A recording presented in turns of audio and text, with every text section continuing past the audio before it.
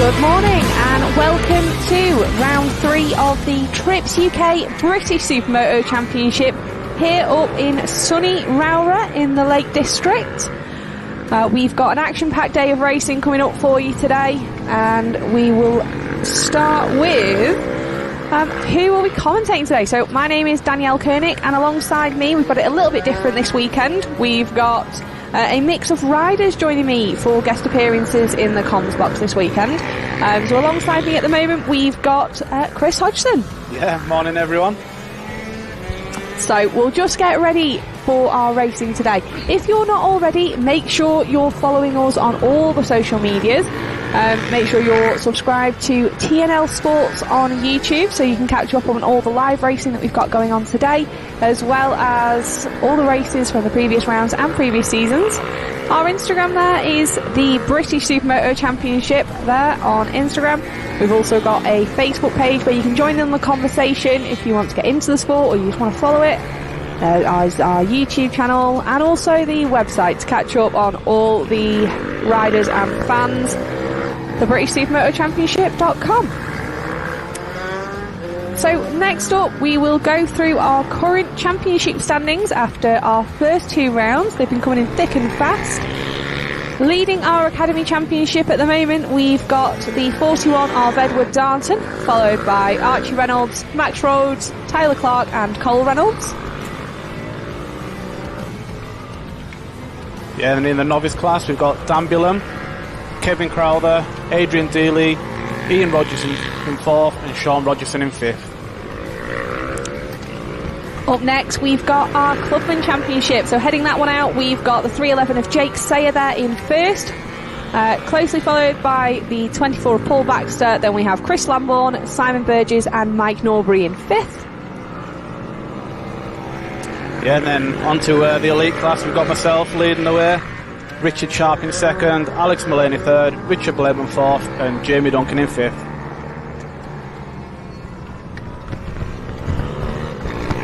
So we'll now take a look back at what happened earlier this morning when our top 5 qualifiers battled it out in Superpole.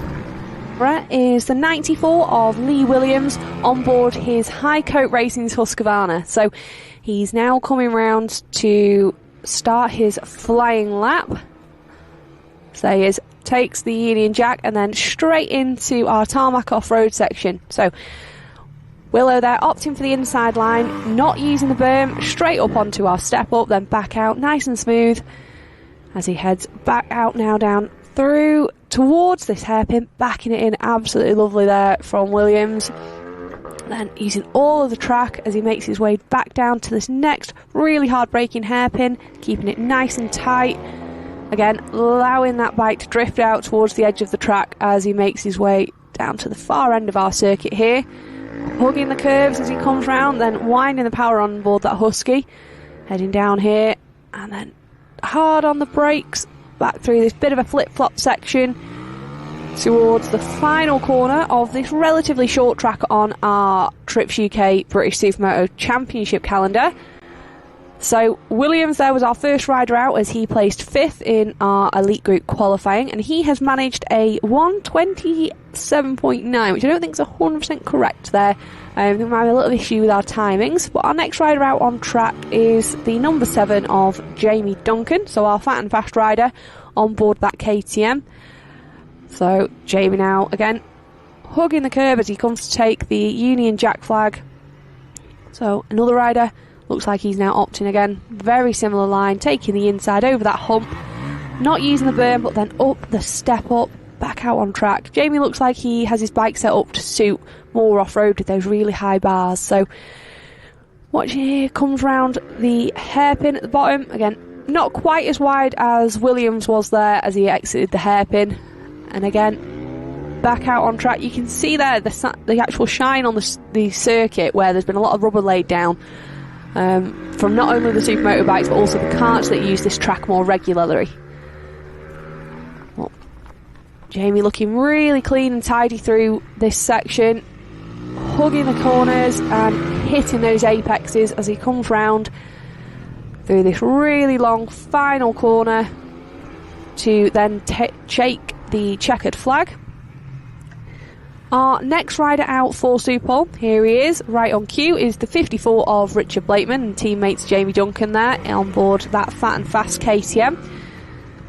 So we'll watch as Richard gears himself up to get a nice strong exit out of this final corner to set him up for his Superpole lap.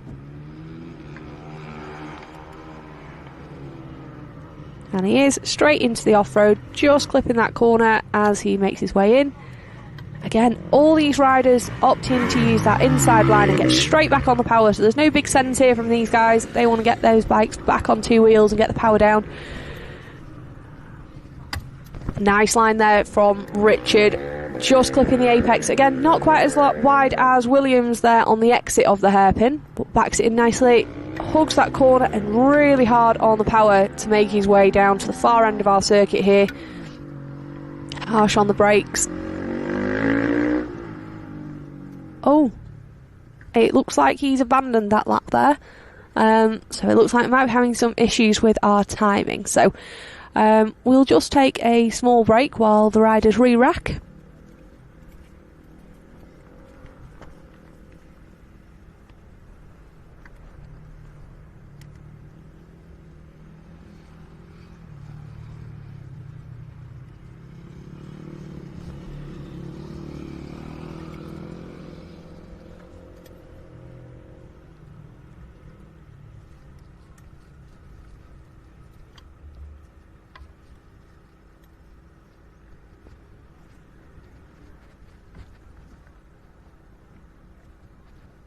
So it looks like we're having some issues with our live timing at the moment. Looking at the minute, it looks as if Lee Williams may have done a 56.827 there for his flying lap, with the number 7 of Jamie Duncan managing a 55.981. But again, I'm not 100% sure if they are going to be our official Superpole times, so we'll keep an eye out for that. You can see there in our holding bay we've got the number 100 of Alex Mullaney there. He's all ready and raring to go on board his Automotive Solutions Husqvarna, I believe there.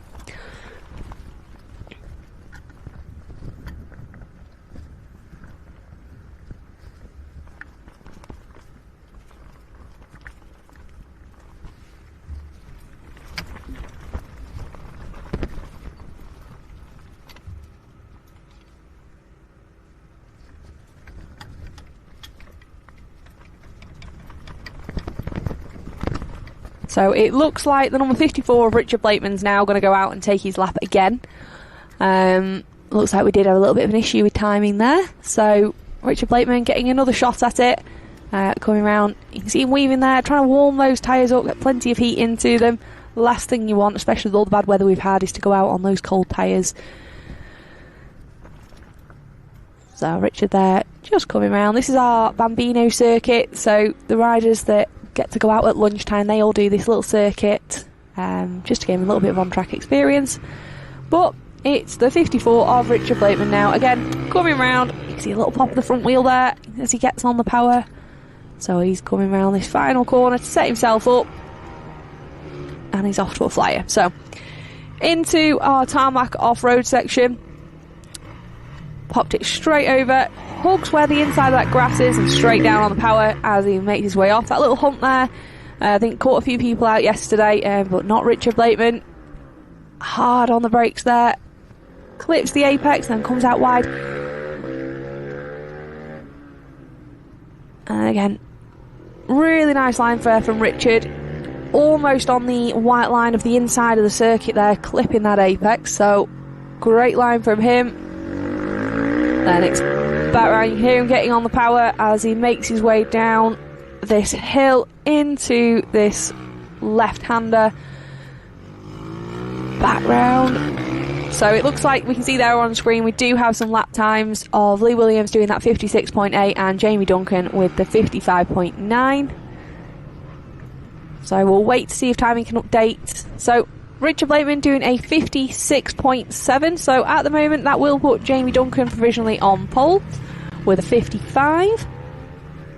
And we'll wait now. So here he is on cue. The number 100 of Alex Mullaney on board that Husqvarna, making his way out. So again, just setting himself up nicely now for this flying lap. He'll have sat there with those tyre warmers on until the very last second to try and keep as much heat in those tyres as absolutely possible.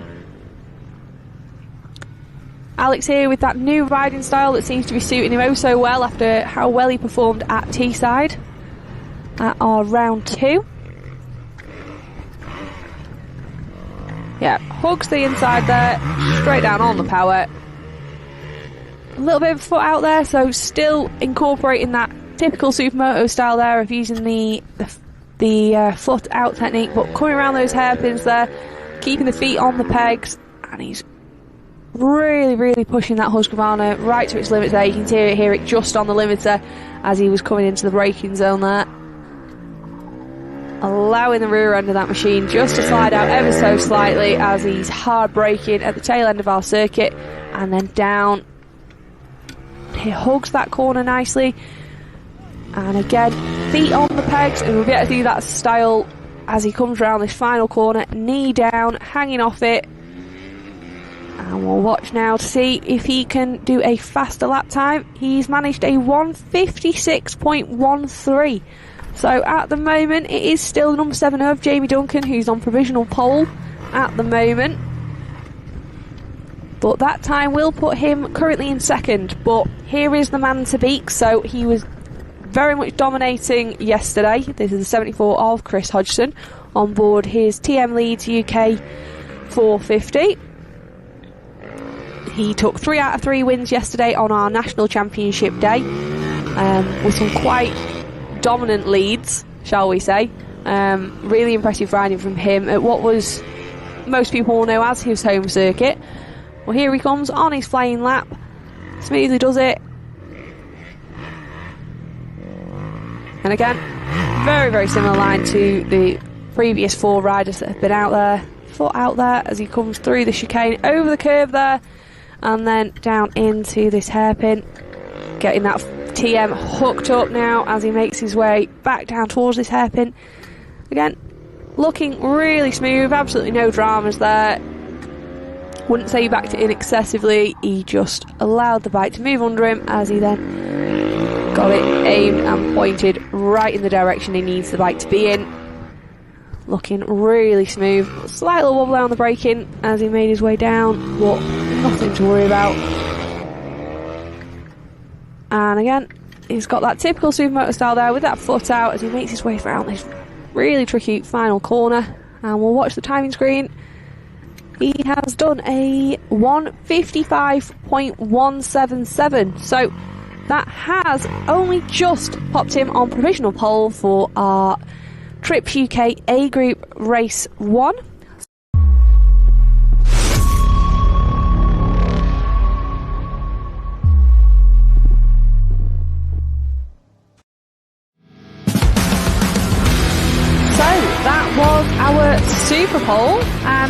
we're going straight into our first race of the day, which is our Contract Solutions C Group. So they're just making their way around for our warm-up lap, and they'll get themselves all racked up on the grid. But who do we have on pole, Chris? Yeah, we've got Duncan Wright on pole today. I'm sure he'll be looking at making his way up the order. He'll be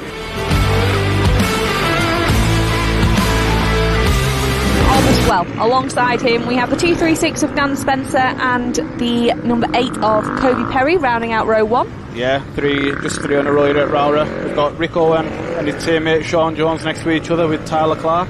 And then row 3 we'll have the number 6 of Dean Clark, then we'll have Tom Nutter and Adrian Dealey.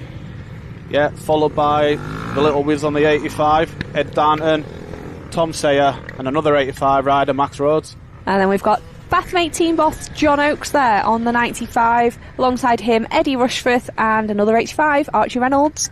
Yeah, we've got followed up by Lewis Cowper, Jay Laycock and Phil Rigg. And then rounding out this group will be the 671 of Steve Smith, Ollie O'Gorman, Darryl Brett and Tony Gold. So there are our cranked up racing teammates alongside each other, like you said, on the grid, Chris. They'll be looking for some good battles for this one as they get under starters' orders. Yeah, everyone looking for a good start here around Rowra. Oh, wheel up in the air by Sean Jones, I think that was. Yeah, I think you're right, but it looks like the 111 of Duncan Wright's turned that pole into a hole shot there, but Dan Spencer looking up the inside.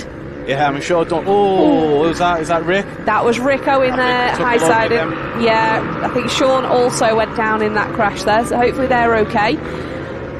Yeah, these two lads at the front, they'll definitely be looking to break away. I know they're definitely capable of B-class all day long, but they must have had a bad qualifying. Yeah, it's really tricky to qualify around here. We have also had the change of combined practice and qualifying, which I think is catching a few people out. But it looks like Dan Spencer's really hanging on to the back of Duncan Wright there. Yeah, I mean, Dan's a great rider, just doesn't seem like he can put a qualifying lap in.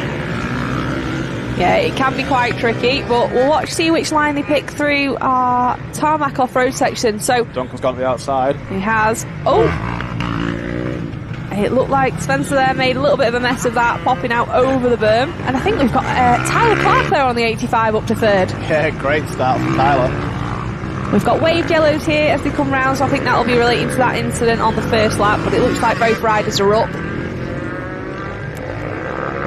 Duncan Wright there, he's got a little bit of breathing space now after that mistake there from Dan Spencer. So out now in a lonely first place, but it is our top 2 riders that will move up to our Supermoto Race IQ B group for race 2.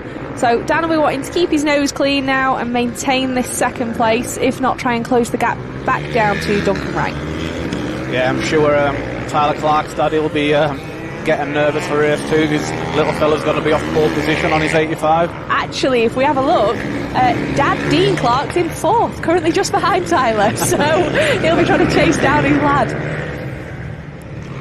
So Dan there, again, taking that inside line, making a much neater job of it, and up and over that step up. Nicely done on board that Yamaha, but it is that TM, again, out in front. Spencer's definitely closed the gap down there on that lap, but it was Duncan with a fastest lap of a 102.9. Yeah, these lads, the times have came down a lot from yesterday. Yesterday, we had one race wetter than Otter's pocket, and then the next one was bone dry, so the lads will be struggling for setup on this. It's immaculate now today. Yeah, and I feel like this track definitely suits these smaller bikes as well. We can see there on screen the number 6A of Tyler Clark in 3rd, so he's able to carry so much corner speed, especially with that knee down style. He rode really well yesterday, and we also saw him ride excellently in our academy race back at Teesside. Yeah, he's definitely going well. Rowra, obviously not a horsepower track, so like you said, Daniel, the smaller, lighter bikes are just so much easier to ride around here. So we'll see which line he opts for. Is he going for the outside line? Yeah, the outside line. We have seen a lot of the C Group riders favour that line while they've been racing here at Rowra. But that gap now to Duncan Wright from Spencer's definitely closed up on that lap. I think especially with the smaller bike, just not having the power to pull from the inside to get the step up. So I think he's definitely doing the right thing there, Tyler. And it looks like Dad Dean Clark's now coming under pressure from the 555 of Adrian Dealey. So he's a new rider to the championship for this season. So 55 there, trying to close in on the number 6 of Dean Clark. Yeah, that crash at the start, it's definitely split the pack up there. Yeah, it has, and we hope both those riders are okay that went down in that one, the teammates. So watching here, Dealey there, not quite close enough to be able to show a wheel just yet, as they come back round towards the final corner of this lap.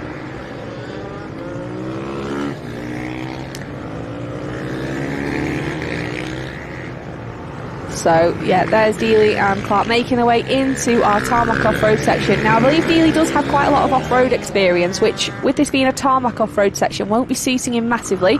But back to the battle at the front. That gap's now closed right down, and Wright will definitely know that Spencer is right there and all over the back of him. Oh, absolutely. You know, he'll be feeling the beard of Dan tickling his behind there, I think. Well, he does have the biggest beard in the paddock, I think that's fair to say, does Dan Spencer. So he'll now be looking to try and find a way past the number 111 of Duncan Wright.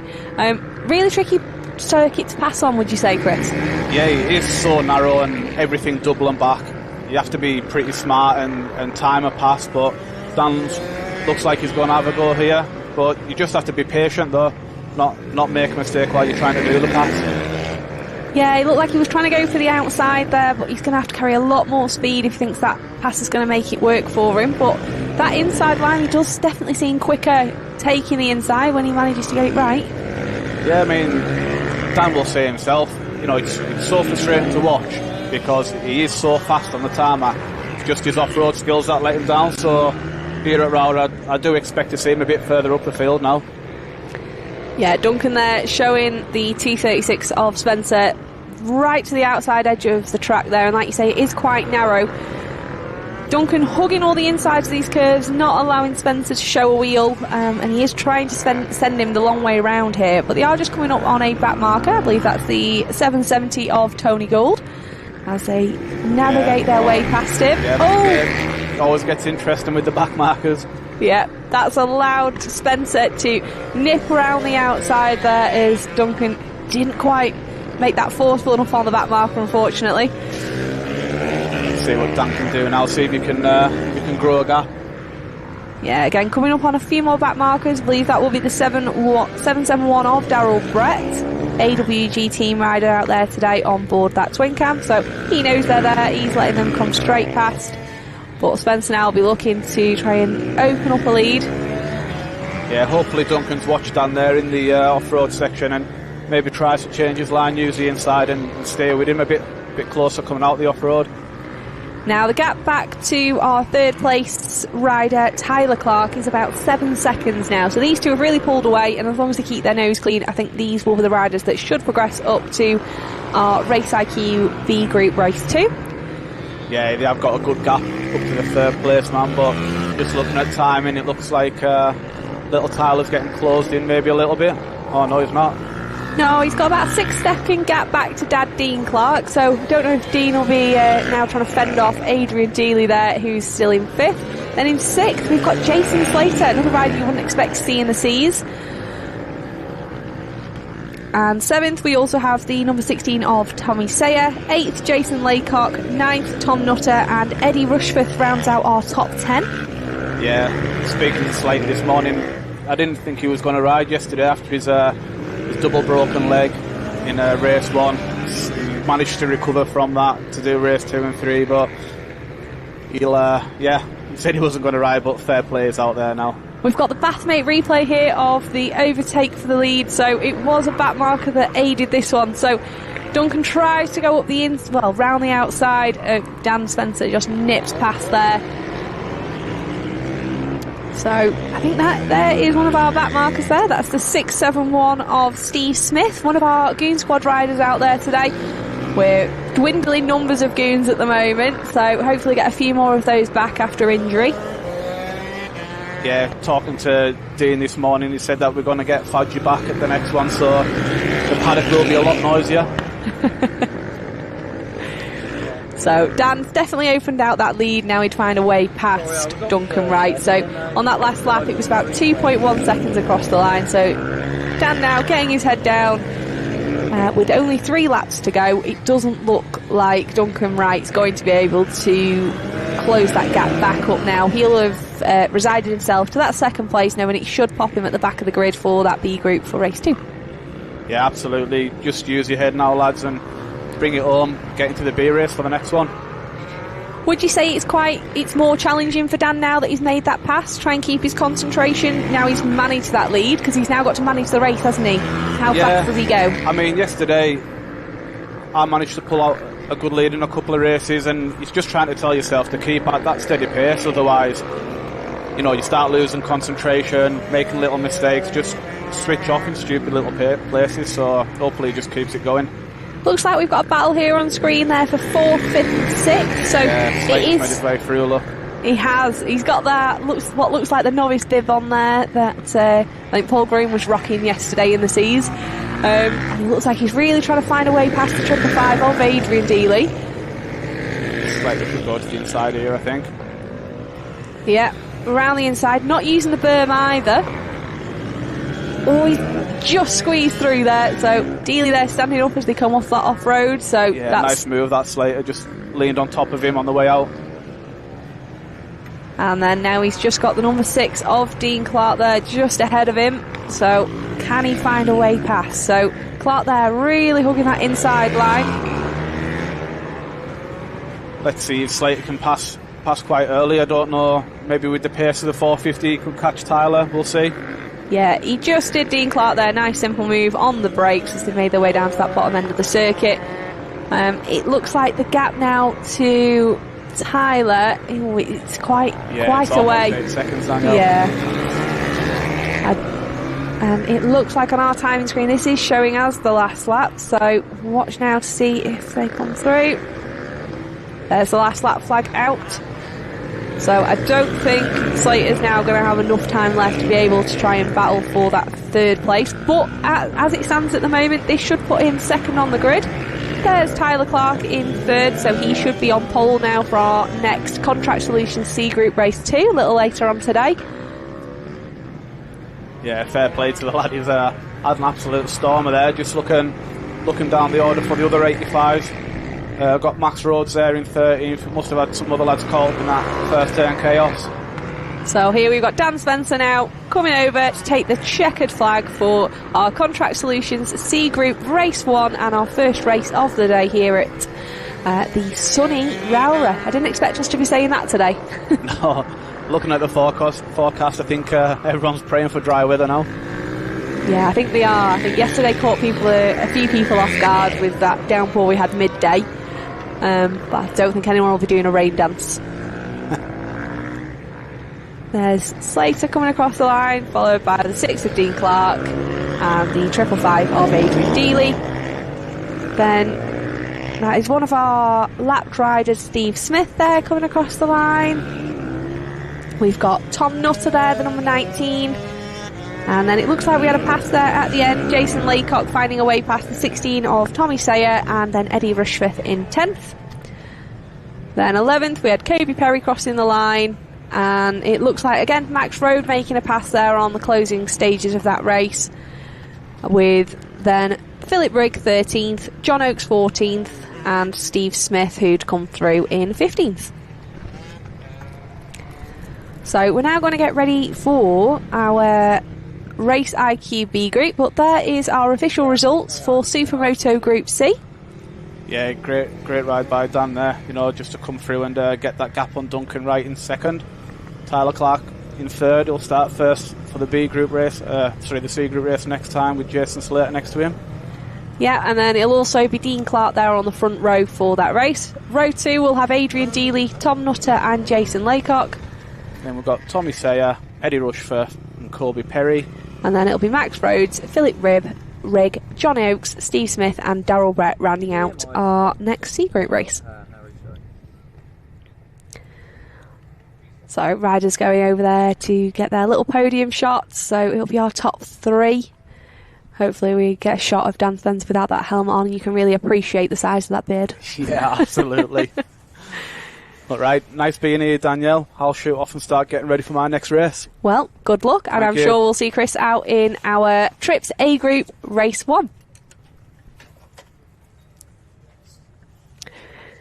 So, I believe I should have another rider / ex-rider joining me a little bit later on for our B Group Race 1.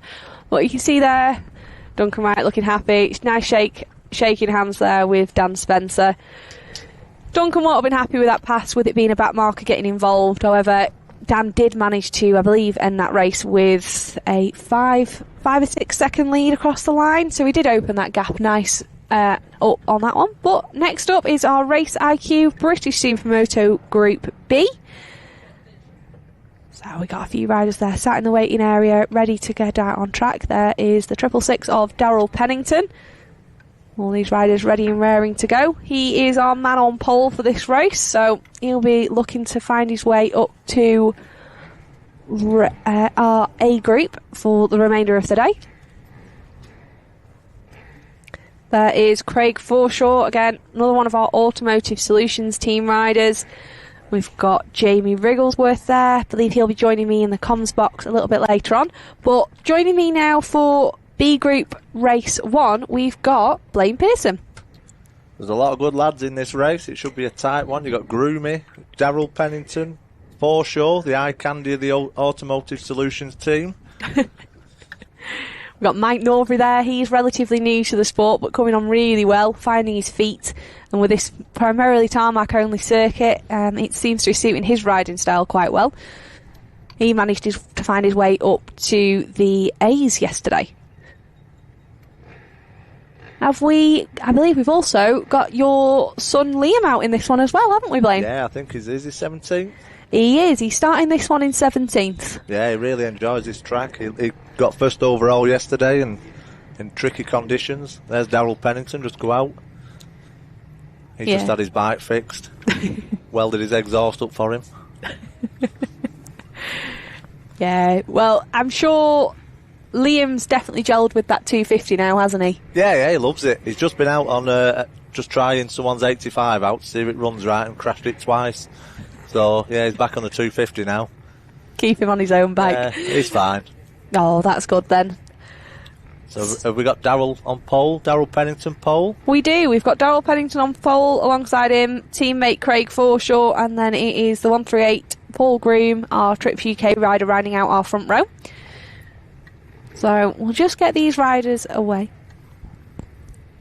Yeah, we'll just wait for these riders to set off now, so they all head off and do a warm-up lap. But there's our grid, Blaine. So like you said, Daryl Pennington on row 1, Paul Groom row 2, and Craig Forshaw second, Paul Groom row 3. Chris Lamborn, and then Mike Norbury, and then Jake Sayer. Then we've got Kyle Eccleston, Ollie Sims, and Simon Burgess on row 3. And then Dax Almond, Luke Armitage, and James Wood. And row 5, we have Michael Craig, Paul Reynolds, and the 323 of Scott Wright.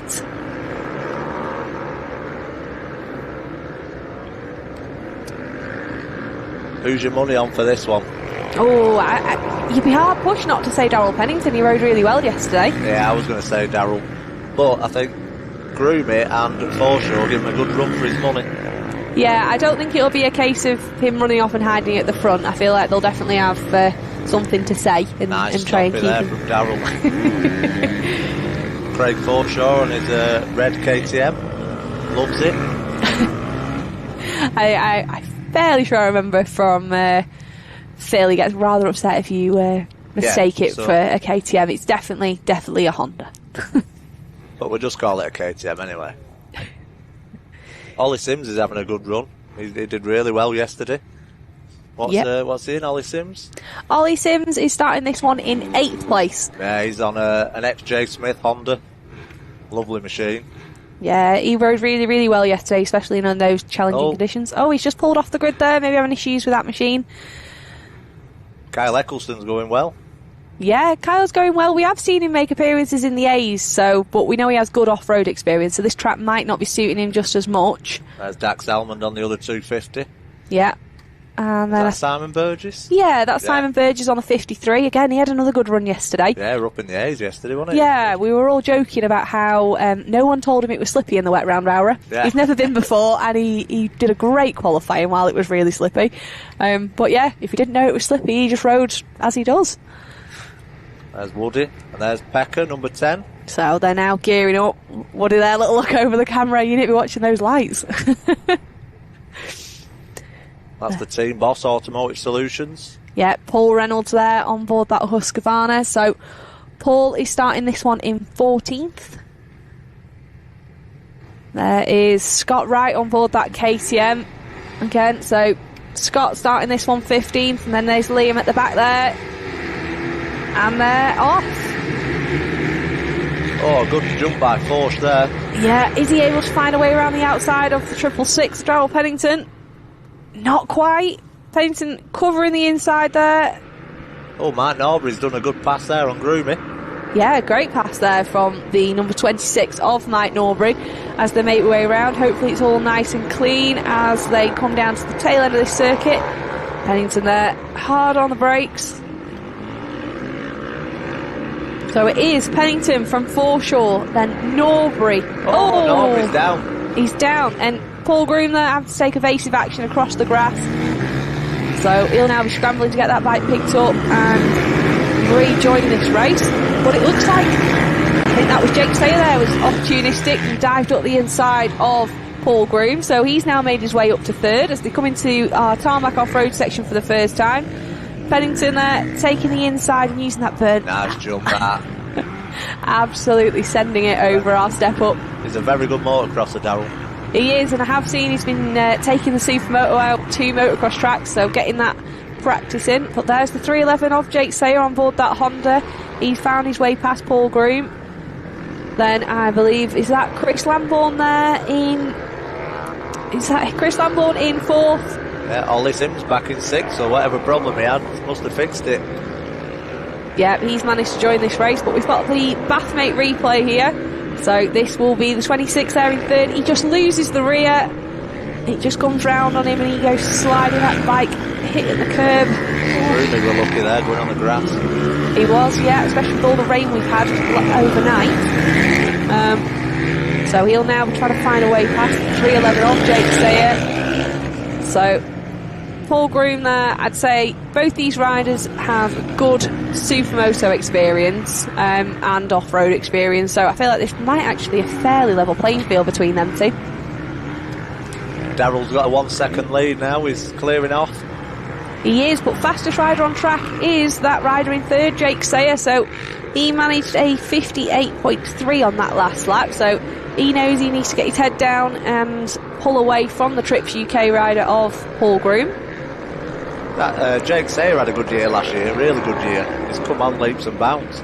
Oh, Groomy. Little bit of a moment there from Paul Groom as they head back round. So even though it is now a fully dry circuit after our overnight rain, this track's still catching out a few riders for grip levels. So I know you've got your son out in this one, Blade, but you were definitely a rider back in the day. What did you think of the circuit when you raced? Every time I came here I got injured, so I never really liked it. Not your cup of tea then? No, I like the faster tracks. This one's a bit more technical. It is, it's definitely a technical track, and like Chris Hodgson said a little bit earlier on, it's not a horsepower track, so it is allowing some of our smaller CC bikes to be able to mix it up with the 450s. So for instance, Liam Pearson and Dax Almond. Yeah, the straights are surprisingly long. Like on the 450s, you're still hitting top gear in them. Yeah, absolutely, and I think he just shows there's no let up either. So even though the straights are fairly long, it's really hard, I think, on your arms. It's a lot of hard braking zones. Oh, you definitely need Monday off work after you've been riding here for the weekend. Yeah, we're glad we've got a bank holiday this weekend. So Paul Groom now still really struggling to find a way past 311 of Jake Sayer. Looks like the two at the front, Darrell Pennington and Craig Foreshore, they've settled into this one a little bit now, with the gap to Pennington opening up to about 1.3 seconds on that last lap. So they are currently the two riders that would be moving up to our Trips UK A Group Race 2. You can see there Foreshore just coming out of shot. But Groom now doesn't look like he's trying to force the issue here. We've got a few batters a little bit further back in the pack. I think that was Chris Lambourne, Ollie Sims and Kyle Eccleston there, just as we saw in the background.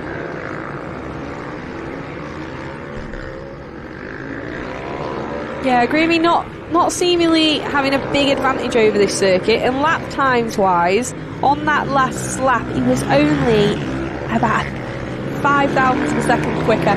Here is Ollie Sims on board that Honda, so he's currently leading that pack there with Kyle Eccleston and Simon Burgess. Darrell's just got the fastest lap. Yeah, he's settled into this now with clean track, no traffic.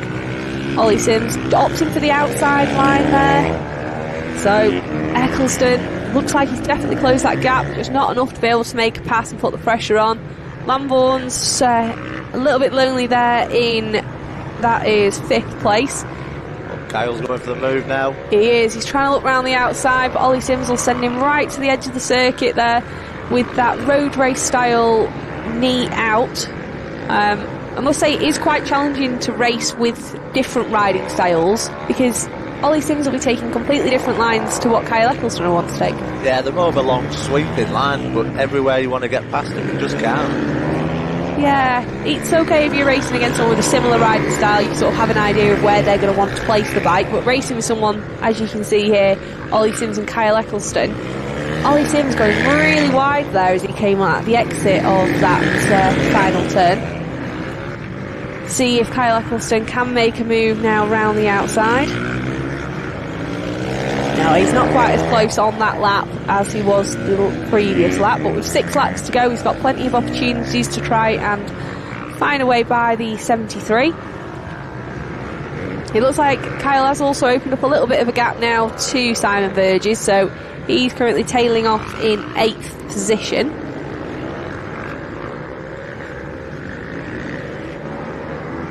Darrell Pennington's 1.7 clear. Yeah, he's out in front, head down. The only thing he may have to contend with a little bit later on into this race will be potentially some lap traffic, depending on those lap times. Watch here, Ollie Sims. It looks like Eccleston may have made a mistake on that lap, because that gap has definitely opened up to considerably more than half a second that it was on the last lap over the line.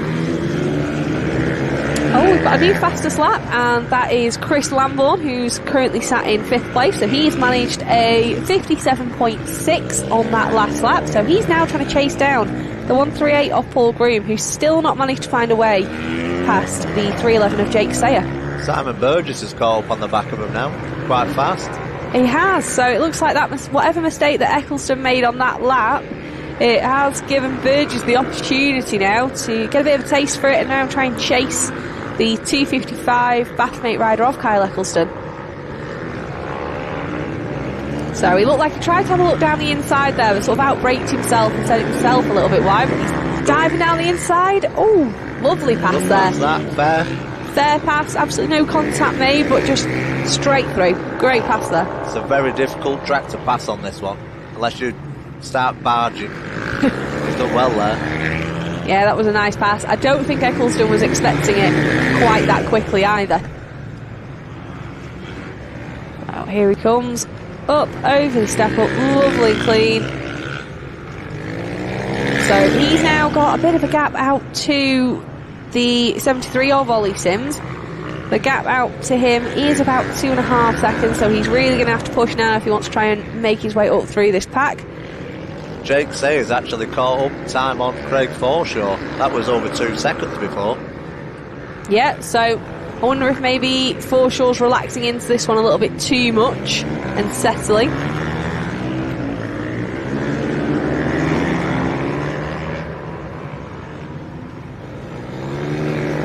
So it is still the 666 Automotive Solutions rider of Darrell Pennington who leads this Race IQ B Group Race 1 on cue.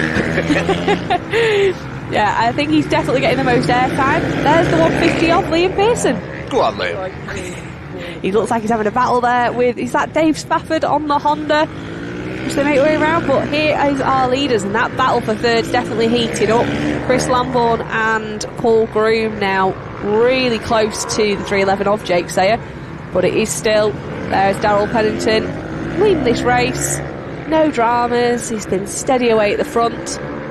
And there's the 58 of Craig Forshaw. Then we've got this battle here, so Groom all over the back of Sayer. Can he find a way past?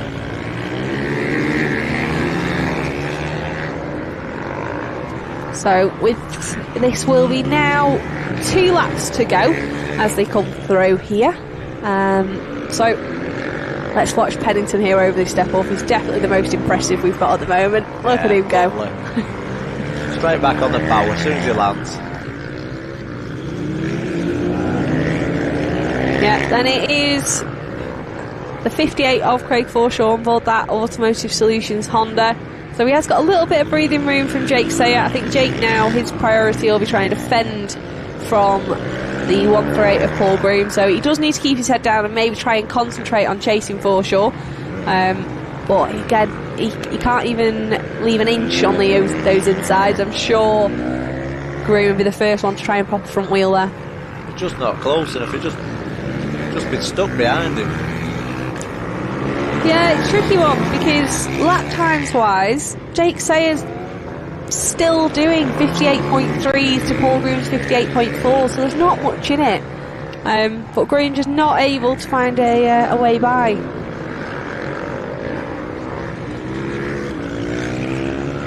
So this is I believe this will be our last lap for the 666 of Daryl Pennington. It looks like he's now just starting to catch up on some back markers here as they make their way round. We saw in our C Group race 1 how much a back marker can really affect your race. It unfortunately played out that it was in Dan Spencer's favour. Pennington now, nice comfortable lead there over Forshaw. Can Groom do anything on these closing stages of this race?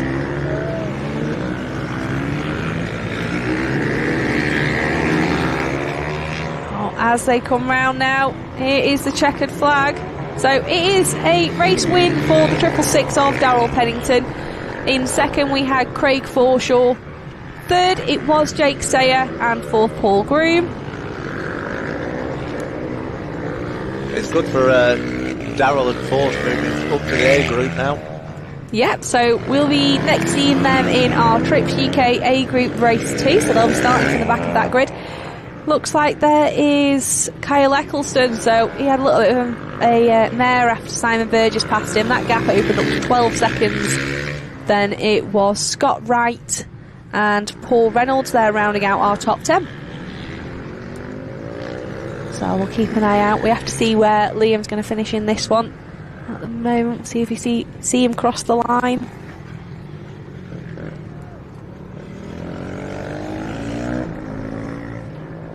So that is the 99 of Andy Hayes, who I think I've also got joining me a little bit later on for some of our racing.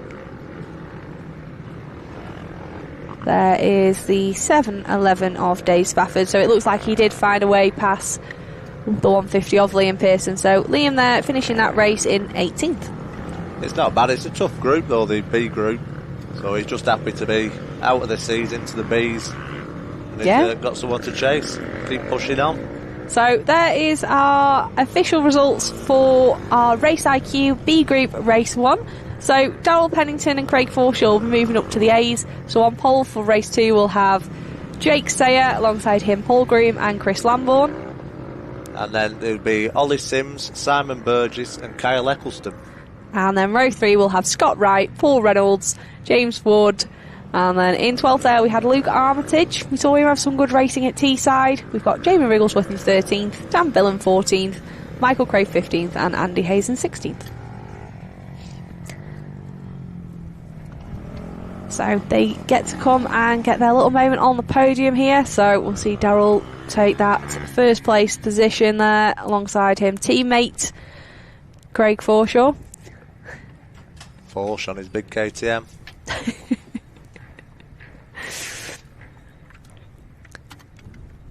Yeah, Daryl getting that husky up we know Daryl's had a few mechanical issues previously at rounds. There is Jake Sayer. I was actually racing with his brother Tommy Sayer yesterday. He had a little bit of an off in front of me, and then I managed to go down just after. He's had a good race, Sayer. Very good. To get third. Yeah, he definitely capitalised on that accident with Mike Norbury. Doesn't look like Mike was able to rejoin, unfortunately, having not shown on our timing for that one. So he'll be starting at the back of our B group for race 2. But here is our Trips UK A group race 1. They're all sat there in the holding area. So these guys sat in Parc Fermé getting ready to take to the circuit and then do their warm-up lap. There was Chris Hodgson, who I had alongside me for our C Group Race 1. But alongside me now, I've got Sean Jones here to commentate alongside me for our A Group Race 1. Hello. Hello. How did you find your first race? Did you see our first race? Oh, we did, unfortunately. It looked like Rick had a little bit of a mare. Yeah, he's going in the car back to... He's been to the ambulance and he's a bit worse for wear. Oh, dear. Yeah. But he took me out, so I think he's sort of happy. But Oh no. Well, on screen there we've got our starting grid, and from our Superpole we've got Chris Hodgson there on pole, alongside him Jamie Duncan and then Alex Mullaney. We've got in 4th Richard Blakeman, 5th Lee Williams and Richard Sharp. Then row 3 we'll have Harley Sharp, Bradley Hardy and Chris Eastwood there in 9th. Row 4 Oliver Holmes, Dean Hillier and Chris Walker. And row 5 we have Andy Mitchell, alongside him Josh Jasper and Blake Wilson. Yeah, well, we wish Rick Owen all the best. It did look like quite a nasty one there, bit of a high side. Yeah, like you say, he did manage to take you off as well. Yeah, he's a bit eager on the throttle, I think, and we were just held a little bit long in that in the thingy bay. Yeah, there was a little bit of a slight delay in the holding area, but we'll watch here as our riders make their way to their grid positions. There's the number 7 Fat and Fast rider of Jamie Duncan there. So he managed to improve on his qualifying time in Superpole, so it does show that Superpole does give these riders an extra opportunity to try and put a fast lap together with absolutely no traffic and no distractions. Perfect conditions out there, I would say. The winds dried the track up really well, and now the sun's come out. Yeah, and we've got Chris Hodgson there on pole, so we were chatting to him a little bit earlier, and he was giving us a good rider's insight on our C group, so he did see that accident. There's the 54 of Richard Blakeman. I also think I've got him joining me a little bit later on as well. We've got the 94 of Lee Williams, and then there's the 217 of Richard Sharp. Yeah, Hodger gave me some tips, but I didn't get to try them out. So we've got an on board here. It looks like we're on board with the 217 of Richard Sharp here, so you can see just how fast this start is. So he's looking to try to find a way past the 94 of Lee Williams, and he's gone deep into turn 1. Oh. Little pop of the front wheel there from the 74 of Hodgson, but it's Mullaney there that's found his way past the number 7 of Jamie Duncan, so he's found a way up to second. Then it's Duncan from Blakeman, then Williams. So Hodgson, we know this is his home circuit, but like you said, it is technical and it can catch a lot of people out. So it looks like it was Blakeman there that had a little bit on the start, so he's now down in 4th. Williams. Great start there from Chris Eastwood, so he's slotted in there behind Williams. He had a good day yesterday, qualifying really well in the morning. All these riders opting to take that inside line and then not use the berm either. So Mullaney there looking really hard on the gears as he makes his way in. It looks like we've got a waved yellow there, not quite sure which rider that may be for as they make their way round. He's not pulled a gap yet, not like yesterday. No, he hasn't. I think Alex wants it. Maybe a change in attitude today, and he's don't want Chris to get away. That looks like the number 9 of Bradley Hardy there having a little bit of an issue trying to whack that handguard down. Williams here looking very racy on the 54 of Richard Blakeman as they make their way through and round our final turn. So these riders having a longer race, so they've now still got 12 laps to go, so plenty of opportunity now for Williams to try and find a way past the 54 of Blakeman. Fat and Fast lads had some good races together yesterday as well, and it looks like they're on for it today as well. Yeah, they definitely did. Those two friends on and off the track managing to battle it out yesterday. Both of them ended up on the podium for our national championship day. Williams there really trying to find a way past Blakeman there. It looks like he's going for a look up the inside, but he's not quite close enough on the brakes. So it's not really giving Duncan the opportunity to break away so much. He is so slightly. He really needs to try and keep a toe on the 100 of Alex Mullaney. The gap back now to Hodgson, 1.3 seconds. So he's still our fastest rider on track, doing a 54.7. Oh, looks like Mullaney's there made a mistake, so he rejoins behind the 94 of Lee Williams, so that puts him back to 5th place, so he's made a mistake in our tarmac off-road section. Jamie Duncan getting an easy second there. Yeah, so nice easy second, so the gap out to Hodgson definitely opened up. You can see him now just off in the distance. It means that Blakeman's definitely keeping the pressure on the number 7. He really needs to keep his head down if he's going to try and break away. Also worth mentioning, if Alex Mullaney's made a mistake, I'm sure the red mist will have descended and he'll be trying to get his head down and regain those positions. So we'll keep an eye out for him. Blakeman really pushing Duncan there. Yep, you could throw a blanket over these two. Given the size of it, that's quite a big blanket, but here they are, up over the step up. We saw Darrell Pennington in our B group absolutely launching it up that step up, but I don't think it's quite the fastest. These guys wanted to get on the power really soon. I did speak to Darrell and he said he's going to try and make it look good today. He said it won't be the fastest, but it's going to look the best. I give him that. Yeah, so he did look the best, but he wasn't the fastest. Well, he still managed to win his race, so if he's got into the A's, he's doing well, and like we say, he did look very stylish up over that step up. There was a quick glance over the shoulder there from Duncan, so he definitely knows that teammate Blakeman there, all over the back of him. All these riders know how tricky it is to make a pass around here, so it looks like Blakeman there trying to get a wheel up the inside, but just not quite close enough.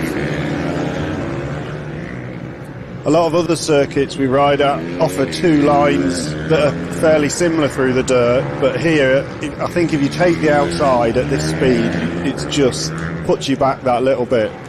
Yeah, I think the outside line definitely plays its part more in maybe some of our slightly slower groups, so both our Academy and in our C group we saw it used a lot more there, and we could see the sort of pros and cons of both. But at this sort of speed, all these riders being so close, it looks like they're all favouring that inside line without using the berm. Both really closing up on Duncan over this back section of the course.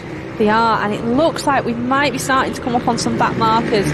Looks like Eastwood may have had a little bit of a moment in that one, so he's pulled off. I saw him dropping down our time in order. So that is the 110 of Christopher Eastwood. He's pulled off out of this A group race 1. Hodgson's checked out at the front. He's on a race of his own.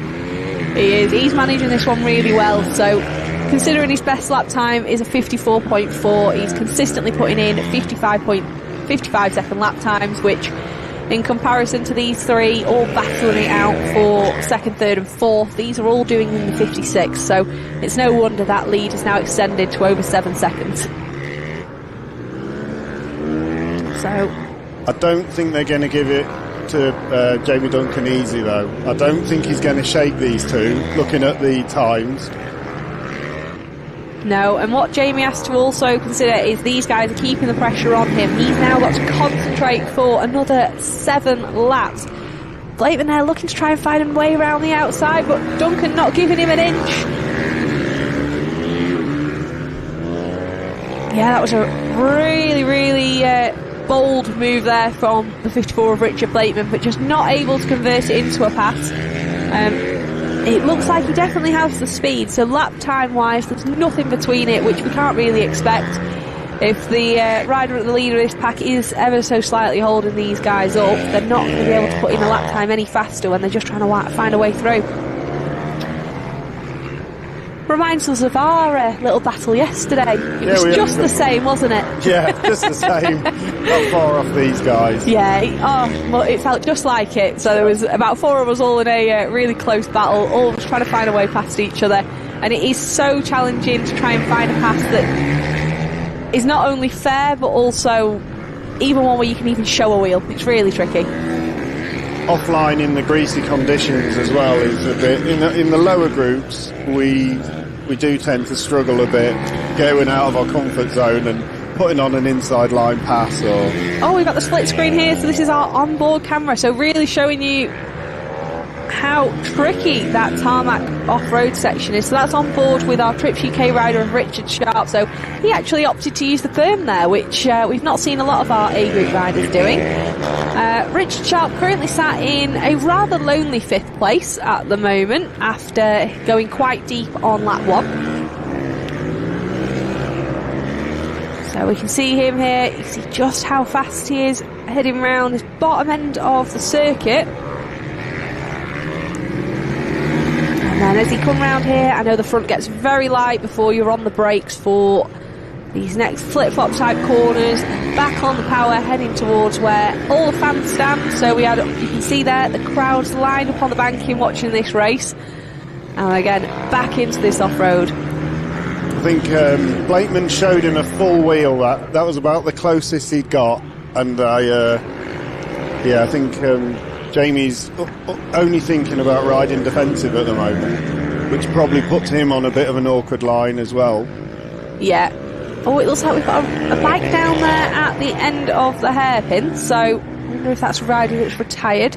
Can't see any waved yellows for that one at the moment, so it might be the case that one's just sort of dropped off a little bit.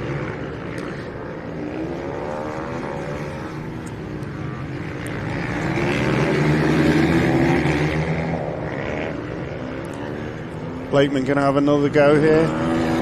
He's just a bit further away than last time. Yeah, he's not quite as close to be able to show a wheel to his teammate there, Duncan. Oh, red flag. Red flag. So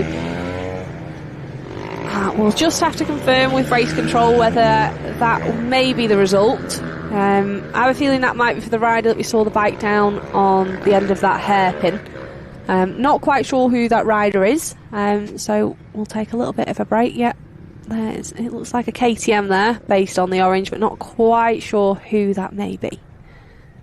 Can't actually see the rider there. No, looking at our timing screen, there's potentially it could be the number 9 of Bradley Hardy, who we know has been making a return to racing this season, and he's also had his son out. He was out in the academy in our Bambinos class.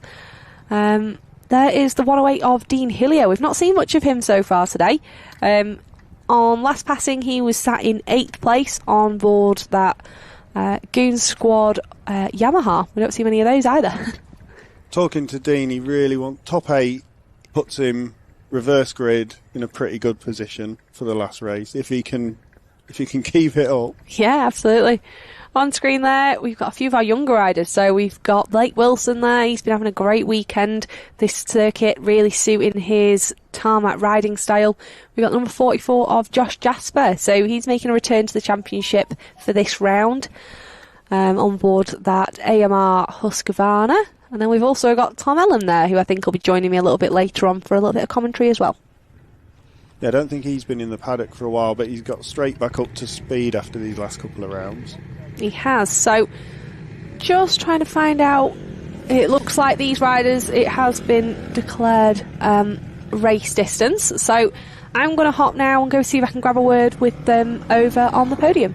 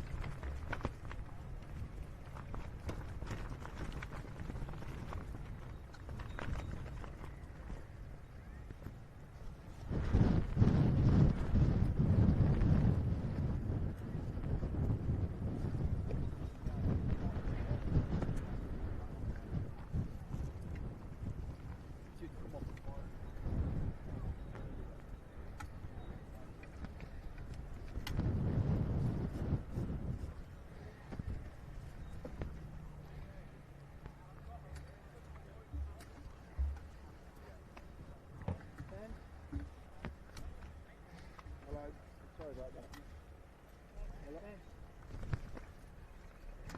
I like his back. I was just telling someone about a piece of metal on the track.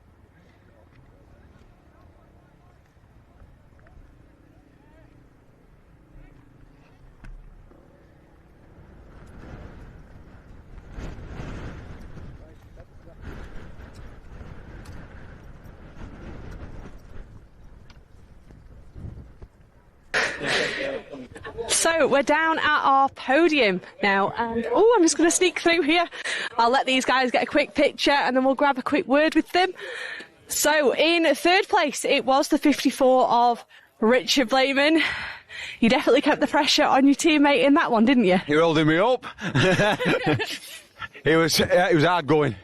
I had a couple of nips at him on this corner here before the finish, but it's racing. You just got to get round him. He is really, really tight. It just gats me coming out of some of the tight hairpins. But no, it was a good race. I enjoyed that. Yeah, it's good. Just need to get a bit more grits and bounce them out of the way. We saw you try and move around the outside here, but he didn't give you an inch. And we know this track's really challenging to overtake on. So at least it's a front row start now for race 2. Yeah, that's a good thing. Yeah, I tried to go on the outside and Willow, I seen Willow's front wheel. I thought that ain't coming through. But then the next lap I tried up inside of him and it's just too tight. But yeah, good race. So same for race 2 hopefully, or maybe second. See how we get on. Just yourself. And a quick word with Jamie Duncan, second place there. He definitely did keep the pressure on, but you managed it well. And like he says, it's a tough track to overtake on, but you defended really well. Yeah, I mean, I seen Chris out in front. There's no chance of catching him, so he can kind of control the race round here. So if you keep all the tight lines, there's very little chance they're going to pass you. You're going to have to send them the long way, which is not easy. So that's good. No, we saw you try and send him the long way round on this corner here in front of the banking, and he just couldn't find a way past. No, I was trying the outside there, and to be fair, going round the outside is a brave move, especially there. And then the next lap, we tried up the inside. So I just keeping my eyes peeled because you could just see his front wheel coming up and just defend that. That's all right. Well, same again, hopefully, for race 2. And then, Chris, not the way you'd want to end race 1. No, definitely not. But I think there was no doubt about who was going to win that race, was there? No, I mean, Alex showed me a wheel off the start, but just got my head down early on and just try to get a gap. And must have been something happened behind. Alex maybe crashed or something. Then the board said that he had a good gap. So, yeah, just maintained it from there, really. Yeah, and the pace that you were actually riding at, with these 3, including Lee Williams, all battling, you were about a second a lap faster each lap. So you were able to even grow that lead, which was good to see. It looks like we saw Alex have a little bit of an incident in the tarmac off-road section, so he made a mistake and rejoined just in behind Willow. Yeah, I mean, Alex is still a young lad, he just needs to be patient. Me and Jamie have just been saying there, Jamie's saying that the TM just goes so well around here, it's just so quick from A to B, and it's kind of just consolidating your race and thinking, if I'm not going to catch him, then we'll settle for a second. So if these lads don't want to settle for a second, just get out there and buy a TM. That's the only way to do it. But yeah, sad way to end the race. I hope Ches is all right and get on for the rest of the day. Yeah, so I think we're going to take a little bit of a break now while our medics look after that fallen rider. And then it should be our Academy Race 1 out for their first race of the day a little bit later on.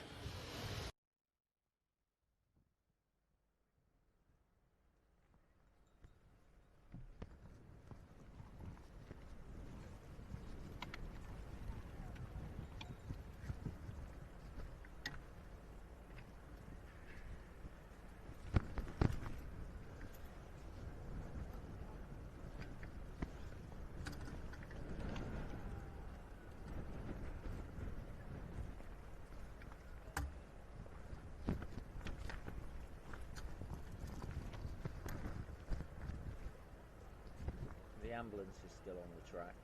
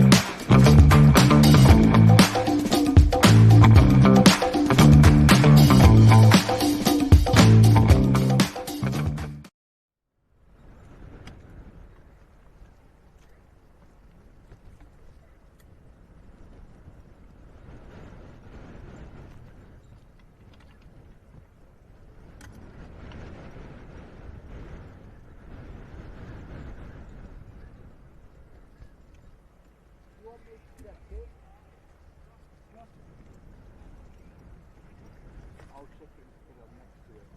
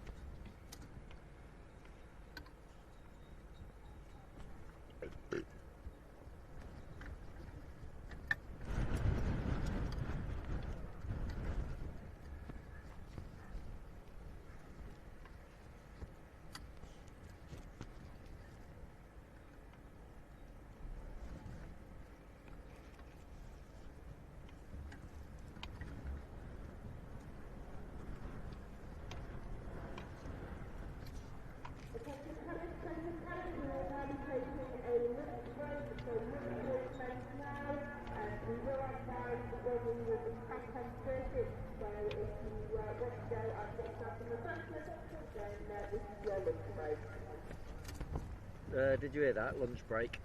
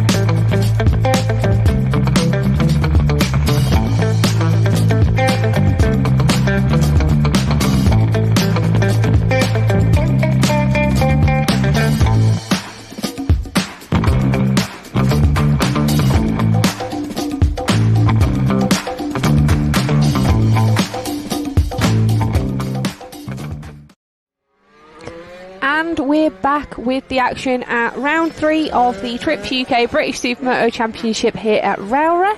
And next up is our Academy Race 1. So these guys were scheduled to go out on track just after our last A race. However, just due to that slight delay, we did take an early lunch.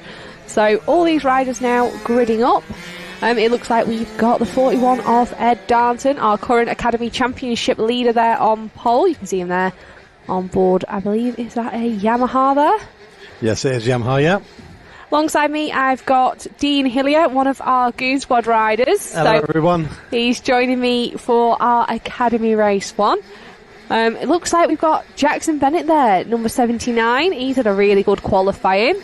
So he's managed to pop it in front of the number 5 of Archie Reynolds, who is currently sat in second in our Academy class. But here they are, ready to set off. And they're away. Oh, bit of bar banging there, but it was Tyler Clark that got the better of Jackson Bennett on the start, on board that Husqvarna there, the number 6. I'd like to see Tyler in this one, because in the adults race he was really, really pushing it, beating his dad twice now, I think. Yeah, he was absolutely flying. So he was out in our C group. I think he managed third, so he'll be on pole for our next C group. So great ride from him. And Archie Reynolds has managed to take an early lead. So this will be the first time in our Academy Championship for 2025 that we've seen Archie Reynolds out front. It has been Ed Darnton dominating so far. Now, we know how tricky this circuit is to overtake on, so it's now going to really put the pressure on Darnton to try and find a way past. Reynolds really needs to keep focusing on him, focusing in front. He does keep glancing behind him. Yeah, you do find this track, because of the straights are very short, you do look behind, you lose a lot of time, you lose your brake for your next corner, which I found out yesterday when Sharpie decided to sneak it up the inside. Yeah, it's a really tough track, but all these riders there, they were all taking the outside line to be able to clear the step up really cleanly, all on these smaller capacity bikes. So again, Reynolds looking behind him, needs to focus in front. He is holding his own though, he does seem to be, holding his own right out there. He is out there. Tyler's not losing too much either. No, Tyler's there or thereabouts. Darnton nipped up the inside, great pass there. Commentator's curse again. Yeah, excellent pass there from the 41 of Ed Darnton to take the lead on our first Academy race so far. So now, does Reynolds have what it takes to try and keep with the 41, or do we think he's going to extend this lead rather sharpish? Yeah, Eddie's, I believe he comes from a bit of a road racing or mini road racing background as well. Yeah, I think so, especially with that knee-out style. We've found that a lot of these riders on these mini bikes have been sort of sticking to that feet on the pegs, knee out style, very typical with road racing. So again, up, just clipping that back wheel as he hit the hump of that step up, but again, no issues, steady away. Archie hasn't lost too much, he's still there, he's still in contending for it. He is, so I think he just needs to get his head down now and try and concentrate on chasing the 41 rather than potentially defending from the number 6 of Tyler Clark. He's sat in a very comfortable third at the moment with a nice gap of about 2 seconds back to the 58 of Max Rhodes, who's 4th. So we see Darnton there, Reynolds making his way around, that feet on style coming around through here. Oh, just using a little bit of a Supermoto style there with the foot out. Looks like that gap to Darnton has extended on that lap, so we'll see what the lap times were as they cross the line. So Darnton there on that last lap doing a 101.5 in comparison to Reynolds' 102.3. So both riders doing their fastest lap, but it's Darnton that's about 7/10 quicker on that one. Let's look at this, is only 5 seconds, 6 maybe slower than the top of the elites. Absolutely, and it does go to show that this circuit, definitely not a horsepower track, as Chris Hodgson said a little bit earlier on, and it does allow these smaller bikes to be able to carry so much corner speed. I think you'll be able to attest that it can be quite challenging trying to manhandle a 450 around here. Yeah, most definitely, yeah, you could definitely go quicker around here on a smaller bike. The lightness of it, 100% on that one. Also a lot of harsh braking zones as well, so with these there's a little bit less weight to try and stop. Yep. So there's that to think about as well. On the back straight we're hitting 75, 76. Yeah. So yeah, that's what we got recorded yesterday, about 75, 76 on the bigger bikes. Yeah, and we watch through here. We know a lot of the circuits we go to, sometimes the off-road sections can be quite challenging for our academy riders, especially with their smaller wheels, but Rower here suiting them. There's no ruts that they have to deal with. It is all tarmac and concrete on there, so that's something else that means these guys can try and contend with those big bike lap times. We have got some back markers coming up here as well, so whether it's going to slow any of them up or box up 1, 2, 3, make them a bit closer again, we'll have to watch this a moment. Yep, so it will be the 41 of Ed Darnton that's going to have to contend with those back markers first. It looks like this race has settled in now. You can see there Darnton making his way past, I believe that was the number 100 of Oliver Mullaney there. And we can see here as Archie Reynolds, our Automotive Solutions rider, just nipped past there. And then I believe that is also Jackson Nuttall out there on board. I believe that's a Husqvarna 65 there.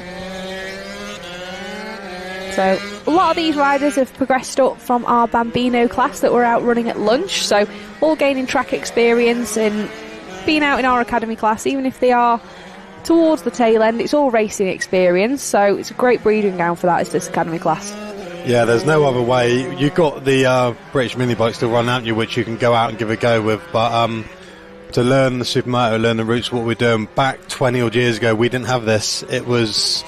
You started on a 450 and moved on from there.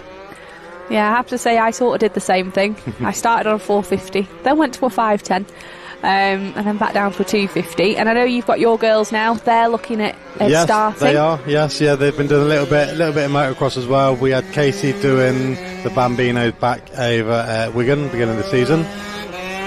Fortunately, they couldn't come here this weekend because school, their attendance a little bit low due to the Fridays we keep taking off to come racing, but yeah. Oh, Darnton there just getting caught up with, I believe that is Josh Walker, so it's meant he's taken the inside line. Can he clear it from the inside? Yes, he did, yes. He did, lovely. Very nicely done there from Ed Darnton. And just back to what you were saying, Dean, about your girls getting into the sport, what would you say to any other parents that are thinking of getting their kids to come and give it a go? Would you say it's a relatively easy sport to get into? Yeah, 100%, yeah. If they've got a bit of bike experience as well, if they've done a little bit of motocross, it is easy to get into. It's not an expensive sport for the kids. The tyres do last really, really well for the kids. Yeah, and I believe they get a lot of race experience as well. And in the paddock, they all get on. Yeah, they do, yeah. Off track, they're all really good mates, so that's nice to see. So if there is anyone out there that's watching and think, oh yeah, got an 85 there, get some wheels, get some tyres and get them out there. Even a 65. Yeah, Ed Darnton, he was on one last year and he was very competitive. So watching him through here, is he going for the outside? He is. So he's definitely more comfortable with that outside line just to clear the step up. Oh, little wheelie there as he came off the off-road section as well. So his gap back now to Archie Reynolds has opened up to around 4.1 seconds, with the gap then back to Tyler Clark of another 6. So these guys have really spread out and settled into this race. I'm sure Darnton will be happy to hopefully take another victory. But Archie Reynolds leading in for the opening stage of this race will have given a little bit of confidence, hopefully, to try and progress a little bit further. Looking a little bit further down the pack, we've got Max Road in 4th. Now, I saw him out yesterday and it looked like he was experiencing some brake issues, so it might be the case that those gremlins are sort of hampering him again today, because we did see him up there battling while we were at Teesside. So hopefully they managed to get those sorted. Yeah, back to the brakes. Obviously, Teesside is quite a hard track on brakes. It's not as hard as here. So coming from Teesside to here and running the same brakes without any maintenance or the changing the oils or even new brake pads, you can suffer from a brake fade quite quickly up here. Yeah, and it's definitely not a circuit that you want that to be happening. You can see there Archie Reynolds demonstrating that perfectly. Really hard on the brakes for all these hairpins where you're coming back on yourself. So you can see here a lot of pressure there on that front tyre. Really nice and clean, hugging the inside line of that apex. And then back down this back straight. Ever so slightly backing it in there. Just a little bit of a twitch on the back end. A little glance over the shoulder. to see if he can see Tyler Clark there. But I definitely think this circuit really does suit these smaller bikes, and it allows them to, I think, develop their racecraft a little bit more as well, being more of a sort of a road racing style track with very little off-road. Yeah, it's the track itself for the smaller bikes is definitely a road racing style. You move to the bigger bikes and it does show you've got the lads who are really, really good road racing side of things, then the ones who are a bit better motocross, all the tighter tracks, and it really mixes it up here with the speed on the bikes. Looks like we've got a little bit of a battle there between Jackson Nuttall and Oliver Mullaney, not Alex, bigger brother. Head dancer there, just nipping through. So them two having a good battle there. That is for 9th and 10th place there as they come round that tail end of the circuit. There they go, heading just down that hill. But it is Ed Darnton still in the lead, so that lead's now extended to over 5 seconds. He looks really relaxed on that yam, doesn't he? His riding style is very, very relaxed. You actually watch him, and he's bit of a Chris Hodgson's style of riding, I'd say, with the relaxed side of it, because Chris doesn't look like he's ever trying either. I think that could be taken as a compliment, being told you look like a several times British champion, so I don't think you can grumble at that. There's the number 10 of Cole Reynolds, so little brother to Archie there. He's currently sat in 7th place, having a very good ride on board that Automotive Solutions TM. So again, he's coming on leaps and bounds, looking like a proper little racer there. So he settled into a very comfortable 7th, just behind the 88 of Ollie O'Gorman. And Ed Darnton there, he's not pushing the issue. He knows he doesn't have to. As he's coming up on these back markers, he's giving Cole plenty of space, and I think again that shows good racecraft from these younger riders. And anyone looking at getting their children into this, the TMs, you can actually buy a TM package straight out of the box, all set up for this to go. It's a very, very good bike, and the TM 2-strokes has always been a really nice bike. Yeah, I rode one of the bigger ones back in Belgium, but it is Ed Darnton that takes the checkered flag for our FF Solutions Design and Build Academy Race 1. Archie Reynolds in 2nd. And we'll keep an eye out. There is Tyler Clark coming round, like I said, in a very comfortable 3rd place, much like he did in our first C Group race. Max Rosen's 4th. And there was Jackson Bennett in 5th. So a little bit of a shame for Jackson Bennett there. He seemed to be the one that lost out on the start. But there is our official results. So it was Ed Darnton 1st, Archie Reynolds 2nd. Tyler Clark 3rd, Max Rose 4th. Then we had Jackson Bennett in 5th and Ollie O'Gorman in 6th. Cole Reynolds in 7th, Josh Walker in 8th. And Jackson Nuttall and Oliver Mullaney rounding out our top 10.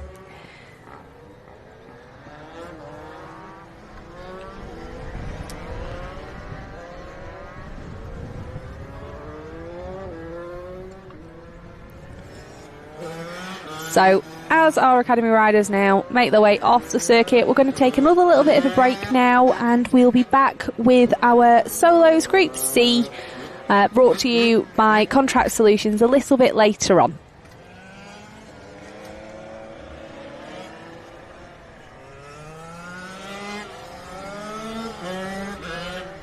Can you hear me, Harry?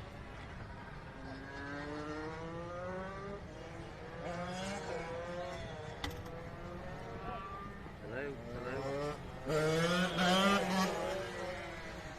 Hear me, bass?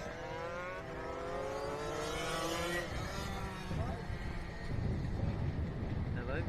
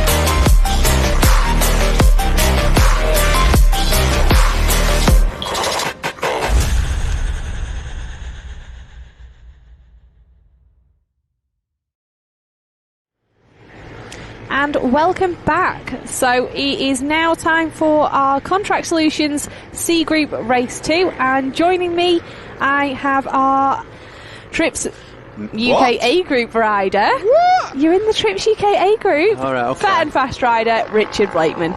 Good afternoon, sports fans. Hope you're all well. We are sat in the country booth box here, and it's looking A-OK. What's the accent for? There's no accent. This is how I speak. Oh, there this we is go. how I speak, Danny. This is how I speak. So our C Group riders are just making their way around now on their warm-up lap to take their grid positions for what will be the second race of the day. At the minute, it is still cracking the flags out there. Beautiful. Absolutely beautiful. Yeah, there was a bit of risk of rain, wasn't there? Well, I was just sat in the camper then, and it was it just started spitting a little bit. Oh. So I've got my wet tyres ready for our race. But yeah, this race looked absolutely beautiful. Sunshine still. Yeah. We're just lining up there now on the grid. A little bit of mental rain, that I think. If you get a little bit on your goggles, it's mental Yeah, rain. definitely. That's sometimes you have to have the tints on, and you just keep ploughing through it, I think. Yeah. So on pole position, we've got, it is Tyler Clark there. So he finished third in front of his dad, Dean Clark. So Tyler Clark there on pole, alongside him Jason Slater, and then dad there, number 6, Dean Clark in third place. Yeah, then next on the line, it's Eddie Deakley, Tom Nutter and Jason Laycock. So then our row 3, we'll have Tommy Sayer, Lewis Cowper, Eddie Rushforth. And then Colby Perry, Max Rhodes and Phil Rigg. So all these riders now getting under starters' orders.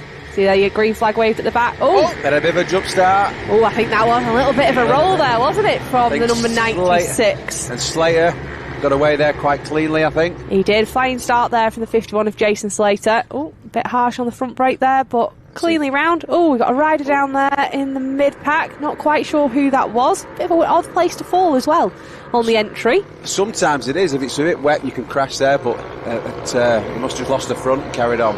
Now, looking there, we've got Dad and Lad duo, the number 6s of Tyler and Dean Clark there. So Dean's managed to find a way past son Tyler, but is Tyler going to make a move on the big 450 of Dean Clark? Around outside. Here we go. He shuts the door. Doesn't make the pass. He doesn't make the pass. This is great racing there from them two. Yeah, I think it's, what would you call it? The battle of the who can come out on top, I think, there. Oh, definitely it is. So, Jason Slater here. So, taking that inside line. Not bothering using the berm there, but straight up over the step up. Nicely done. He'll be wanting to check out and hide at the front there. So, it looks like it may have been our 555 of Adrian Dealey there that went down on the first lap. So the 555 there looked like the rider that's tumbled down our timing list. But here it is, that battle for second. Can age beat experience as he I don't know if chases him down? He'll sit behind his dad, I think, there. No, I don't think he'll sit behind his dad for much longer. If he can close that gap up, I think Tyler will be all for it. So watch him carry the corner speed round here. Yeah, I think like we were saying with Chris this morning and the other one, the smaller bikes are a bit easier on this tight little turning track. It is, and then a little bit further down there we've got Tommy Sayer and Jason Laycock on board that Bathmate KTM, and then Kobe Perry. He had a good ride yesterday in our C group for the Nationals Day. So Jason Laycock across the line there, he's now up. He's got an over 3 second lead there now. So what we sort of expected for race 1, really. Yeah, I think if Slayer keeps this up, he'll be straight into the other group, into the B group. Yeah, so hopefully we'll see him in our Race IQ B group for the final race of the day. Oh, look how close Tyler Clark is there to Dad Dean Clark. He is. I think that 450 just gaps him down the straights, I think. And then with the twist and turny stuff, I think he just catches him right back up on the brakes. Yeah, he does. So that gap looking very similar to what it was the previous lap. But look how much he closes him in here on the corners. He's able to get right over the back of him. And then that 3-rider battle there at the back there with Tommy Sayer, Jason Laycock and Kobe Perry. Oh, he dives right down the inside. Oh, what a pass. Cracking move there, but Dad's not going to let that one go easily. I think he'll be seeing red now. Yeah, and he was going to send his dad around the outside there. Don't blame him. So he's gapped him already, though. It's two bike lengths in front of him already now. Absolutely. And I think Dean there will be outside line from both. Yeah, I think Dean's going to be rather chuffed and a little bit annoyed there. Both doing the jump nicely, though. Yeah, absolutely. But mixed feelings there, I think, from Dean, knowing that he's just been passed by an 85, but it was his lad, so not too bad. I think he'll let it go. Run a little bit wide onto the curb then, I think. Will he pass him on the straight here? No, I don't think he's going to let him anywhere near that inside line, is he? So Tyler defending really nicely, but does that 450 have the legs on him down this straight? It might do. Has he passed him? Oh, he's got him. He's passed him back. He has? Yeah. Oh, what a great little battle from these two. So now Tyler's got all the work to do again to try and get past that 450. Is he going to try and do the same move again? It looks like he is. I think he thought twice then. He did. His dad covered him. He did. He shut the door on him there to not let him have that inside line for the next corner. What a great passing place there. I think Tyler's setting that one up nicely, going nice and wide on that first one to have the inside for the next corner. Yeah, I think they're 1.8 in front of the lads in front there. And I think they're trying to pull away both of these two. Yeah, but it is still Jason Slater out in front. That lead now extended to over 4 seconds. So, and then just a little bit further behind, you can see that train of riders. It looks like Kobe Perry's made some good passes there. So he's now actually coming onto the back of the number 6 of Tyler Clark. So if Tyler's not able to keep with the 450 Clark, then he's going to have, I think, a KTM to deal with soon. Definitely, you see him catching up there. He's gapped for the lads in front of him, and maybe another 2-3 laps, he'll be right in the back of them. Yeah, and again, another rider with that road race style. So there's the 16 of Tommy Sayer, then Jason Laycock. Tom Nutter there, I think it is. Yeah, that's Tom Nutter there. Look, Tom there trying to have a look round the outside. Not able to get quite close enough to be able to show a wheel, I don't think. Yeah, I think with the road racing style, I think you have to take a little bit of a wider sweep as the lads with the foot out, totally different lines. Absolutely, we were talking about this a little bit earlier on. It's hard racing against someone with that sort of line as well, isn't it? Yeah, definitely, because if you're trying to go up the inside, they take the road racing line with the knee down. Sometimes you can glide into each other and take each other out. Yeah, but all these riders now, this is what looks to be the battle between about 5th and 8th. So big group of them. It is a big group. So there's the 16 of Tommy Sayer. I saw him go down here in the tricky conditions yesterday in race 2 on our national day. A little bit of a high side coming out of one of the hairpins. Looks like Tom Nutter's eyeing up a pass on Jason Laycock. See him there looking for the inside, but not quite close enough. Can he do anything on the brakes now as they head down the hill? No, I think he's still with the road racing line there. Oh, has he got him? Oh, not quite. A bit more, he would have had it. Yeah, he definitely showed him a wheel, and he did try doing that move that we've seen Tyler Clark do a few times. Tyler Clark now all over the back of Dad again, but Kobe Perry's managed to make a pass up to second, so great pass from him. He looks like he's gaining a lot of confidence there on that KTM. So he's made a pass past both the Clarks, and that now puts him in a transfer position to move up to our Race IQ B group for race 2. Yeah, I think if Slater's not careful here, I think he might be losing the lead. Yeah. If he's coming to catch him. Well, at the moment, Kobe Perry does have the fastest lap, doing a 101.9, which in comparison to Jason Laycock's 103, it won't take him long. Slaters. It won't take him long to close down that lead of nearly 5 seconds. A little back marker there now. To get past him cleanly on the outside.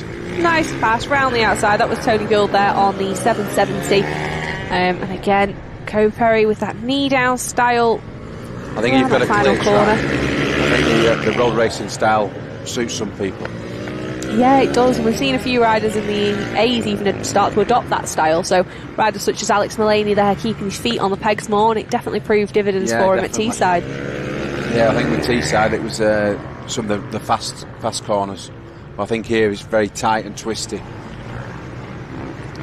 So that gap has definitely closed down now. So it's now only 2.8 seconds. So I think Jason Slater's going to have to pick his finger up. Yeah, he's going to have to pull his finger out a little bit, I think, here. And hopefully concentrate. There is 4 laps to go, which at Kobe Perry's current pace would give him a chance to be able to get all over the back of him as long as he keeps this pace going. So you can see him here looking really smooth through this section. You can see him go right out to the curb, and he's never injured that. What is a narrow track?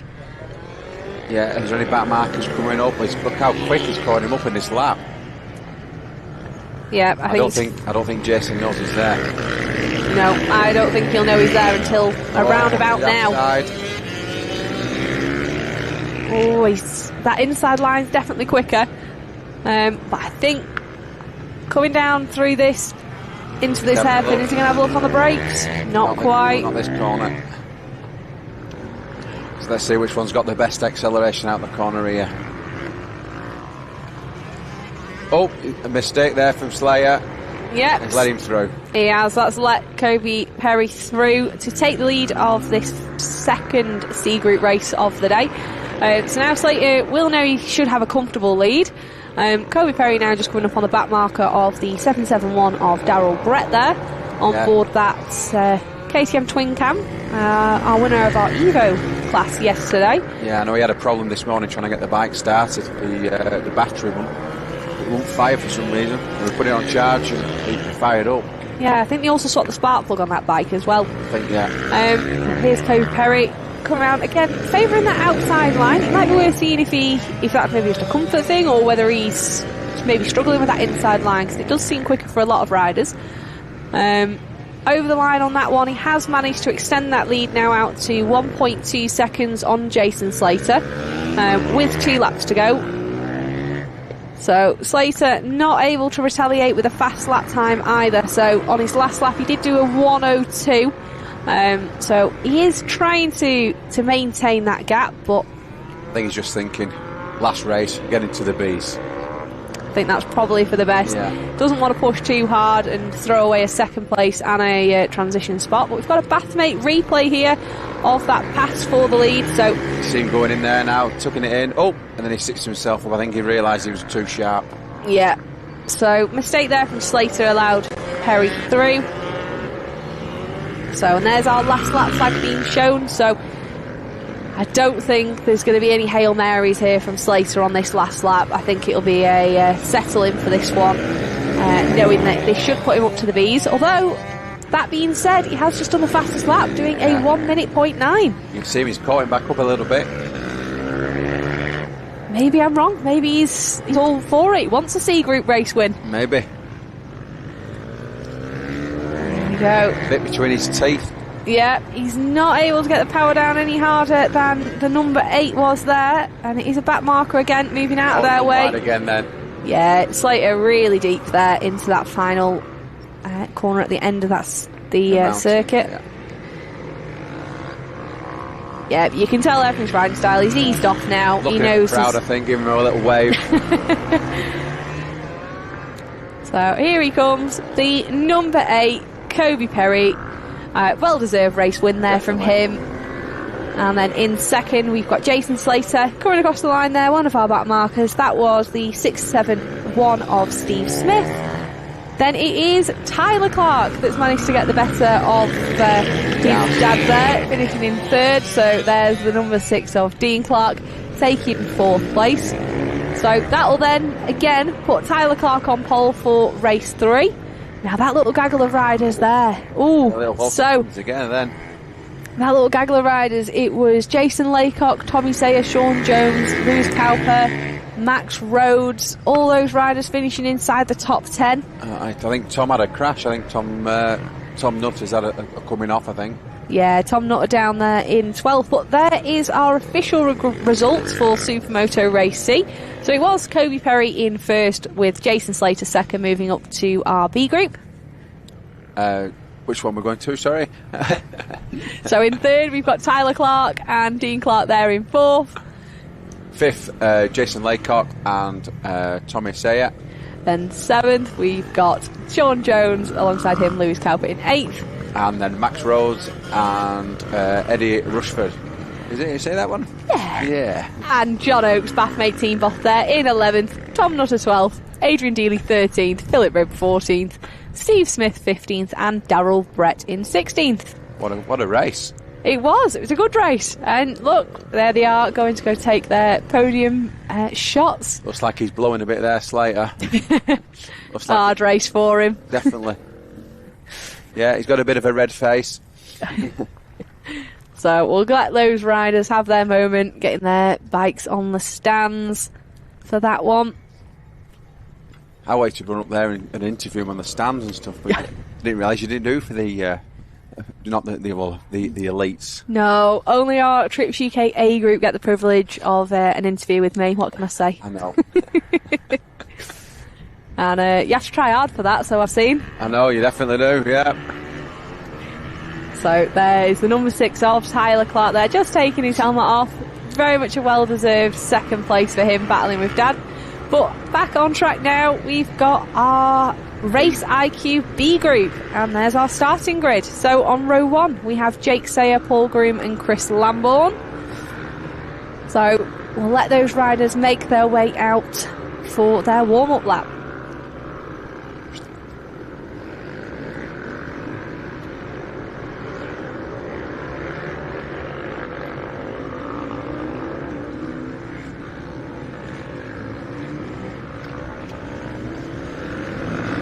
So we can see that looks like Chris Lambourne there with Kyle Eccleston there just behind him. Little wheelie from him there, I see.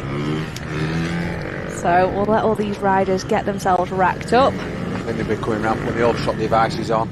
Yeah. There's Andy going crazy with a flag, making sure they all stop to the numbers. Yeah. And whole shot devices for people that haven't used them before. So the all shot device is usually on the right hand side of the fork on the guard. You put it on to basically set off, and it holds the fork down, so it's like an anti-wheelie device basically. Some people use them, some people don't use them, and yeah, you put them on, stops you from wheeling, and then once you start to brake, either probably the first corner or halfway down the straight, they come off, and then you can carry on the race. Nice. So another thing we have seen riders, especially in our elite group, leaning the bike over to get oil onto the clutch. What are the advantages? So it just gives it that bit more of a... Oh, they're off now. Well, I'll explain that after. So here we go, the race, and they're away. Paul Groom. Paul Groom getting an absolute flyer of a start there. Flyer of a start. So he's managed to find a way in front of Jake Sayer, but he's not letting him have it lightly, so he tried to look around the outside there. So Jake Sayer currently in a Trips UK sandwich. Oh, a lovely pass there, but has he gone too deep? They're banging bars here, I say. He's got him back. Oh, Jake Sayer back on the brakes, yeah. Brilliant great pass. So Jake Sayer there managing to squeeze past the 138 of Paul Groom there, and it's Chris Lambourne in third. Oh, Groomy's gone down. Teammate there just managing to avoid him. Red flag. I think there's a problem. I think it's raining. I think it's just started absolutely raining. It's cats and dogs. Oh. So we'll see if they're going to send these riders back to declare it a wet race. So it looks like all these riders now are going to have to go back and do some very fast wheel changes. Hopefully, they're not putting the A's out because I'm out next. You've got a factory mechanic to sort your wheels. Full factory. You're all right. Yeah, Mark's down there at the moment. He's running around me, Jamie, and Ollie. Keep him busy. Well, I can look out the commentary box from here now, and it's absolute sideways rain. Yeah, it's definitely putting some rain down now. So, but at least it's not going to be that hole in the middle stuff. Hopefully, it'll just be wet. Wet. We don't like it when it's greasy, so we had a few instances yesterday where, as the track was drying, it actually got less grippy. Yeah, it was very slippy yesterday. It was in between where there were some nice dry lines and then other really wet lines.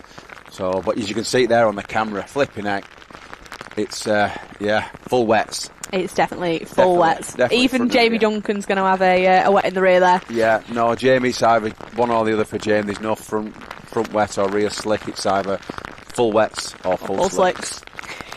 Back to what we were saying about getting the oil on the clutch just before that race started. We see riders, especially riders like yourself, you see Hodgson. Oh my God. Look at that. What sort of advantage does it have making sure that clutch has got oil on it? Just makes it set off quicker and a lot easier, and helps the clutch not slip, and it just gives it a bit more drive. Well, that's what I think anyway. I don't know if that's right or wrong. But flipping out, look at the sideways there now. Yeah, it's proper rain, this. Yeah, not Trail. I'm thinking of it. Wrong place. Yeah, different place. Rowett used to have its own little weather system. We've got a Bathmate replay. So this was the first couple of corners. So there is Jake Sayer trying to find a way around the outside of Paul Groom. And then watch this move down on the brakes really hard here. He sends Groomy wide, but he's not able to get it stopped. So he did well there to not allow Chris Lambourne to nip back up the inside. So Jake there, you can see him, he decides right there, that's it, I'm going for this on the brakes, and he does just that, dives down the inside of the 138, and a lovely pass there from the 311 of Jake Sayer. I've just been informed, Danny, by the race director, David Dearden, we've got a 10-minute delay while they change the tyres, and then they'll be back out on track. Look at that. There's the rear gone. And that was Paul Groom there, losing the rear on his Trips UK KTM. And you can see there the red flag's out. Yeah, I think maybe a new set of leathers is burnt through to his bum. Well, that was one of our Bathmate replays. So we'll have a couple of minute break and come back to our Race IQ B Group Race 2 once they commence.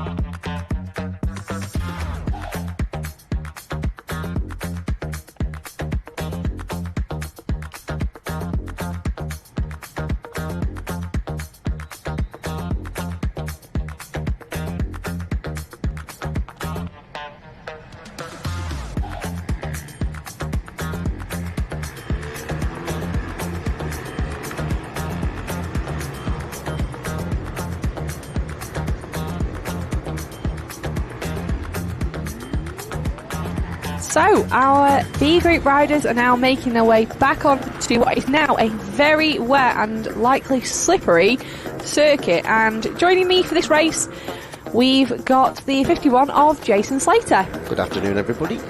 So, Jason, you'll have just seen him a few moments ago. So, he was out in our C group. And got beat.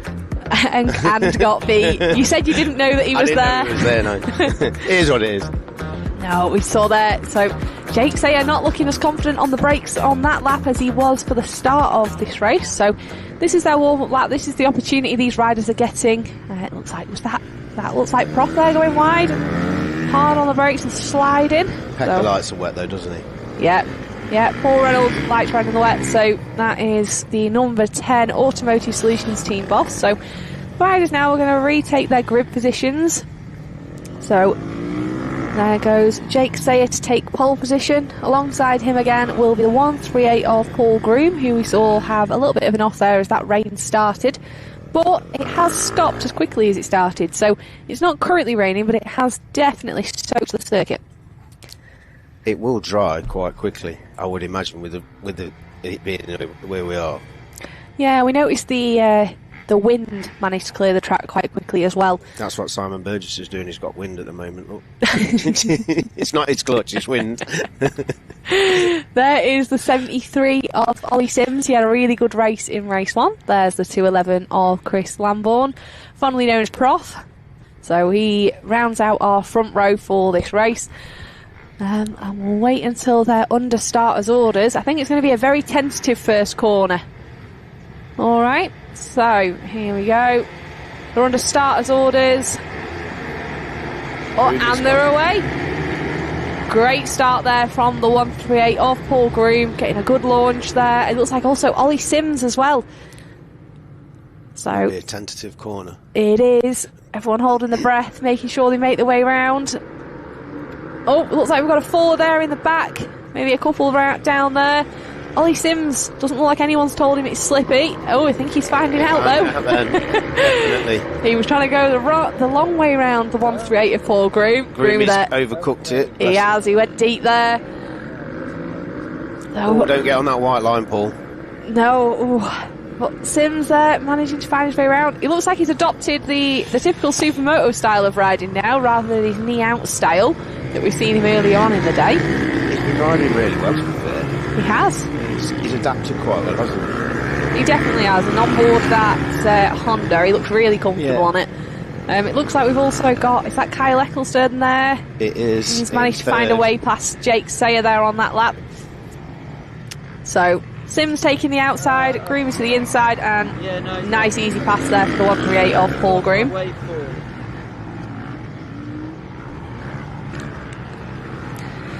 So, there goes Paul Groom down the inside still. Ooh. Ollie's stood it up a bit there. Yeah, and that's allowed... That's allowed Kyle through, hasn't it? It has. It's allowed Kyle there to try and make a pass. So, he's cut his nose off there onto that hairpin. So, can Groom make a better job into this corner than the last lap? He's not overcooked it on that one. Nice and steady. So, these tricky conditions, Jason, what do you change about your riding style? You can't be aggressive on the throttle. You've got to be so careful. As you well know yesterday in that corner where I crashed, you just got to let it come to you and not the other way. Because if you try and force it, you will go down. It's in between. It's not wet, it's not dry, and it's the conditions that you really don't like, but which, as you all know. Yeah, really slippy. So I know I try and stick in a higher gear as well. Yeah, don't go low. Yeah, nice high gear, so that there's no less chance of that bike spinning up underneath you. Kyle Ecclestone looking really comfy there on the brakes. So he's trying to find a way past Paul Groom. So Paul there, notice him taking a really tight line. Oh, it looks like Mike Norbury's been down again. We saw him down in our first B Group race on the opening lap. So it looks like he's had another off. I think he's had a new pair of underbosses. I think he bent them in the first one. Oh dear. So let's hope he's not done another pair. Yeah, I have a feeling though, so Paul Groom, I think, will know a little bit better of where the grip is on this circuit. So with it being a kart Kyle track, there's looks- a lot of rubber put down. Yeah, a lot. Kyle looks confident though. He does, he looks really confident, and they are pulling away ever so slightly from Ollie Sims. Yeah. But just watching Paul Green when he took that hairpin, he took a really, really tight line exiting that, which isn't a typical racing line. No. And I think that was just to try and find the grip. It's like you say, you've got to go the opposite when it's wet on a kart track. You don't go on the racing line, you stay off it, because Yep. that's where the grip is, because there's no rubber laid down, because Yep. they're all tight. Absolutely. So are we going to see a pass for the lead here from the 255 of Kyle Eccleston? So again, he's gone that wide line. I think he's going to try. I think he's going to try here on the brakes, but 138 there, Paul Green shutting the door on him. Is he able to get on the power? He had a quick look over his shoulder there, so he knows he's there. He'll be smiling his aim saying, I know it's Kyle. Oh, he did leave the door open a little bit A there, little but bit, yeah. not enough for Kyle to be able to capitalise on that. So, we're down here. It was really slippy here yesterday, and also Paul will know how slippy it is there after coming off a little bit earlier. So the gap now back to Sims has opened up to a little over a second, but fastest man on track is Kyle Eccleston doing a 108.1, and he went even faster on that lap as well. So he's definitely pushing Paul Groom here, but Groomy doing just enough to keep him behind him. He, I don't think anybody likes these conditions, but Kyle seems to be liking them more than most. Yeah. And he's definitely doing what he can to try and find a way past. So he's looking fast out of that corner, but just not enough to be able to get alongside Green and show a wheel on these hairpins. I think it's also worth mentioning that the grip actually goes away from you as it gets to that sort of awkward, greasy stage, doesn't it? Yeah, it does. So I think that's something that these guys might not have to worry about so much, but definitely in our A group, that's something they're going to think about. Say the A group. And oh, was that a mistake there from Groom? I think it was. Was it enough for Eccleston to find a way past? It was. A little look over at him. Each other. They are. They're very good friends. Yeah. Little mistake there. Kyle looking over going, see, I got that one. And he's passed. So that's a pass for the lead of our Race IQ B Group Race 2. So these two riders, as it stand... Look at Ollie. Yeah, he's going well. Yeah, not taking that inside line though, so I appreciate he's not following, but it's also not the quickest either. No. I wouldn't be going over that curb if it was me anyway. It's very wet. I was the same yesterday, I didn't dare. No. It was okay in that race, but I mean, when it's wet, it's slippy, isn't it? Yeah. Oh, Kyle there, struggling to get it stopped, but managing. Getting that Bathmate machine all sorts out of shape. But it is Ollie Sims now, looking like he's closing in on the 138 of Paul Groom. So he's looking like he wants to take a bite out of the cherry for this one and try and promote himself up to our A group for the final race of the day. They're pulling away from Jake Sayer as well, aren't they? So here is our Bathmate replay of that pass for the lead. So it looks like Groovy there stood himself up ever so slightly, and you can see a slight shake of the head. He knew he'd done it. He knew it. And then Kyle's probably winking at him there. Thank you. Cheers for that. Yeah, great pass there from Kyle. Looks like he's got himself a little bit of breathing room now as well, hasn't he? So he's pulling away ever so slightly from Groomy. It looks like he's also gained a bit of confidence as well. So managing to do a 107, absolutely dead on that lap. So just bringing those lap times down a bit. Groomy's probably a bit tender as well, because he's not long been on the floor, has he? That's and true. Landed quite awkward on his left side, I think. Yeah, I think we actually saw smoke coming off his leathers as he slid. Ow. Yeah. So Ollie He's Sims, only a little though, fella, though. I can say you that. Can say that. Ollie Sims now, he's right on the back of Paul Groom, and Paul will know he's there. He'll be able to hear that Honda in his ear lines, so he's not able to find a way through. So look at him trying to go from around the outside to set him up for the inside here, but just not quite close enough on that lap. Got a yellow flag there. We've got someone down. Can we see who that might be? I think that's Mike Norbury again. Norbury again. Oh, yeah. He's really struggling with these tricky, iffy conditions, I think that's fair to say. I think we've jinxed him. I don't think he needed our help. No. Poor Mike. Like we say though, he's definitely still learning his craft here. Not long been doing Supermoto, come from a road race background, a very, very established road racer. So, Yeah. oh, bit of a moment there for Sims as he made his way out of that hairpin, but managing to save it. He's only young though, isn't he, Ollie? What is he, 13, 14? Yeah, only young and young on a lad. full-size bike. He's Yeah. doing really well to be able to throw this around. And like we were saying a little bit earlier, it's a really demanding physical track here. You don't have Yeah. any let-up. No, not at all. Not one bit. It's quite... Your forearms from braking, because you brake quite a lot, it's, you do really feel it there.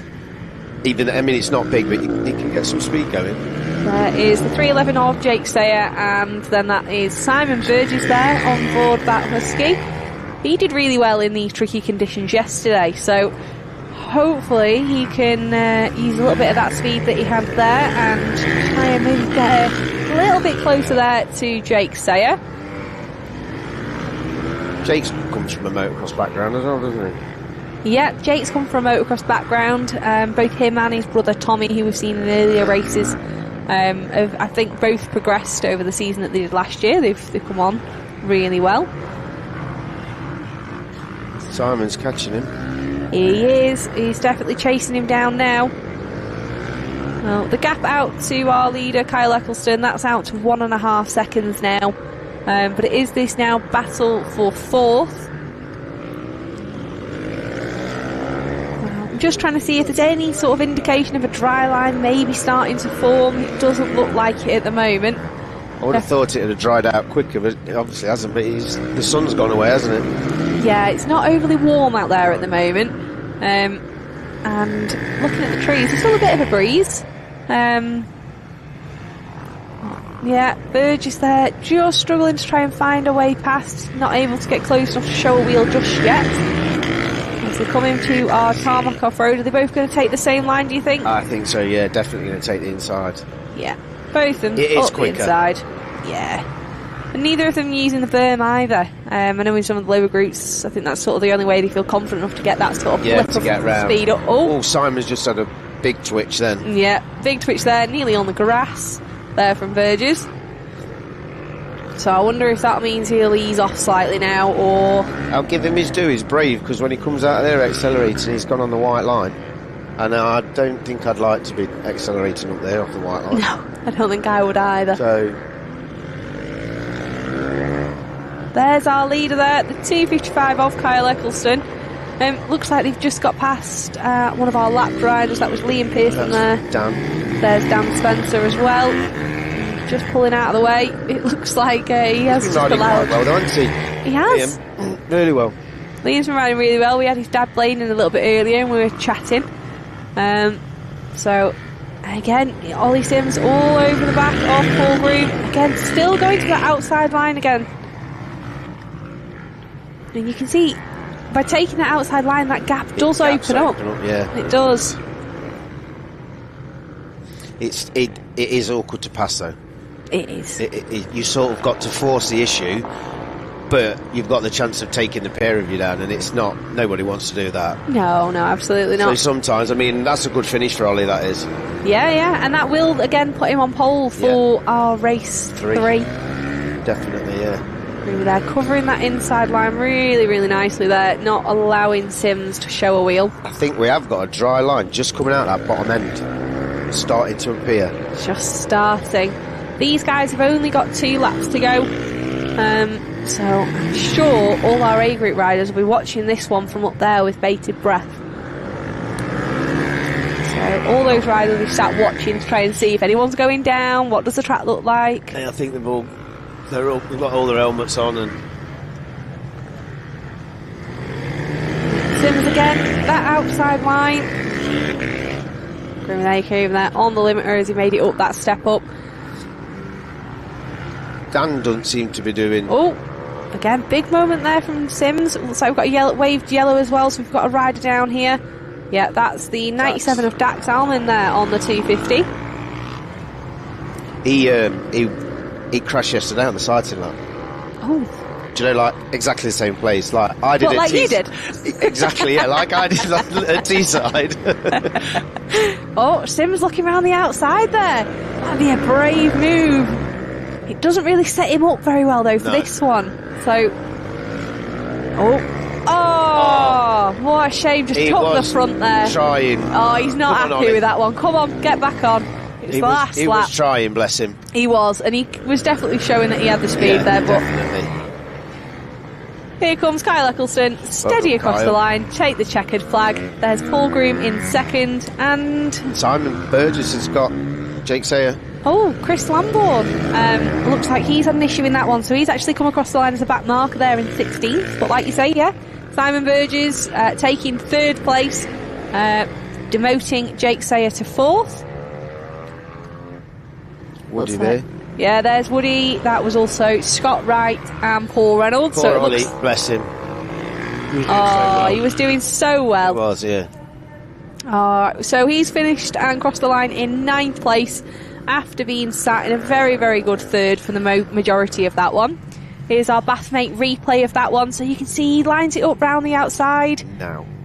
It just goes. There's nothing left. Just asking a little bit too much of that front tyre in these really greasy conditions. The good bit's when he punches the floor.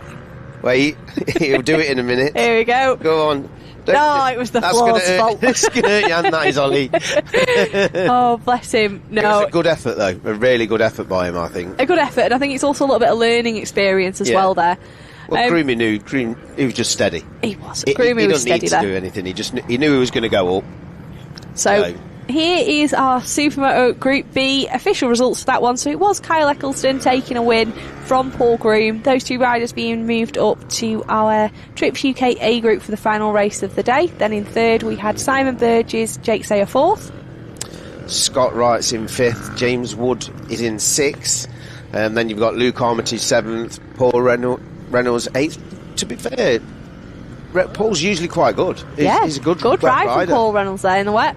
Ollie Sims there, he brought it home there in 9th after a little off. Then Dan Billum in 10th. We had Duncan Wright in 11th and Dave Spafford in 12th. Then we've got Andy Hayes, my best friend, in 13th. Liam Pearson, he's been riding quite well, in 14th. And then we've got Dan Spencer. And it was Chris Lambourne there. Chris Lambourne at the end. So here are our final riders now. They're just taking the way to the podium. So there's Kyle Eccleston and Paul Groom. You see Burgess there just in the corner. So these guys just getting a little podium shot, but it will be our Trips UK A group out for their second race in these tricky, challenging conditions.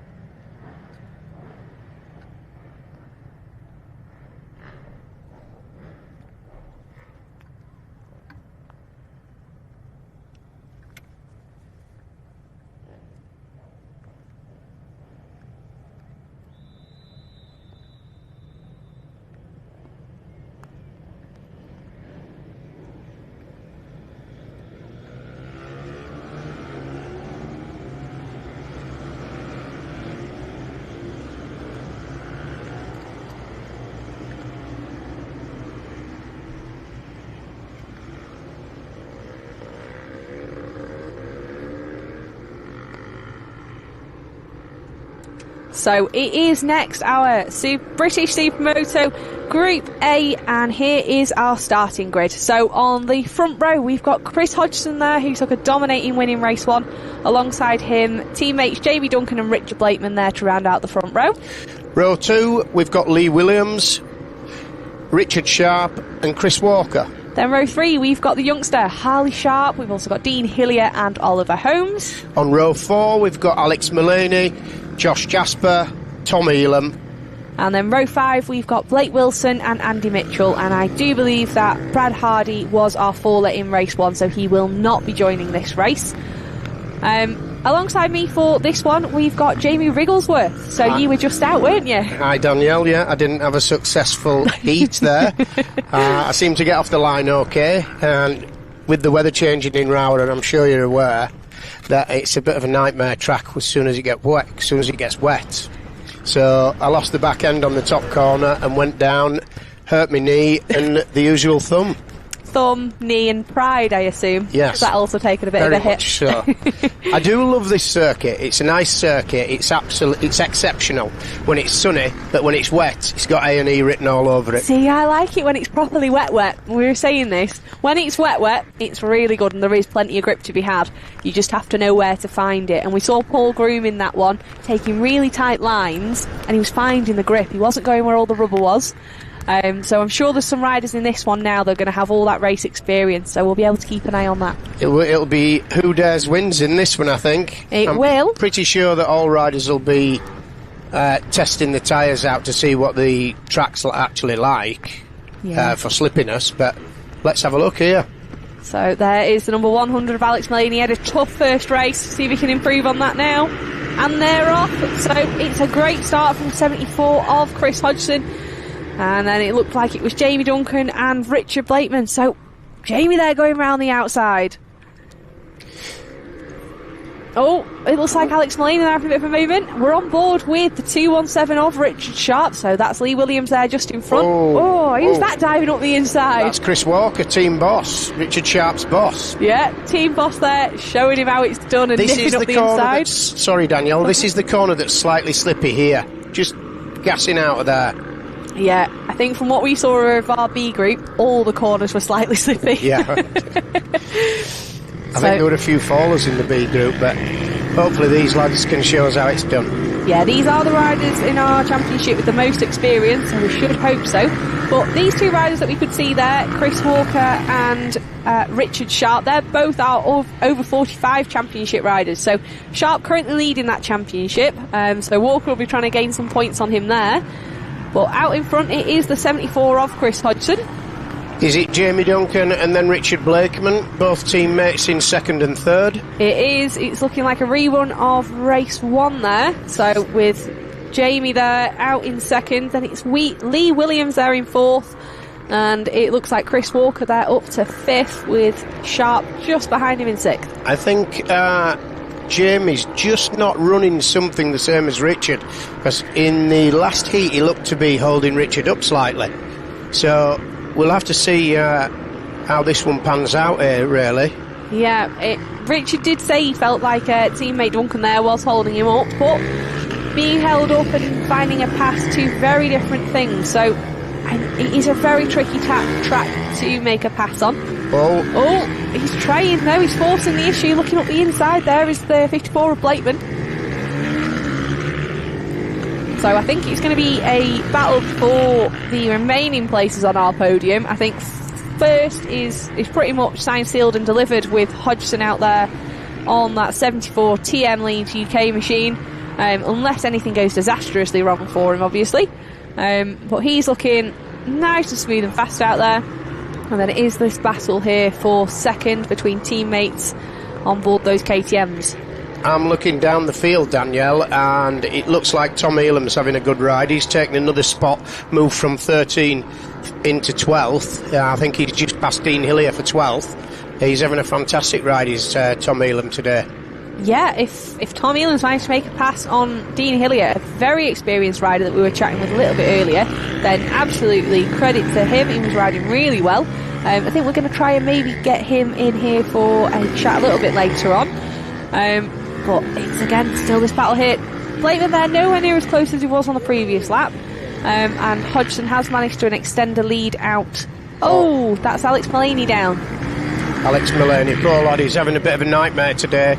And he's one of our best riders, youngest up-and-coming best riders, under 21. I think he's ridden for the Nations last year or the year before, wasn't it? Yeah, so I think it was the year before. Now, what I will say is, I know everyone said Jamie Duncan was holding up Richard Blakeman, but look how much that gap has closed down to Hodgson. Jamie there has managed to do a 102.8, so he's actually just popped in the fastest lap now, chasing down the 74 of Chris Hodgson, so he might actually have some competition now. Yeah, Chris Hodgson's as smooth as they come, really, isn't he, Danielle? He never looks to be trying, but his times, he's 18 times British champion, isn't he? So it's a bit Sharpie. Sideways there from Richard Sharp. Sharpie's just taken Walker.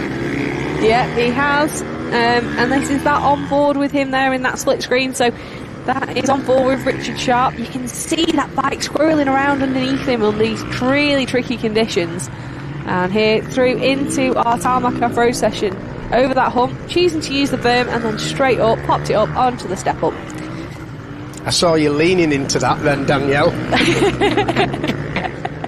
We all get very invested. We're in the commentary box at the moment, and Danielle's watching the onboard camera with Richard Sharp, and she's actually leaning into the off-road section and doing the jump while she's watching and commentating. I'm just wishing I was going around it as fast, Jamie. Oh, another wave yellow there, so that makes me think we've got another rider down. Keep an eye on our timing screen. Sharpie there, sideways. You just cannot judge, you can't tell people how slippy this is. You watch it, and when you watch back on TV, it never looks as though it's as fast as what it actually is. Yeah. But it is fast here, right? And these bikes are snaking all over the place. Yeah, and I have to say, so I went down in conditions very much like these yesterday, and there was no warning, just the front went. Not much I could really do about it. I wouldn't say I was pushing on particularly hard. We're off again, Danielle. Oh, we're off. There we go. Now we're up over the step up. A little bit of a whip there as well. Oh. Bit of a whip. If anybody can do it, Richard Sharp can. Yeah, Richard Sharp got styles for miles as we come round here. It looks like Chris Hodgson has definitely found some more speed, so he's now doing a 102.2. So track conditions looking like they're improving, so these lap times coming down steadily. The gap out to the leaders now out to 1.8 seconds. Here's that battle still for second place with the 54 of Richard Blakeman, just keeping the pressure on. They've just dropped off a little bit, haven't they? Chris has definitely found some speed somewhere. Yeah, I think this is more sort of confidence with this circuit. He'll know where the grip is. He's a local here, shall we say. I was speaking to Chris yesterday. Chris said he's literally 15 minutes from this circuit, so he must have spent a lot of hours on here. Yeah, he's definitely spent plenty of time here, but I think that experience is definitely coming in handy here. But Jamie Duncan still looking relatively quick. Looking at lap times, there's absolutely nothing in it between the teammates of Blakeman and Duncan there. You can't fault the fat and fast team of Richard Blakeman, Oliver Holmes and Jamie Duncan, really. I mean, they're up there. They're up there with the best. There's no other team that, well, obviously Hodgson, and then it's fat and fast in second and third, and I think that's been the order of play all day. Yeah, they've rode really well so far today. Unfortunately, teammate Oliver Holmes, he's currently showing on our timing screen as down in 15th, so looks like he's really struggling with these tricky conditions. So whether he's had a bit of an off so far, that might be the case. Willow's 7 seconds back in fourth from leader Chris Hodgson. Yeah, so Lee Williams there, currently sat in fourth. Then it's Richard Sharp, Chris Walker, Harley Sharp, Chris Eastwood, Andy Mitchell and Dean Hillier rounding out our top 10. There, just in the corner of the screen, we could see Oliver Holmes. So Chris Hodgson just coming up to lap Ollie there. Harley Sharp, he's been coming on well this last season and the start of this season. He's features in the top 10 sort of every A race now.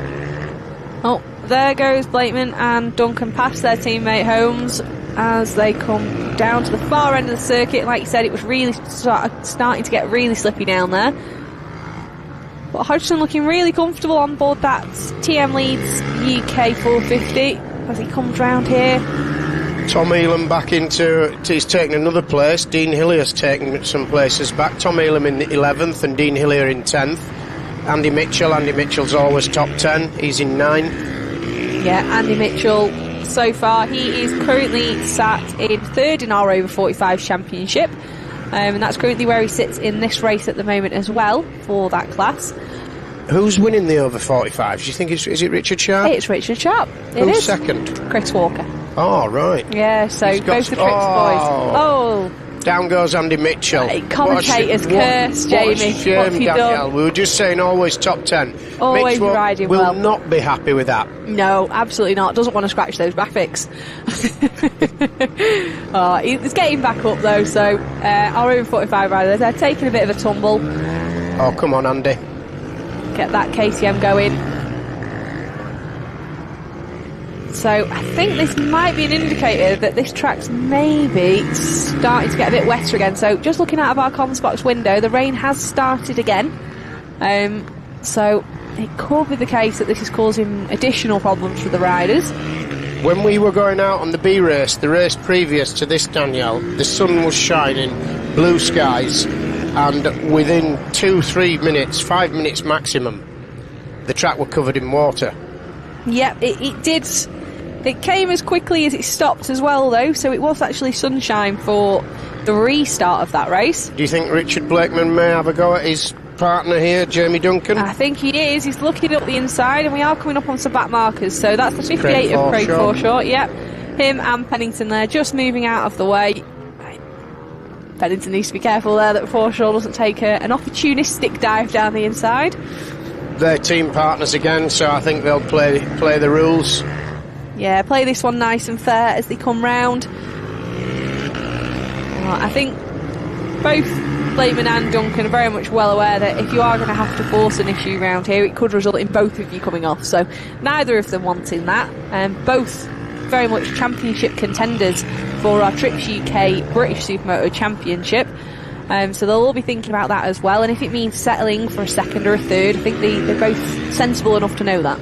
What is the times from Jamie Duncan, Richard Blakeman at the moment? So they're both doing 102.2s, which in comparison to the dry track, what's the dry track? 55, 56? Yeah, they're so definitely the difference is probably 7 seconds per lap from dry to wet. Yeah, really tricky conditions for these guys. But we haven't seen any dramas from either of our top three, I'd say. So I know a few riders, especially in that B group, we saw bikes twitching all over the place, but these guys looking really comfortable. It looks like they're just coming up on lapping. I think that's Tom Elam there in the very similar leathers to Chris Hodgson. And we're back on board with Richard Sharp. Let's lean. Oh, not quite.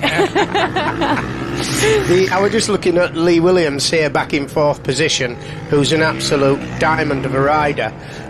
There's 11.5 seconds from Chris Hodgson back to Lee Williams there, with 3 laps to go, so it looks like he's going to be pulling a 15-second win over 4th position. Yeah, so he's in quite a lonely 4th place at the moment, but he's definitely got plenty of breathing room on Chris Walker, who's currently sat in 5th.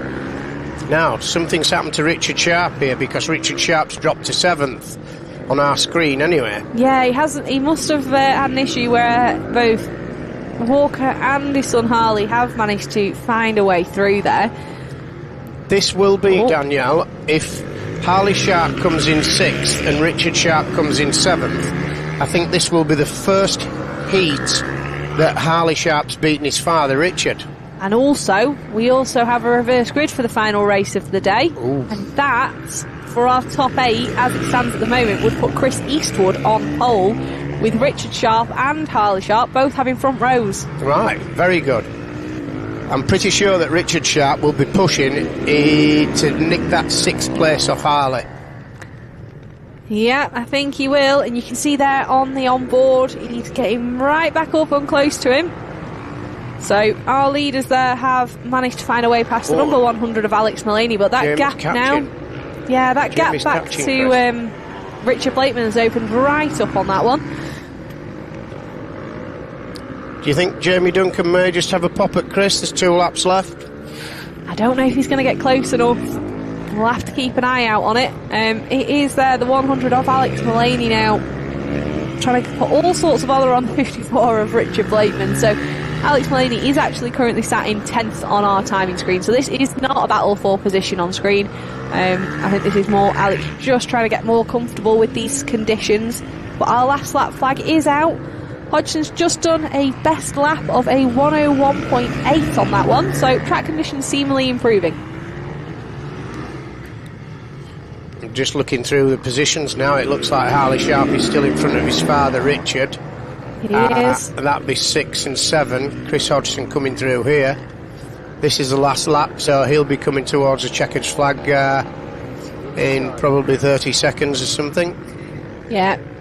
Chris there having a quick glance over the shoulder. He could see where Duncan was, so he's not panicking. He's bringing this home steady away. He's just coming up on the number 108 of Dean Hillier, who's currently sat in 9th place on our timing screen. There's that battle there between our Trips riders. Just seeing them there, Danielle. All three of them together. Yeah. So, Chris here, not forcing the issue. He's no need to. Steady away as he comes round to take the checkered flag on our Trips UK Group A race. Then it's Jamie Duncan in second and Richard Blakeman in third. Let's see who's coming home first out of the Trips, lads. So on board, it looks like is that still Harley in front? It is. Oh, I can hear some his shouting. shouting. Here they come. So they're coming round this final corner now. And it's Walker, and then it's Harley Sharp and Rich Sharp across the line. The first win of his father in a Supermoto heat competition. And there's the 61 of Andy Mitchell coming across the line there. We'll just confirm who's in our 8th place, just because it will matter for our Is it Chris reverse Eastwood, grid. Daniel? At the moment on our timing screen, it's showing Chris Eastwood, and there he is on cue, just coming round. But our British Supermoto Group A race results, we had another win for the 74 of Chris Hodgson. Then it was Jamie Duncan. Third place for Richard Blakeman, and 4th place for Lee Williams. Then it was 5th Chris Walker, then 6th Harley Sharp. 7th Richard Sharp, and 8th Chris Eastwood. And then 9th Dean Hillier, and 10th Alex Mullaney. Tom Elan coming in a really good 11th, and Darryl Pennington 12th. And then rounding out that group, we had Craig Forshaw, Andy Mitchell, Oliver Holmes, and Blake Wilson. So I'm just going to go make my way over to our podium now, and we'll see if we can catch a word with the riders from that race.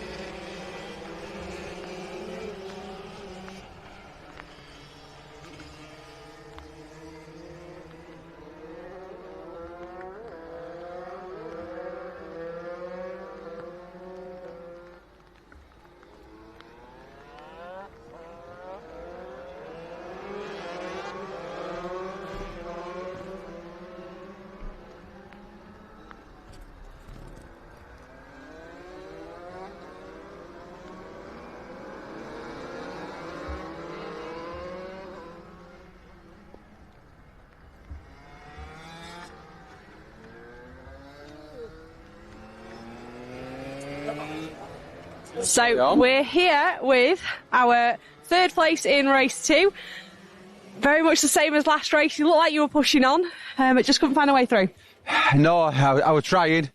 But Jamie just kept them tight lines, and if I had to go round him, I think I'd be really on the slippy stuff. So she kept it upright. That's the main thing. Keep on the box.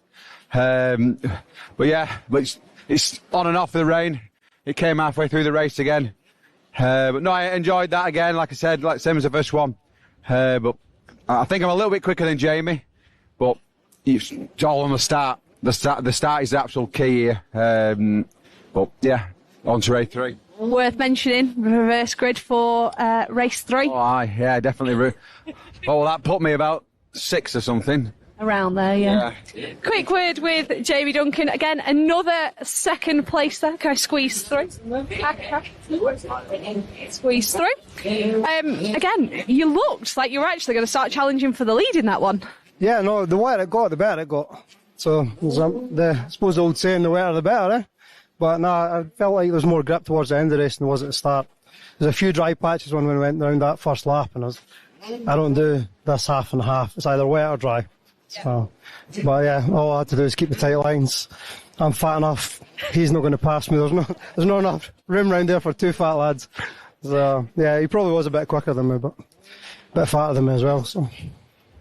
And then finally, another race win for the 74 of Chris Hodgson. You led that one from start to finish, steady away. Jamie was trying to challenge you, but no attempt for a pass there. Yeah, you know, like Jamie said, it was such a challenging race, just mentally, because you know, the rain was on and off. It was hard to tell how hard it was raining. Grip levels changed all the time. So just hard to try and keep your concentration, really. Yeah, and you definitely need to keep concentration round here. But we're now going to see if we can get our academy race underway. They have just set off. So I'll make my way back to the commentary booth and we'll see this fun. I'm sure it'll be definitely entertaining.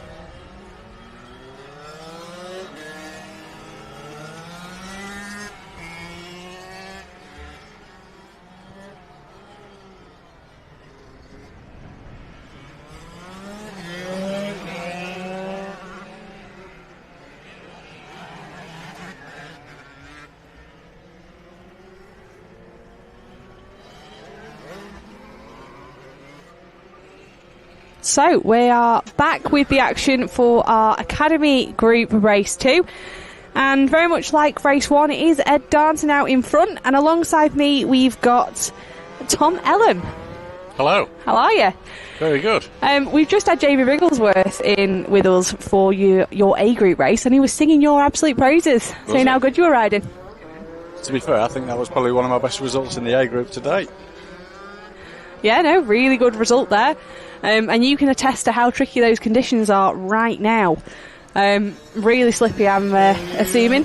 Yes, very. It's sort of in the point where you're between it being wet and it drying up, so all the oil and everything's coming up through the tarmac, so it's very skatey. Yeah, very, very slippy. And also not to mention, these riders are also on two strokes, which can be unpredictable at the best of times. Yeah, you want to be careful hitting the power band coming out of the corners for definite. Yeah, but steady away there for Ed Darnton up the step up. He is closely followed, though, by Archie Reynolds on board the Automotive Solutions, I believe that's a KTM. But Darnton there looking nice and smooth. Reynolds there looking for a sneaky look up the inside if he can find some grip to try and maybe challenge for a pass. So he does currently hold the fastest lap, does Archie Reynolds, doing a 1:12.0. As they have broken away at the front, leaving Max Rhodes currently sat in third place in a battle with the 79 of Jackson Bennett.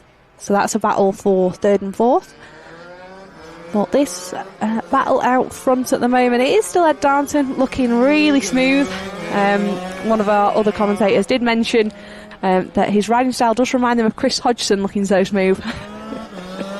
Yeah, I think especially when the weather's like this, the key to going faster is probably just to stay off of the racing line with all the go-kart rubber being on it. Yeah, we've seen quite a lot of riders out there today taking what looks like very unusual lines, but with experience around this track, they know that's where to find the grip. Yeah, I think riding defensive is definitely better than attacking the racing line. And were there any areas of the track that you found particularly greasy, or was it all very much skatey around? I think it's more the exits of the corners where the go-karts have been getting the power down over the years. It's leaving, well, if you walk the track, it's thick rubber. Yeah, and that rubber in these wet conditions just leads to one thing, and that's just exceptionally slippy conditions. So Reynolds there just trailing that inside leg as he makes his way into this corner, so showing he's not 100% confident there on his grip levels on the brakes. I must say this corner here is very slippy. Yeah, I can attest to that one. So Darnton there looking smooth as he comes round. No dramas for him there. But I think it did catch quite a lot of people off guard. Some people felt there was no warning and it just went. There is that battle for third and fourth. So that's Max Rhodes and Jackson Bennett there as they come round through the final corner here. Just on the banking where all our fans watch. So a lot of these riders normally use a knee down style, but with these really slippy, greasy conditions, a lot of them opting for that sort of typical Supermoto leg out style. Good to see Jackson there using the inside line. Definitely a quicker line that we've seen used in our A group. But Jackson there not quite close enough to be able to make a pass on Max Rhodes. We also know that Max Rhodes was experiencing some brake issues, so brake fade. I think you can see there just on where that brake caliper is, he's actually got an oil bottle strapped on there to try and funnel some more cold air onto his front brake. A nice makeshift air scoop to keep the front brake cool. Yeah, and hopefully with it being wetter conditions, he won't be quite as aggressive on the brakes, so hopefully that'll be easing that issue a little bit for him. It is a very heavy braking track, it's very start-stop. Yeah, a lot of start-stop hairpin corners, but these bikes, it does suit the smaller bike. We did say that a little bit earlier because they're able to carry so much more corner speed. Definitely, very tight and twisty, so the smaller you are, the quicker you are. Yeah, so it's still 6 laps to go. Darnton there, he's extended his lead slightly now out to 1.7 seconds, and he has brought that lap time down to a 1 minute 10.0 on that last lap. So, but there is our battle for third and fourth. It looks like, oh, that's Darnton's gone down there. So Darnton, our race leader, has gone down on the exit. So that's now meant that Archie Reynolds is our current race leader. So we can see there Darnton just in the background there facing the opposite direction on this track. So it's definitely caught him out. So we'll keep an eye out to see if with 6 laps to go he can recover in this race. But it is going to be a hard ask. So Rhodes there making his way down into this, like you said, exceptionally slippery corner as they come round. Jackson there looking like he's tailed off ever so slightly, not quite able to hang on to the back of Rhodes there, but as our timing screen updates, it is Archie Reynolds now in the lead, and his gap back to Max Rhodes, who's now in second, is nearly 10 seconds. So Darnton's definitely got his work cut out if he wants to try and have a recovery ride here.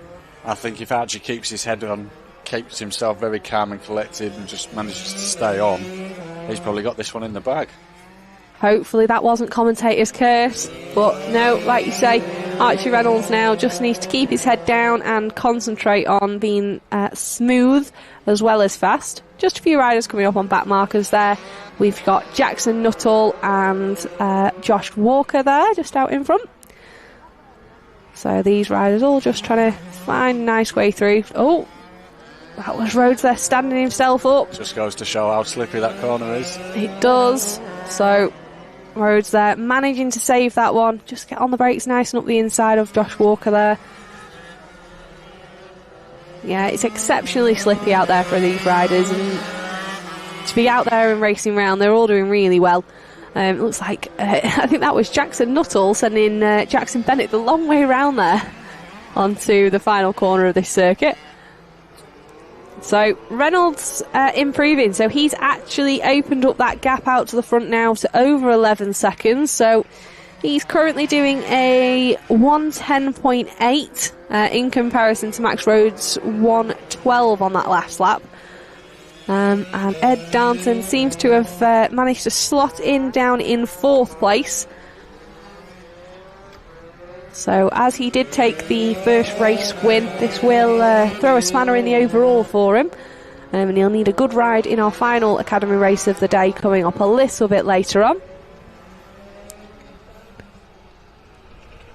So now the sun's back out, do you think the glare will be causing some issues out there? I don't think the glare will be causing the issues. It is a very fast drying track, especially when the wind picks up. So I think it will make for a very greasy race. Yeah, those iffy conditions, even Richard Blakeman was saying on the podium, and also Jamie Duncan, they hate the iffy conditions. They either want it wet or dry, not in the middle. Yeah. So we've got 3 laps to go, and is that going to be enough time for Jackson Bennett to try and show Max Rhodes a wheel as they come round? Both these riders taking the outside line on our off-road section. But you can see that even that concrete's starting to dry up there on the banking as well. That looks like it's definitely drying. Yeah, I think a lot of these kids are taking the outside line because it gives them that extra bit of confidence to make that step up. I think if they don't clear the step up clean, it probably slows them down quite a lot. Yeah, definitely. Max Rhodes there, just trailing that inside foot.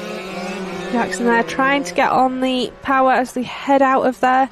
But Reynolds extended that lead now to 13.5 seconds, so a really nice and comfy gap for him out there. Bennett there not able to get close enough here on the brakes, I don't think. We did see some cracking passes in some of our earlier races, round the outside on that corner, which sets them up really nicely for this one. Surprised we haven't had a few riders watching to take some tips. A little bit of a twitch there from the 79 of Bennett when he was just getting on the power there. So Bennett looks like he does make all his time up in this second half of the lap, and then it gets really close to him as they come through this off-road, and I think Max is just nice and smooth as they come out of these hairpins.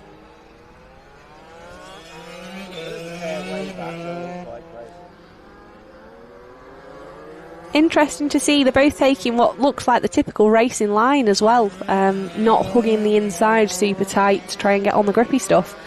We've seen that in a lot of the other races. Yeah, I think it's more the entry to the corners when you're hard on the brakes that you need to be off of the racing line.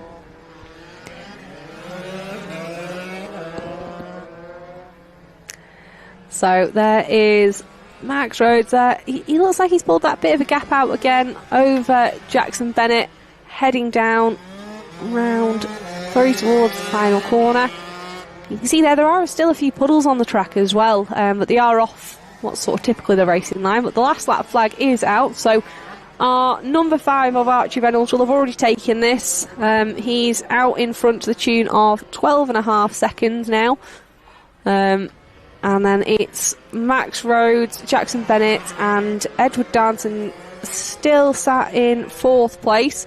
It looks like that off has knocked his confidence a little bit, because looking at his last lap time he was doing 1:13.5, so it doesn't look like he's able to push and try and close this gap down. He's a fair way back now. Can't see him there in the back of shots as they come round these hairpins.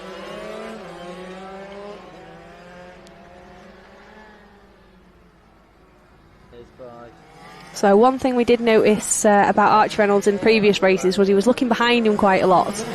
Doesn't look like he's had to have that issue in this race. So there he is, just coming past the last couple of back markers, including his brother Cole Reynolds, to come across the line and take the checkered flag for our FF Solutions Academy Race 2.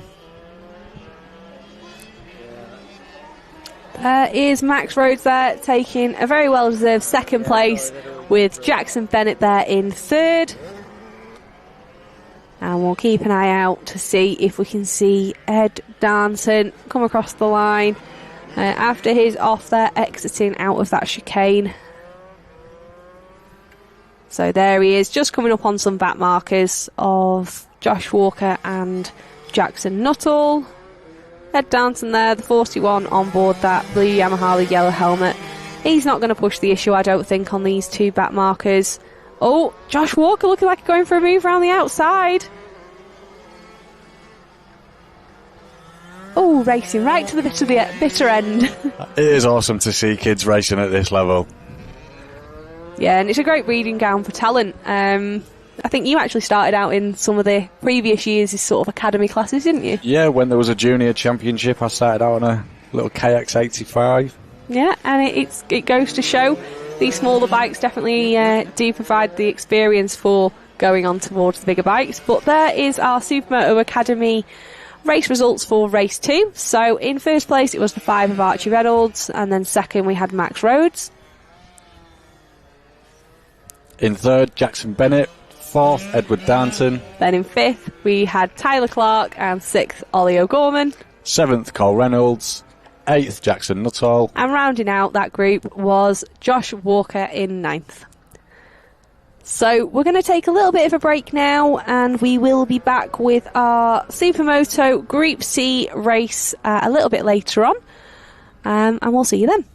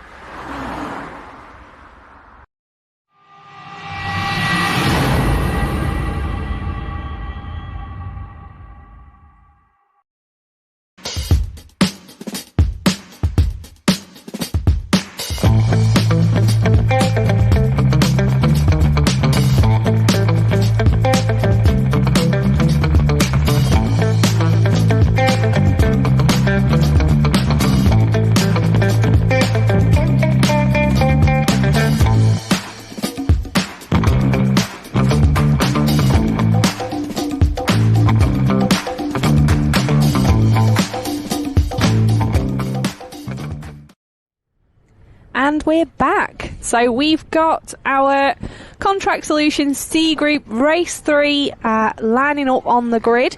And on pole, we've got Tyler Clark, which I do have to correct. I know we were getting very excited about the dad and lad race, but it was actually uncle and nephew. So just to clarify that one, it's uncle and nephew. And alongside me for our C Group, we've got Richard Sharp. Hi Danielle, you alright? We're good. And away they go. So it was a good start there from Dean Clark on board that Husky 450 on these tricky drying conditions. The track is drying out quick now, so it's. I think they'll still be. Might have a few with slicks in, rear slicks. I think most of them will still be on wets. Yeah, I think a few riders out there will definitely still be on those wets. Yeah. Even though they're not exactly doing what they're meant to, dispersing water, but I think it's more a confidence thing as well. Yeah, definitely. So who's leading? So we've still got, it's Dean Clark out front just as at the moment, and then that is Tommy Sayer there on the 16. Then it looks like we've got the Bathmate riders there of Jason Laycock and John Oakes there. He's had a good start. Jono's having a good day today. He is. Bathmate team boss there on board. I think it's a new KTM for him now. He's moved from Honda. Yeah, Jono's on a KTM this year. Shifted from Honda to KTM. So they're taking to our tarmac off-road section for the first time of this race. So Dean Clark opting there for that outside line. A few taking the outside there. I don't see many in the elite taking the outside. The inside seems to be the favourite line, but see, boys are trying it.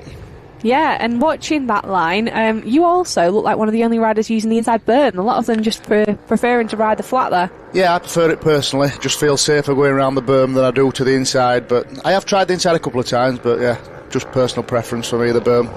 Yeah, inside of the inside. So there's Tyler Clark. He's slotted into 7th there with this group of 450s. But it is still Dean Clark out in front, closely followed by Tommy Sayer on board that 16. Then the two Bathmate riders. We've got Jason Laycock there, and then a little bit of a gap back to now John Oakes. Jason's having a good ride because he had a bad crash yesterday, and he seems okay after that. Yeah, hopefully he's not knocked his confidence too much. I know he's fairly new to the sport. Yeah, he only started. I think he did a couple of races last year, but it's his first full season, and he's doing really well. Yeah, and it's all a learning curve, getting used to. I'm assuming he comes from more of an off-road background. Yeah, I've seen him at motocross tracks a few times, and he's borrowed one of Kyle's motocross bikes for a bit of practice. So yeah, he likes the off-road, I think. He looks totally dry out there now to me. Yeah, the odd little patch there, but off the racing line, so hopefully not causing any dramas. I think most people will be putting the slicks in now as we speak. Yeah, let's do some quick tyre changes. So I hope somebody's putting mine in for me. I'm sure they will. Yeah. A little bit of a depleted Contract Solutions C group in this one. I think that downpour may have put a few off. Yeah, put a few off. Put the awnings down. Gone, no, I'm calling it a day. It has forecast to rain again in about 45 minutes, but hopefully it's still looking quite bright outside, so hopefully we'll get away with it. Yeah, the rain did start as quick as it stopped, but at the moment, like you see on there, it is cracking the flags. And the tarmac dries so quick here, it's unreal. Like I say, within 20, 30 minutes it's dry. Yeah. Which is, you don't get that any other track really, just here. Tommy Sayer there, choosing that inside line, and again, not using the berm. No. Showing he's got that sort of confidence there. Oh, nice and smooth over that jump then, yeah, nice. Yeah, and he's right on the back there of Dean Clark, so he's now pushing to see if he can find a way past for the lead. Jono's pushing Jay now, he's got his hooked into Jay, so yeah, the Bathmate lads having a battle soon. Yeah, those two riders looking really racy there, and then it's a little way back to Eddie Rushforth there in 5th. We've got Tom Nutter in 6th. Tyler Clark has dropped down to 7th, and Steve Smith ran in this group out in 8th. Yeah, you can see there, Jono, just not quite close enough on this lap to be able to try and show a wheel to Jason there. Just watching him come round. Jono looking really smooth though. Jono's riding really well this year. He's, like I say, he likes that new bike, I think. Suits him a lot better than the Honda. He's close on him now. Like I say, seems to like this part of the track, Jono. Yeah, see if he follows him through the tarmac off-road section, or whether he does change his line. Are they both going to opt for the outside? Jace went wide. Jono's gone to the inside. Yes, nicely done. Just pop straight on there. I don't think anybody gained anything. Both lines seem to be pretty equal there. Yeah, they carried sort of about the same amount of speed that they could round there. Yeah. We'll see if Jono's experience here allows him to try and close this gap down a little bit more on Laycock. Oh, it looks like Tommy Sayer's made a pass there for the lead, so it's Sayer out in front. So he's found a way past Dean Clark on that lap, and he's now trying to run away at the front. But is Dean Clark going to let him have it? Not much in it. It's a close race. Yeah, all these riders in sort of two rider battles there. You can see we've got two at the front. Jono's pushing it now. And have a look around the outside.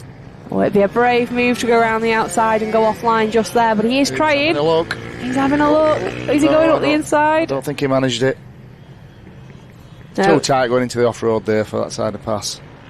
Yeah, it's very narrow there as you enter, and it is quite one-liney as they make their way into that off-road section.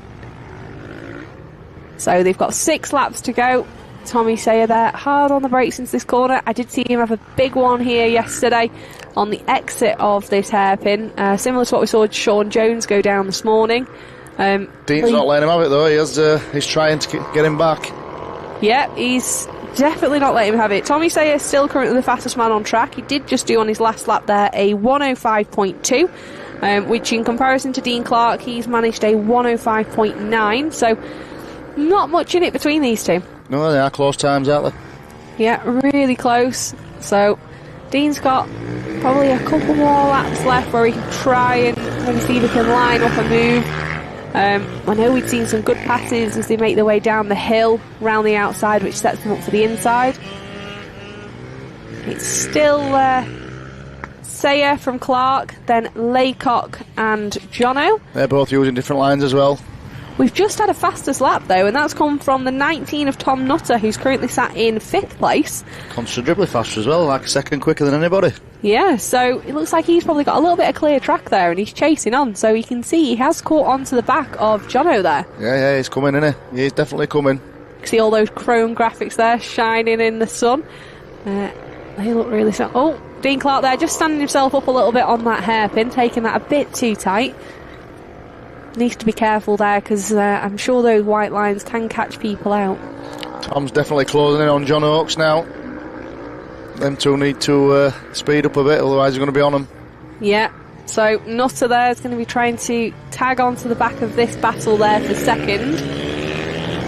So, there we go. You can see there's our leaders coming round, and it looks like Nutter's definitely found something in this area of the circuit, because he's really able to get all over the back of John Oakes. He's, like I say, he's the fastest man on track now, so he's moving forward. Yeah, so we'll see if maybe this lap traffic causes him any issues. Jono there taking that inside line, but still not able to find a way past Jason Laycock on that one. In the background there, it looks like Eddie Rushforth's there, tailing off slightly, just in a relatively lonely 6th place. And then back in 7th is Tyler Clark, who had a great race too. Tommy seems to be controlling it nicely at the front. He's got about 5 bike lengths over Dean.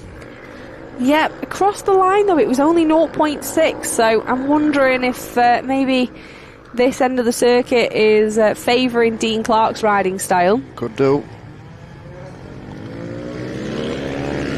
Jono there, not able to show a wheel as they make their way in, but then going into the last corner on the track, he's able to even try and show a wheel around the outside.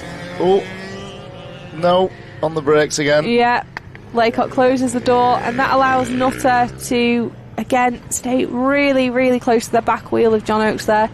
3 riders now going for this 3rd position. Yeah. John Oakes there, the only rider that we can see taking that inside line other than Tommy Sayer out in front. Needs to just be careful that he doesn't allow Tom Nuttall to nip past him around the outside if he's able to carry a little bit more speed. It's a very hard track to pass on, so I don't know where Tom is actually quicker, but he needs to pick his lines carefully. Yeah, all these riders in the top 5 now, all doing 105 lap times on their last lap, so not allowing them to sort of push on any further. I think the speed is sort of being dictated by the man in front. Dean's closed back up to Tommy now though. He has, and they have got 3 laps to go. Might be having a look. Definitely closer than they were a couple of laps ago. Yeah, just having a quick look round the outside, but not able to get alongside on that one.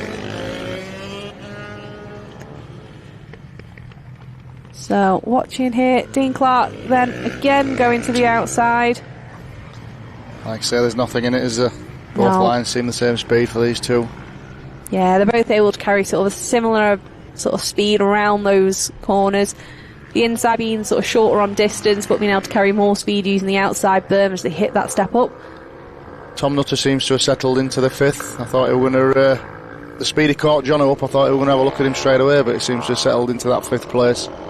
Yeah, catching someone and making a pass are 2 very different things, so he's got the speed. Oh, Clark there going in a little bit hot and overcooking that one. So that's allowed Sayer a little bit of breathing space now as we come to the closing laps of our Contract Solutions C Group Race 3. I think the last lap flag might be out this time, maybe. It should be. So there's Laycock. Jono again looking around the outside. Very close. It is. Oh, Tom Nutter's there as well. I think he might... Oh, he's nipped in front of Jono. He has. So good pass there from Tom Nutter. John will be gutted with that one. He will. Try him around the outside, and it's just allowed Nutter to nip through there on the last lap.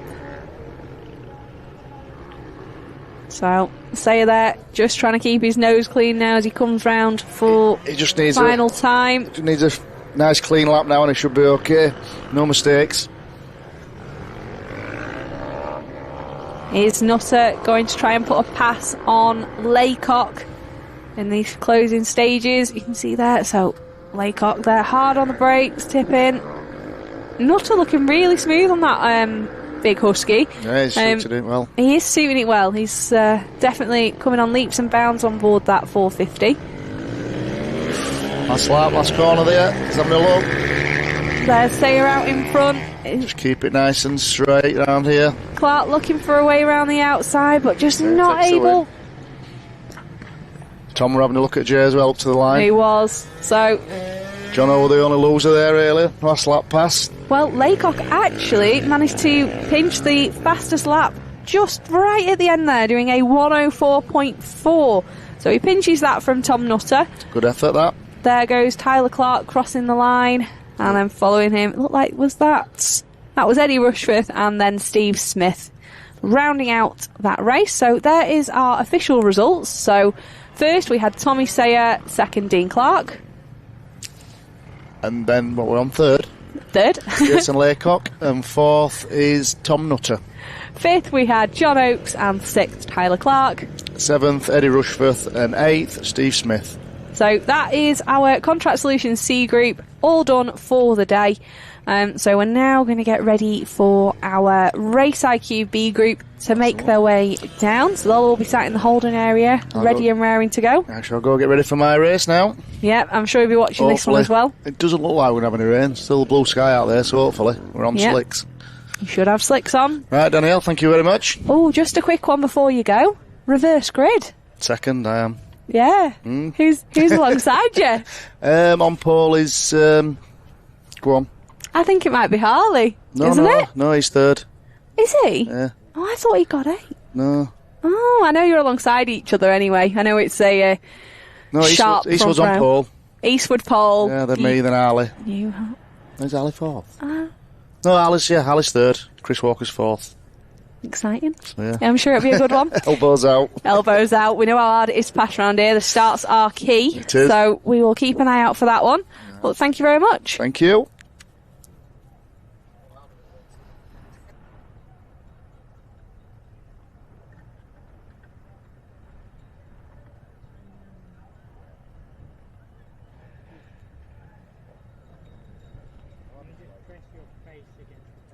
So there is our Contract Solutions C Group podium. A well-deserved win there for Tommy Sayer on board that KTM. Dean Clark there fought for that second place, but just wasn't able to find a way through to take the win. But there goes our Race IQ British Supermoto Group B. Race IQ are a app that allows you to basically monitor all your race data, so keep an eye out for that. But here come our riders making their way around for their warm-up lap.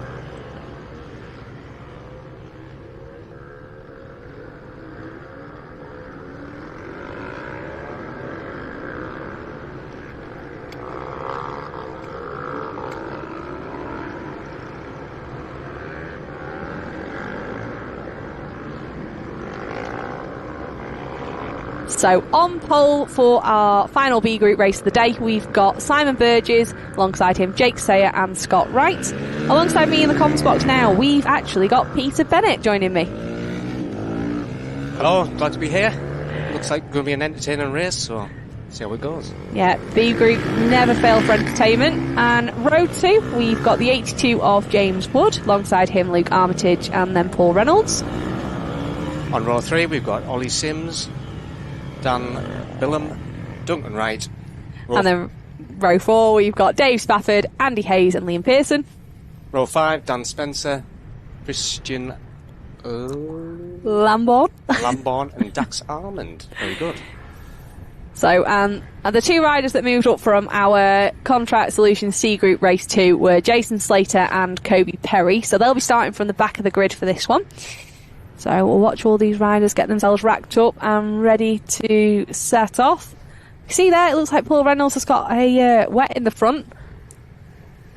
I think that could be a wrong decision. It looks dry. It does. It does look dry out there. It looks like Luke Armitage there with a wet.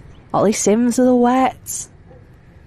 A lot of riders there with wet fronts. I think that might be a confidence issue, but it could cause issues later on in the race. Looks bone dry from where I'm stood.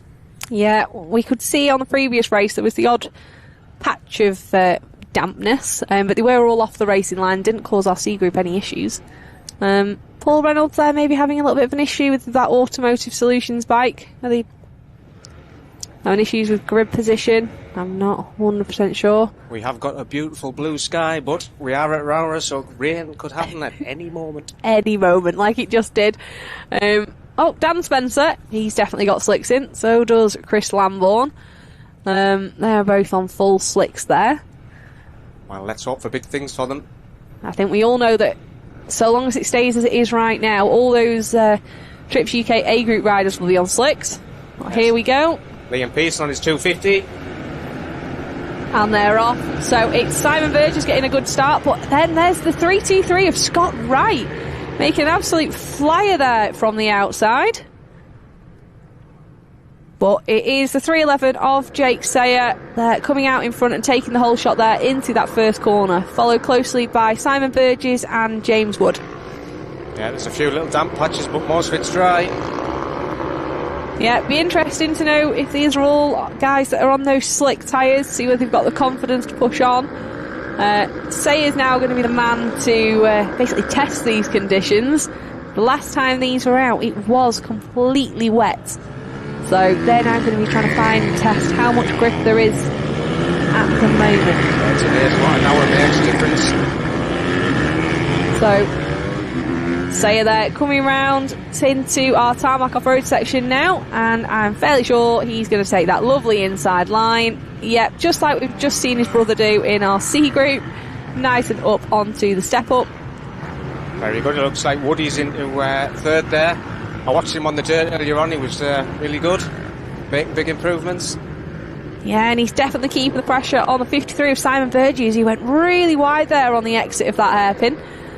Looks like he touched the grass. Yeah. Very, very risky. Quick glance over the shoulder, and he knows the 82 of Wood is right there all over the back of him. See there, just a little patch of damp, but well off the racing line. So Burgess there, opting a little bit for that knee out style there, and then foot out. Can't tell whether it's a road race or supermoto. It's very difficult around here. It's so tight, so knee count always suits. Yeah, so we'll watch here. So Burgess, so he's opted in again for the inside line along with Wood. Wood choosing to use the berm though, as they head up onto the step up, and then as they come out here, there is a curb just there. Now, I'll be honest, I wasn't brave enough to use that with it being painted. I did watch A Group and they were all going straight across it. It does unsettle the bike, but as long as you're confident. Yeah, and it doesn't seem to have been causing many issues. There's Ollie Sims there, so he's been having a good race. We saw him go down, overtaking for, I believe it was second in our race too. He had a little bit of a moment punching the grass after he went off, but he's now trying to find a way past the 10 of Paul Reynolds. Come on, Peck Tech, show him what you're made of. Yeah, Pekka. Go on, Pekka. Down the inside on Scott right there, so lovely pass there. Looks like Mike Norbury as well wanted a bit of the action. That's the 26 of Mike Norbury there, trying to redeem himself after, I think it's a fair few spills he's had this weekend. So these guys not hanging around. Peck Tech will go to the outside, that's his line. He won't do the inside, too soft. Straight up on there, onto the step up, and it is again still. So we've got Paul Reynolds, Scott Wright, then Mike Norbury, Ollie Sims. So Norbury taking a really tight inside line there. Peck Tech's pulled out a decent lead. Oh, Ollie Sims is down. Sims there, just losing the rear on the exit of that hairpin. Really unlucky for him, but looks like all the other riders managed to avoid that Honda as it skittled across the track. So Norbury's managed to find his way up the inside of Scott Wright there, so he's now got his head down, looking to try and find a way past the 10 of Paul Reynolds. Here he goes, looking for the outside to inside move again. Oh, not quite close enough on that lap. I wouldn't care. Ollie Sims has been riding really well. He was in the A group yesterday. He was. He's rode exceptionally well all weekend. He's just had some unlucky offs. I think we've seen that a few times, but it all comes with experience, and let's not forget. He's going inside here, sorry. It's alright. He's going inside. He is. Oh, he's not quite close enough. So he's all over him. Is he going to try doing the move down the inside like he did on Scott Wright? He's not quite. He's got inside. Oh, I'm on the edge of my seat watching this. Pecker's noticeably difficult to get past though. He's as wide as a bus. Yeah, and also worth mentioning, both these riders having very similar riding styles. He's managed to find a way through, so credit to Mike Norbury. Well done. A track that's notoriously difficult to pass on, and he's made 3 or 4 in the last 2 laps. Excellent move there. Oh, big moment there for Norbury. Is that going to allow Pecker a move up the inside? Not quite. I wonder if he's running a rear wet. Oh, it's hard to say. He could be, potentially, and maybe it's starting to overheat. I didn't quite see those tyres before they went out. Pecker loses a couple of bike lengths there by going around the outside. Yeah, that just allows Norbury there to inch out, so that's Norbury now up to 4th place, but it is about a 9.5 second gap out to James Wood, who's in 3rd, still battling for that 2nd place position from Simon Burgess. Jake Sayer still out in the lead with a 1.5 second gap, doing our fastest lap time of the race so far, a 59.1.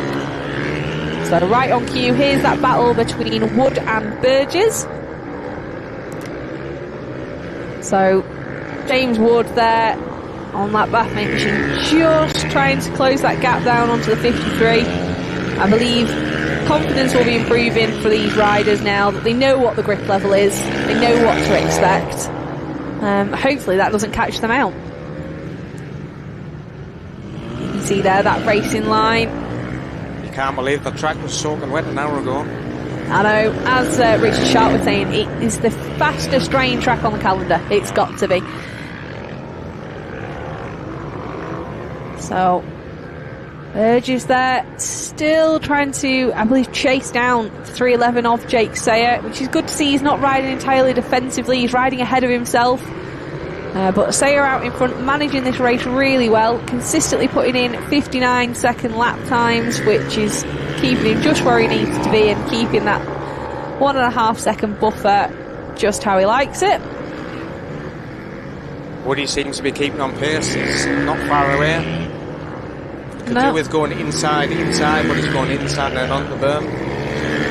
Will he change his move? No, still using that inside berm. Richard Sharp was the same though, he still uses the inside berm and said it was more of a confidence thing for the step up. He says he's tried it but just wasn't a fan. So it looks like the gap now to Burgess from Sayer has definitely closed up on that lap, so it might be the case that Burgess is going to try and sort of plan a pass for the lead. As they come down here, this flip-flop section, it was really slippy there in the wet earlier. It doesn't seem to be causing these riders any issues now as they're getting the power down. Yeah, Burgess definitely looking closer on this lap than he was the previous lap, and Wood just slightly tailing off. It also looks like we've had a pass a little bit further down the pack, so Chris Lambourne has managed to promote himself up to 5th, so he's got past the number 10 of Paul Reynolds. So had another pass a little bit further down the pack. All the pack seems to spread out quite a bit now. Yeah, they've definitely settled into this race. Sayer there taking a little bit of an unusual line, sticking really tight on the exit there of that corner. Burgess seemingly going a lot wider. I wonder if that was allowing him to carry more speed. These two seem to have dropped Woody off quite a bit now. Yeah, I'm just concerned whether maybe Sayer's starting to ride a little bit more defensively, considering he can probably hear Burgess, especially in this section here. He'll be able to hear the 450 Husky off Burgess all over the back of him. Yeah, he's right on him now. Yeah, but both of them taking that inside line up the step up. So unless one of them makes a mistake, it's not going to prove advantageous with them both taking the same line there. I always find it's just waiting for someone to make a mistake around here rather than forcing the pass. Yeah, but like Mike Norbury did a little bit earlier on, he definitely forced the issue, and he's managed to promote him up to 4th. So we also know that we've got your lad out there. He was out in our academy, and we'll see him a little bit later on. He's on board an 85. A lot of the riders have all been saying how much riding the 85 round here, because it's not a horsepower track, those light bikes really suit it. Yeah, carrying the corner speed has been great, but mixed conditions, dry, wet, damp, it's very difficult for them to get confidence. It's all a learning experience for them, so especially that academy class. It's all learning, but again, even for these guys, if they've not raced very long or in these conditions. So I know this is Simon Burgess' first time actually coming to Roura, and we were all joking yesterday saying no one told him it was slippy in the wet, so he qualified really well. Good. It's not actually slippy when it's wet, it's when it's damp. It's alright when it's fully wet. It's that in-between condition. Yeah, I think a lot of riders found that out the hard way, both yesterday and today. Definitely. That gap there, Burgess looking really, really racy through this section. He's just not able to get close enough to be able to show him a wheel. Well, I've got a set of wets in Jackson's bike there, so I'm going to have to run from here and go and put his slicks back in. Well, last lap flag is out now, so this is the last ditch attempt now for Burgess if he wants to try and make a pass. He has just gone and done the fastest lap of the race so far. So he's done a 58.60, so ever so slightly quicker, and we're actually coming up on lap traffic now. So just out of shot there we saw the 111 of Duncan Wright and the 98 of Jamie Wrigglesworth, so hopefully back markers don't affect this result. Could make it interesting though. Yeah, definitely could. So Sayer now will be the first rider that has to contend with these, so that's one of the difficulties with being in the lead. You're the first one that has to try and navigate this lap traffic, and if they don't know you're there and they're fighting for position. So here he comes round now, so heading towards the final corner for the last time of asking today. And Burgess has dropped off ever so slightly, so here is... Takes the flag, well done. He does. Well deserved win there for Jake Sayer. Here comes Woody. Fell asleep at the end there. Nodded off ever so slightly. So he came in a comfortable 3rd place. And then there is the 26 of Mike Norbury, who gave us some exciting action at the start of that race and then settled into it. We've got the 211 of Chris Lambourne there, who managed to bring it home in 5th place. Comes Pekka. Yeah, there's Paul Reynolds, Luke Armitage and Scott Wright. Oh, and there's Ollie Sims. So Ollie Sims there bringing it back after his off earlier on. But there is our Race IQ B Group race results. So on pole we had the 311 of Jake Sayer and then Simon Burgess. In 3rd we had James Wood and then 4th Mike Norbury. 5th Chris Lambourne and 10th Paul Reynolds. 6th Paul Reynolds. And then we had the 145 of Luke Armitage in 7th and the 323 of Scott Wright in 8th. 9th was Dan Billum. 10th Andy Hayes. 11th Dan Spencer. 12th Jason Slater after starting from the back of the grid, being promoted from RCs. And then 13th we had Dave Spafford, 14th Dax Almond, 15th Kobe Perry and 16th Jamie Wrigglesworth. So there they all are. That is Jake Sayer there getting his bike onto our podium stand. There goes James Wood just pushing his round there. And now it's we're getting ready for our final Trips UK A Group race of the day. So they're all sat there in the holding area, ready and raring to go. Get released onto the circuit. Pretty sure they'll all have slicks on ready to go, unless we get the grid in. Can't see no clouds from here though. No, and I know Jamie Duncan was definitely doing a rain dance prior to this one. He wanted it to rain again, but I don't think he's going to be so lucky. So, yeah, there they are. So, just getting the helmets off. There's Jake Sayer there with that MJT Racing KTM, or Honda, apologies. And then Simon Burgess. Oh, there is our A group, all sat waiting to go. There's Chris Walker. He had a good race in that one. Number 100 of Alex Mullaney, contrary, he did not have a great race in that one. He really struggled, came back through the pack.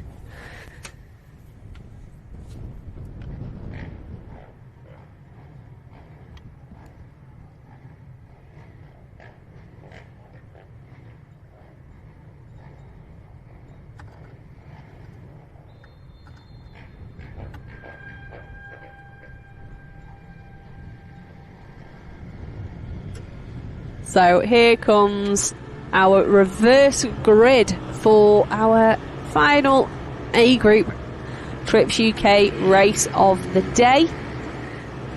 Here they are. Here is our grid. So on pole, as Richard Sharp said, it was the 110 of Chris Eastwood. Alongside him, Richard Sharp and son Harley Sharp there. Alongside me, I've now got Andy Hayes, who has just flown in from our B group, so he is joining me now. Row 2, we've got Chris Walker on the 155 Trips UK bike, alongside him Lee Williams, then Richard Blakeman. And then on row 3, we've got Jamie Duncan, Chris Hodgson and Dean Hillier. Now, the issue with Rowra only being 3 spots across, that does mean that Chris Hodgson is now on row 3, right in there in the mid-pack for this start. And we know how crucial the start can be around here, around Rowra.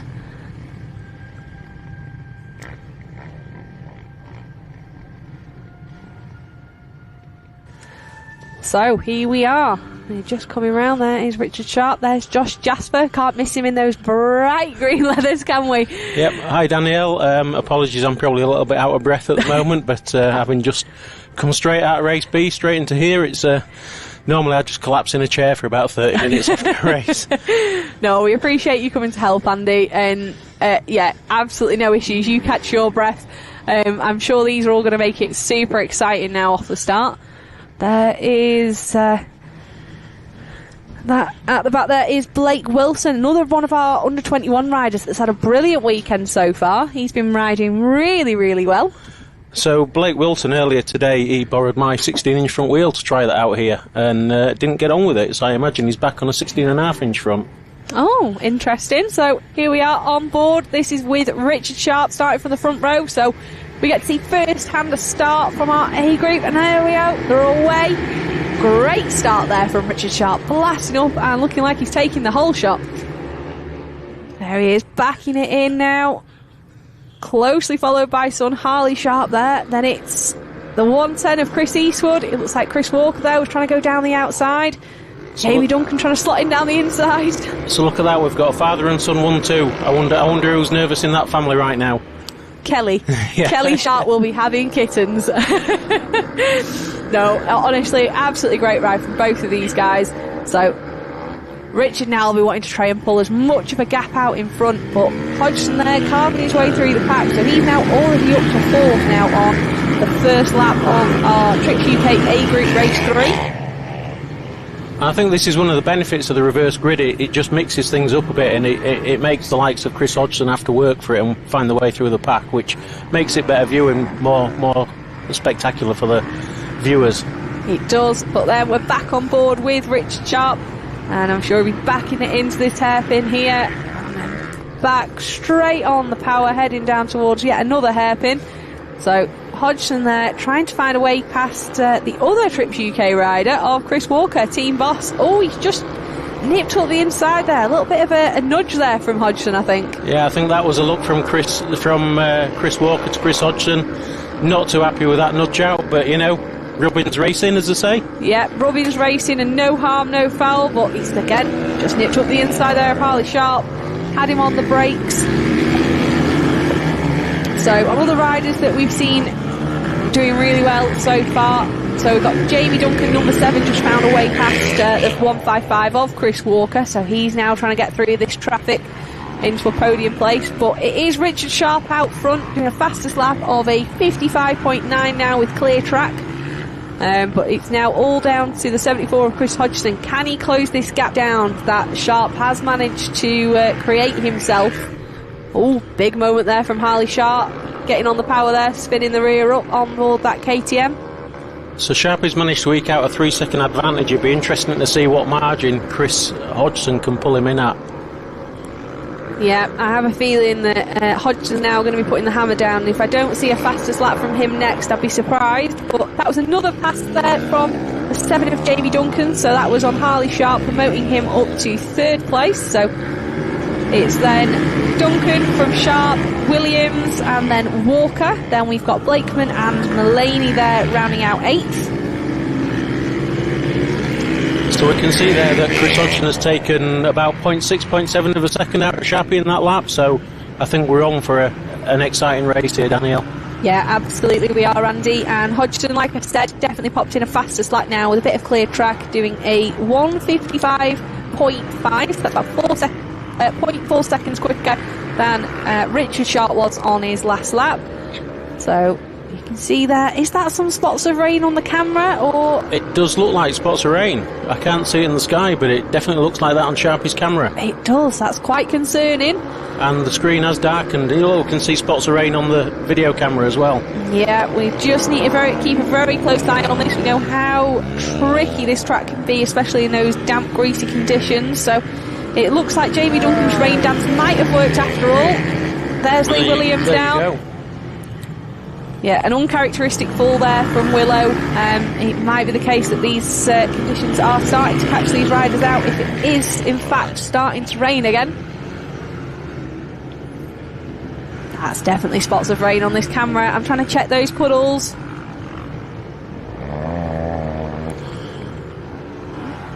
So, still watching there. So it's Sharp from Hodgson, then back to Duncan there on board that fat and fast KTM. Hodgson's really closed this gap in on Sharp now. So just running down the order, we've got Sharp is still leading, followed by Chris Hodgson closing him down. Jamie Duncan made his way into 3rd place, passing Harley Sharp, so he's probably making a move up as well.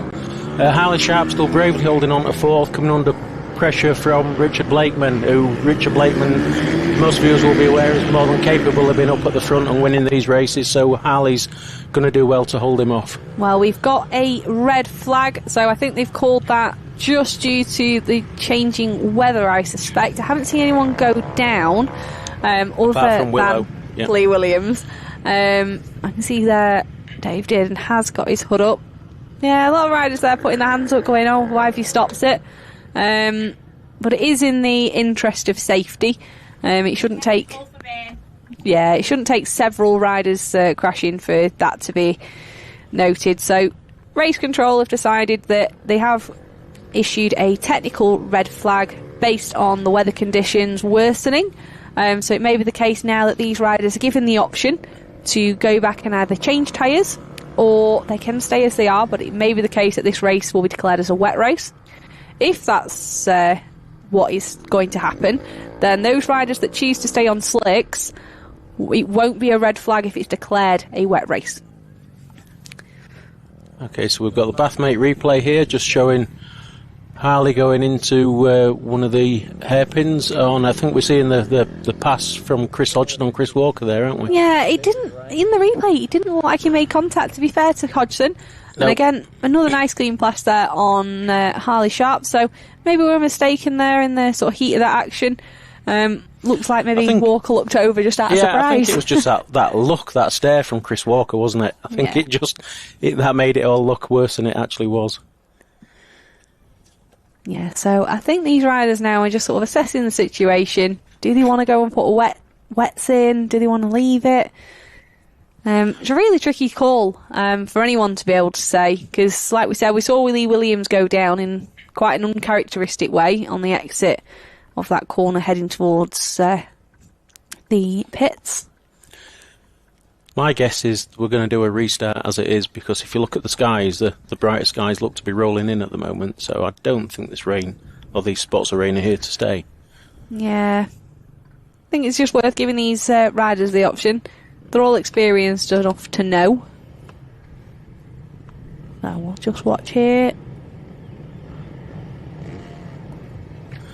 The trouble is, as we've seen so many times today, it can be wet, and then in no time at all it dries out as well.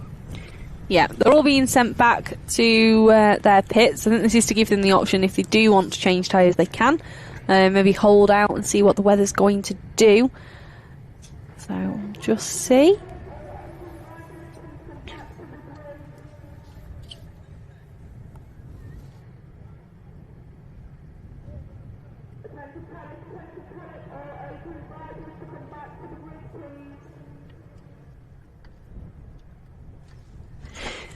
So, Andy, I know when we had a rain delay for the B group race, I think you were going to struggle to make that one, weren't you? I did. So I heard. I did struggle to make it, yeah. So, obviously, my wife / pit crew work here behind the scenes as well. So on a weekend, I'm pretty much on my own. And not only that, but as I mentioned earlier, I'd actually lent my spare tyre to Blake Wilson, so not only did I have to change on my own, but I actually had to go and find my spare wheel as well.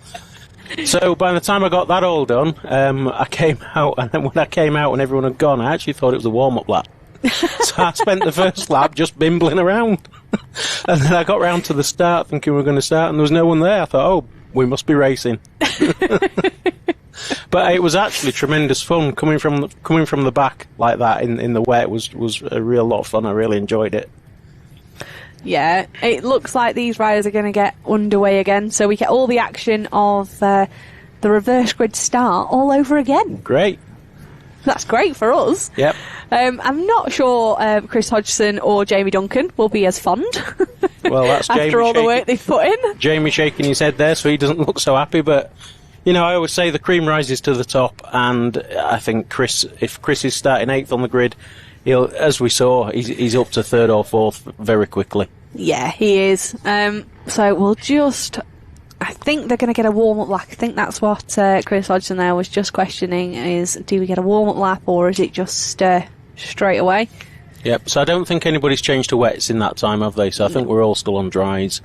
And I think, it is quite windy here today, so any weather we get does move on quite quickly, and also the spots of rain dry quickly as well. Yeah, and I think it's a really tough call for race control to be able to stop a race, especially with the action that we had there. But like I said, it was in the interest of safety. It might be the case that this is a reduced number of laps for these guys as well, as we go through the race schedule. Well, it's amazing how fast conditions can change out there. I know in one of our in the B race we had that was actually stopped due to rain. We set off on a dry track. We hadn't even done a full lap, and it was torrential. So it's amazing how fast the situation can change.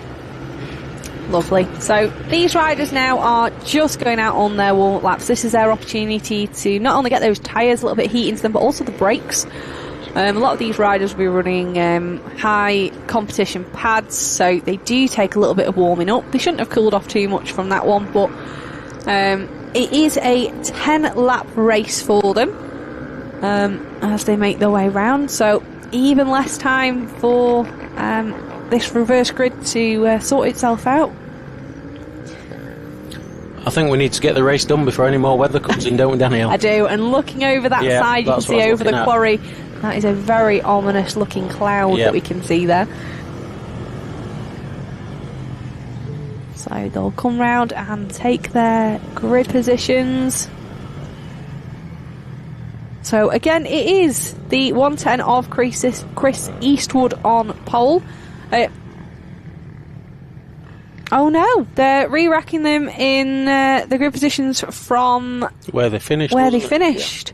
From where the race was stopped. So it's Richard Sharp on pole, so that means that Chris Hodgson is not on row 3. So he'll be glad about that.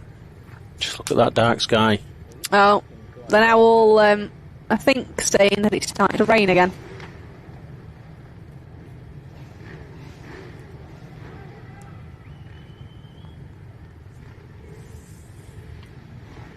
Well, it looks like Chris Walker's made his mind up, and I think it must have been called to give them more time to change tyres, because I imagine the weather has taken a turn for the worse. Yeah, it's really changeable conditions here, so they're all making their way back to the pits. So I'm assuming we're going to have another little bit of an interval while it gives these riders time to get swapped.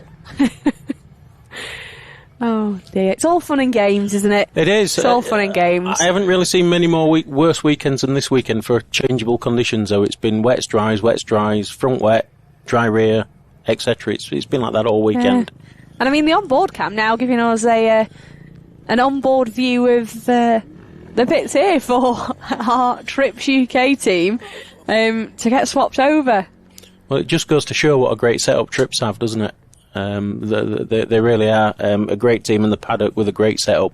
They put a lot into the sport, and it's great to have a team like that involved. Yeah, absolutely. And I think the more teams that do come along where it's so supportive, it's going to bring the sport on. You can see there Jason Slater's bright pink boots. We called him up to the commentary box earlier, and he wanted to know what he'd done wrong. And our answer was it was a fashion crime. Right. Well, Dean Hillier. That's interesting to see Dean Hillier. Dean Hillier has somehow arrived out on wet, so I imagine Dean has a wet and dry bike, would you say? He possibly does, so nice and quick there. Dean sat waiting to go on his Crescent Racing Yamaha Goon Squad bike. So he sat there just chilling, relaxing, bringing that heart rate down. Well, they're ready to go. That looks like Chris Lambourne there, swapping the front wheel on Richard Sharp's bike. I'm sure Dean would like them to start the race in about 2 minutes, do you think? Yeah, get them going. So, Paul Groom there, swapping over. You also got a peek in the background, see if there's anything exciting happening there, but I think it's all just a frantic wheel change. Yeah, unfortunately, it's a long way from Formula 1, isn't it, when it comes to changing wheels on these things? It's not a quick job. No, it's not. I know on mine, the back wheel's definitely easier than the front. Mm-hmm. Some of the older riders have to think about is, if you're running a 16-inch front wheel, which probably most of these riders are, trying to get that wheel off around the caliper can be really tricky, because they do run oversized front brakes. Yep, generally it's a case of leaving the disc in the bike, isn't it, and then just changing the wheel. So for every time you change the wheel, you're taking the disc on and off as well. And I think as pressured as this is and as fast as it needs to be, you've still got to get everything right, because obviously we're talking about safety critical things here. If you haven't done an axle bolt up or a pinch bolt or a disc bolt or something like that, it could be catastrophic. So you've got to do it fast, but you've got to do it right as well. Yeah, definitely. And like you say, so Craig Forshaw there on his Honda, he's got a twin front brake setup. So that could cause twice the problems. But I know a lot of the riders choose to run those PFM discs, where it's like the big circlip that holds the disc in. Yeah. So that can sometimes make wheel changes a bit quicker. There is our Fat and Fast pits there getting swapped over. There's JB Duncan there doing what looks to be the back wheel up, and that's actually my Uncle Mark there doing the front wheel up. Glad to see they're keeping him busy. So it is a family affair for you as well, then, isn't it, Danielle, with your dad out on the start line as well? Yeah, Dad's on the start line. He's waving the flag. And it also means he's right up close for the action to tell me what I'm doing wrong. Right, which I'm sure he does regularly. Oh, he's always on it, telling me there, or you've got a gap, or no, you need to go faster. Yep. Jamie Brigglesworth there helping the number 54 of Richard Blakeman. Looks like he's trying to swap teams. So I think that's really good to see, because what you've got there is you've got Jamie from the Bathmate team helping Richard Blakeman from the Fat and Fast team. Yeah. So watching Richard there get that wet front in. I think it's good to get a look behind the scenes, though, because I think what it shows is just the rise in professionalism of this paddock as well. You've got some really big teams in the paddock now that all have very professional setups, and it's for me it just elevates the whole atmosphere of the event. Yeah. There is the other Fat and Fast rider, Oliver Holmes, there. All these guys getting kitted back up to head out on track. I wonder if it's worth maybe poking our head out the window, see if we can see what the track conditions are looking like. Tell you what, you carry on talking. I'll go have a look. Oh, on cue, we got a nice view of the track. It's, I think, wet. I think that's the fair comment there. It is wet. Yep. So, Jamie Duncan's rain dance clearly works, just maybe a little bit delayed at ordering that rain cloud he wanted. There we go. I wonder how Dean's doing. I wonder if he's still sat beneath his bike trying to keep dry. I was just watching Paul Groom doing the explanation, I think, of his crash. Well, of course, Paul went down in our B race earlier when it turned to rain earlier as well. He was coming towards the end of the first lap, and he had a big slide down the track. He did. When it went wet. We lovely got it on camera. All right, good. It's great, and it sounds bad, but riders like to see the crashes. Well, they do, but they don't like to have them. No. But if you're going to have them, you might as well see it. Yeah, first question I got asked after someone crashed in front of me yesterday was, did you have your camera on? No, I didn't, unfortunately. I wish I had. Great Instagram content. There is the 74 of Chris Hodgson. I'm wondering, does he have a wet setup? And a wet bike and a dry bike, I wonder? Because he does look very calm and collected, sat there, ready and raring to go. I'm pretty sure Chris will have a wet bike. Yeah.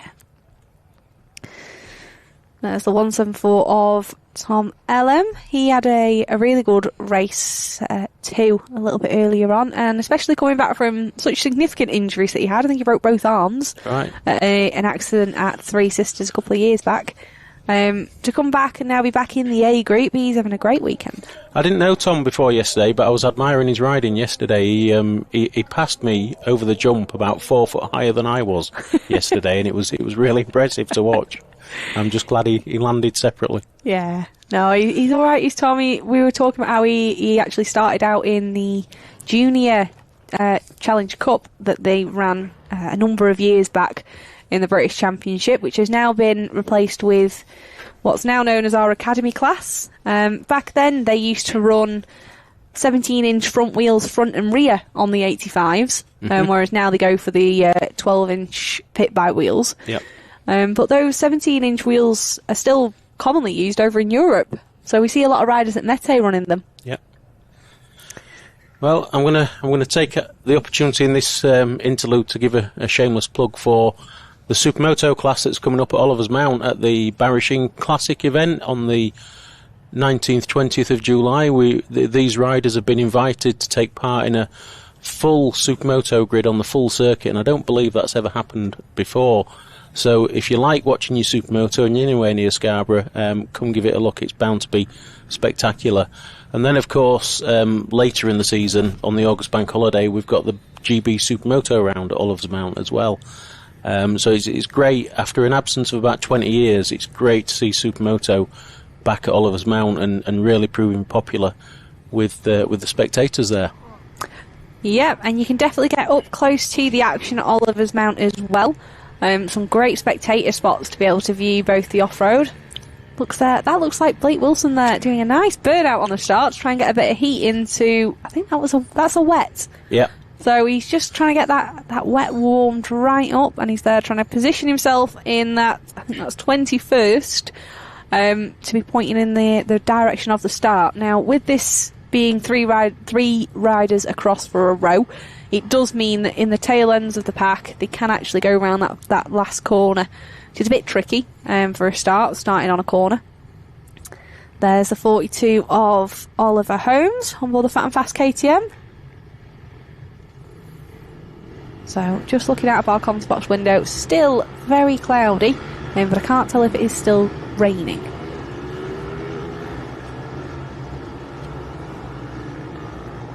So, who would you say your money would be on for our final A race of the day, Andy? Well, I think looking at the races that have gone so far today in this group, I think your money's got to be on Chris Hodgson, really. But obviously, as we know, the reverse grid does. Oh, we're not having them a reverse grid though, are we? Are we starting in the order they finished? Yeah, we're starting in the order they finished. Yeah, so I think given that Chris is starting on the front row, my money's firmly on Chris. I mean, I love seeing Richard Sharp ride, and I love to see his style.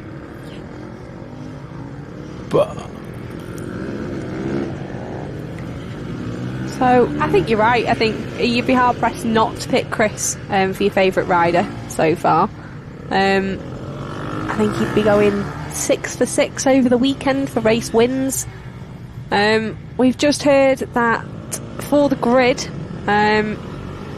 tyres wise, normally I do try and get a little peek out of the window, but we've got a secret insider there that's told us that it looks like Richard Blakeman is the only rider that has opted for a rear slick. So it may be the case that we see this race come to the number 54 a little bit later on as a dry line may form, but we'll have to see how that one plays out. Brave move from Richard there if he's the only one that's done that, but I mean anything can happen today, can't it? Weather-wise, we could have strong sunshine in 30 seconds time. It's just been that weekend. It has, but they're off. So another good start from Richard Sharp, but it is the 74 of Chris Hodgson that manages to eke out in front, and then it's again Jamie Duncan getting in on the action, and he's getting pushed by teammate Richard Blakeman there right to the edge of the track.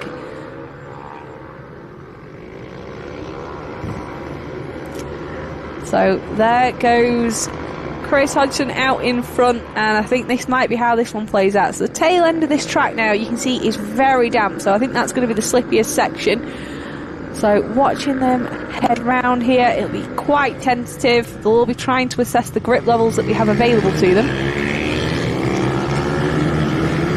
So rounding on into this final corner for the first time, and to cross the line. And then into our off-road section.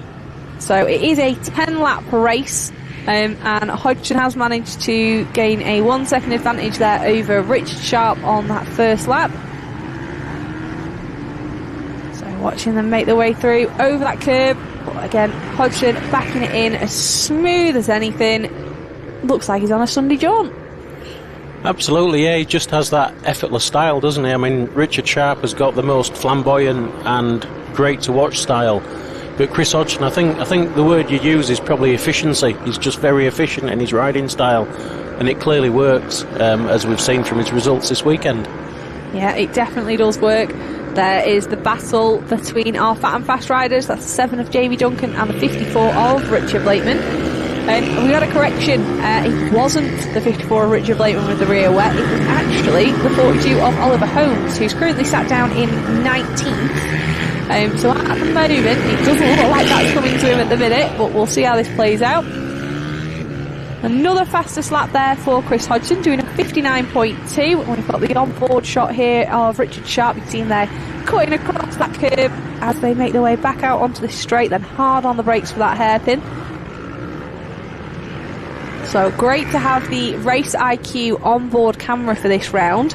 Really gives you an insight into how technical I think this track is.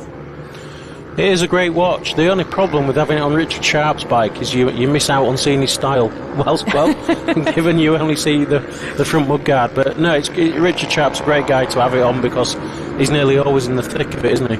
Yeah, absolutely. And he's also one of our over 45 riders. He's currently sat first in that championship, as I mentioned a little bit earlier on.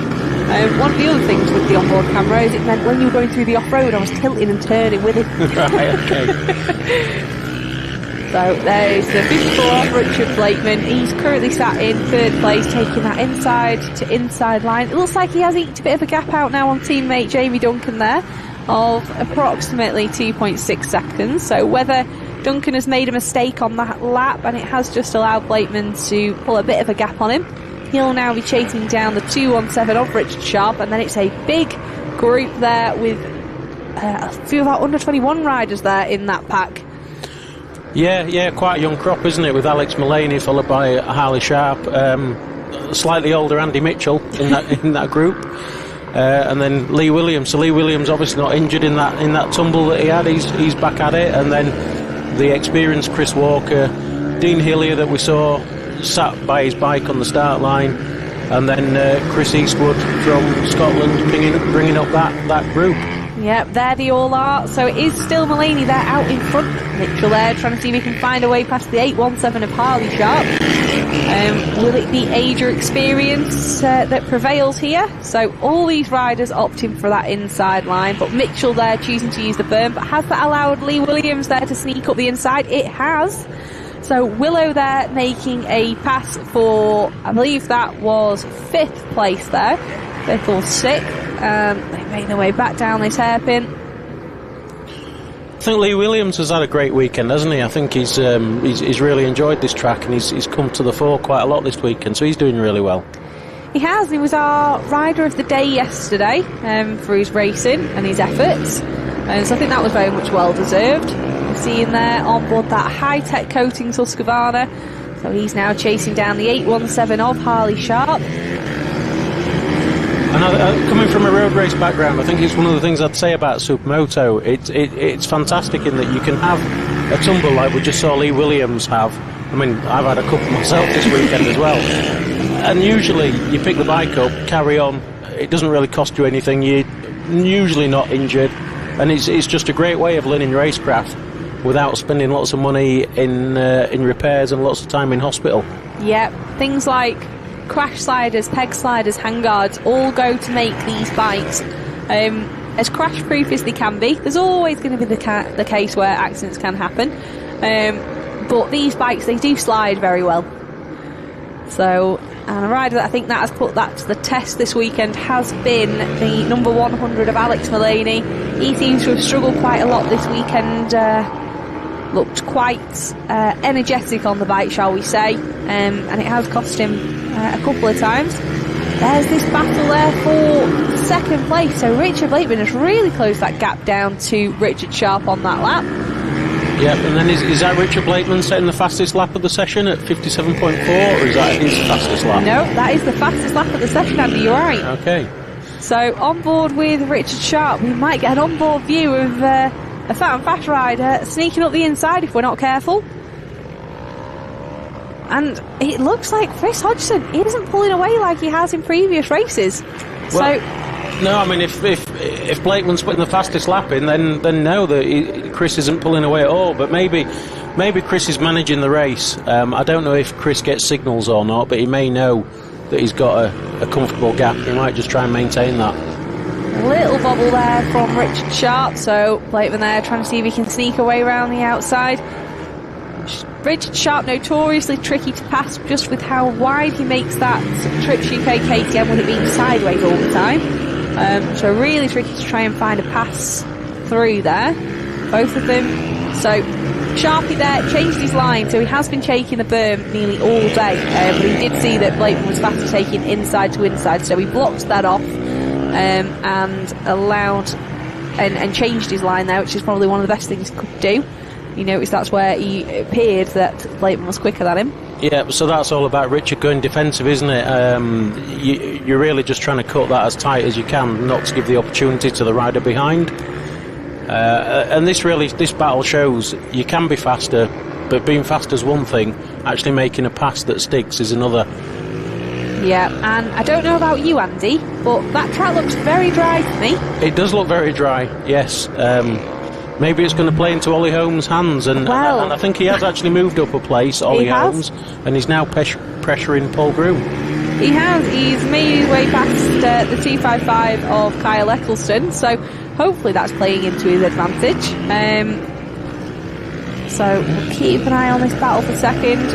Chris Hodgson has just managed to put in a little bit of a quicker lap time on that one, doing a 58.2 on his last lap, so the gap back to Richard Sharp now of about 2.8 seconds, but it is this battle here for second. Richard Blakeman applying the pressure. So if we notice then, Richard Sharp did use the berm on the off-field section just then, so it shows that actually Richard is deciding not to go fully defensive, still wants to put the lap times in. Maybe he still thinks he's got a chance of catching Chris. Yeah, and I think it's probably one of the better things he can do at the moment is to try and race ahead of him rather than behind. Racing behind himself, then it can always cause you to trip up. We've got the last lap flag out there now, so it's going to be a now or never move for Richard Blakeman. I think we actually could just hear him shouting then. Yeah. I think it's fair to say Blakeman's probably the loudest man in the paddock. He is. And it just goes to show just how much pressure he's putting on Richard Sharp. It's so tough mentally to ride when you've got someone hounding you like this, isn't it, Danielle? Really, really difficult to try and sort of race ahead of yourself and concentrate on your lines and riding your race. So Richard Sharp doing a really good job of that. And then it looks like Lee Williams has made a pass on the number 7 of Jamie Duncan on that lap as well. Yep. So he snuck through there, but as they come down now, there is the 74 of Chris Hodgson, again looking so relaxed and so smooth. So coming round the final corner for the final time today. Will he pop a wheelie over the line? Not today. He's too efficient for that. So it was Chris Hodgson, Richard Sharp and Richard Blakeman. Now we'll keep an eye on this battle that we had in the mid-pack. So it was Willows on our time in there, and there he is. He's managed to find a way past the Fat and Fast rider. And there's been a change there. It looks like Chris Walker got past Alex Mullaney on the closing stages of that one as well. So it's Walker from Mullaney, then it's Harley Sharp, Hillier, Mitchell and Eastwood. So we'll watch a few more riders as they make their way across. It looks like that slick tyre did help Oliver Holmes somewhat, so he made his way up to 16th there, finding a way past Paul Green and Josh Jasper as well. So it could be the case that those wets were just starting to overheat. Yeah, I think the conditions did come to Ollie Holmes in the end, but unfortunately with a shortened race as it was, it didn't really play into his hands as much as it could have done. So there is our grid for this one. I'm going to make my way over to our podiums. Would you kindly do the honours of going through our grid? Yep, I'll do that. So, the results for the Supermoto A race were Chris Hodgson taking the win, Richard Sharp in second, 2.4 seconds behind, followed by Richard Blakeman in third, 2.8 seconds, Lee William in fourth, quite a big gap there, back to 16.5 seconds, closely followed by Jamie Duncan, and then Chris Walker in sixth. We've got a big group of riders all finishing similar times here. The young under-21 champion Alex Mullaney in seventh, followed by also the very young Harley Sharp in 8th. We've got Dean Hillier in 9th, Andy Mitchell, the very experienced Andy Mitchell in 10th, Chris Eastwood in 11th, Craig Forshaw in 12th, Darryl Pennington coming up in 13th, the impressive Tom Elam in 14th, very young Blake Wilson in 15th, the only person out there with a dry rear on Ollie Holmes in 16th.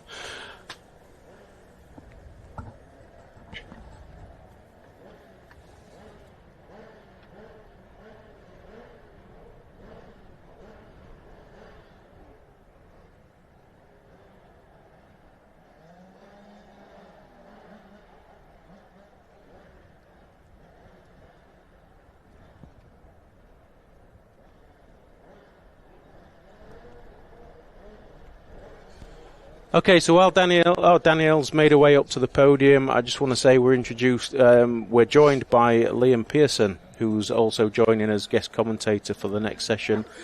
But right now, I'm going to hand over to Danielle, if you're ready. Ready and raring to go. Thanks, Andy. So here with Richard Blakeman, it was another third place for you. Good championship points, and you were all over the back of Richard on that last one. Yeah, no, it was a good in that. He got red flag because of the rain, because we all had slicks in. But yeah, realistically, we should have kept all slicks in. But never mind. No, it was good battles between me and Richard. Odgie just pulled away a little bit and just kept that gap. But overall weekend, pretty good. Yeah, happy with the weekend, aren't you? Yeah, well, I looked as I went across the track. I seen Willow had passed Jamie, so I think I've got second overall today, which is a good do. But no, fantastic weekend. Thanks to everyone. So we'll grab a quick word with our Trips UK rider of Richard Sharp. I'll just nip in here. Thank you. So, a really good second there. You managed the race really well. You did start from pole on that one for the restart, but you weren't quite able to match the pace of Chris on that one. No, I obviously happy with that second. Good finish to the weekend, because first two races had a few issues here and there, so it's nice to get a second in the bag. But yeah, Chris rode really well all weekend, so couldn't match his pace, but me and Richard had a good battle. But it's just a shame we've ruined his wets, because like I say, should have left slicks in. But never mind, same for everybody. So. I'll have that as a scrub, better than mine. And then finally, Chris Hodgson, another race win. You managed that really, really well. Unfortunate about the red flag, I think. Yeah, I mean, on the restart there, it can only be described as like riding a sofa, to be fair. It was absolutely horrendous, just trying to get the gas on and moving about. But I kind of broke away while the track was a little bit wet, so I knew once it did dry up, fair play to everyone for getting around there, because trying to push around there on a complete dry track on wet tyres, it's unreal. It's hard work. Really hard work, but you managed it, and it is another race win for the championship. So we'll now go back to our commentary booth for our academy race, which has just got underway. Thanks, Danielle. So, as I said, we're joined by Liam Pearson, who's going to commentate on this one whilst Danielle makes her way back. So, Liam, you've had a great weekend, I think, as well. I've been riding with you quite a bit this weekend. Not that you may know it, but you actually pulled me on nicely in qualifying. So thanks for that.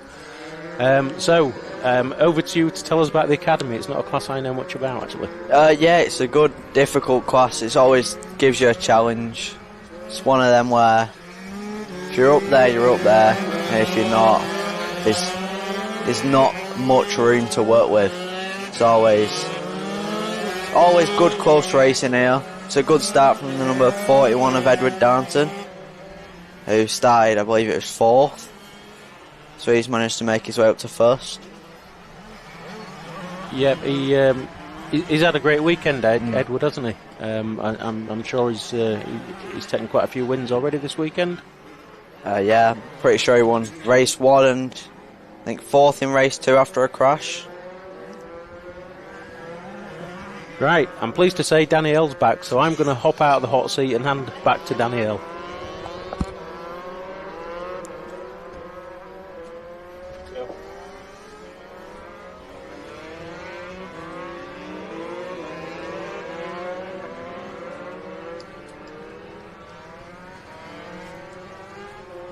Liam, thank you for covering for me. Yeah, it's all right. And also thank you to Andy Hayes there, just while I made my way back there from those pit interviews. But again, it's Edward Darnton out in front. He's riding really well at the moment, isn't he? Yeah, he's doing really well. So Ed Darnton there, he had a tough race 2 coming off and redeeming himself back to 4th. So he'll now be out there trying to make up for that with a strong first place. So just on the fastest lap there with a 1:02.5. Now, you probably know better than most people. How tricky are these 85s to ride in these changeable conditions? Well, I had a go on my old one before, which Oliver Mullaney's racing this year.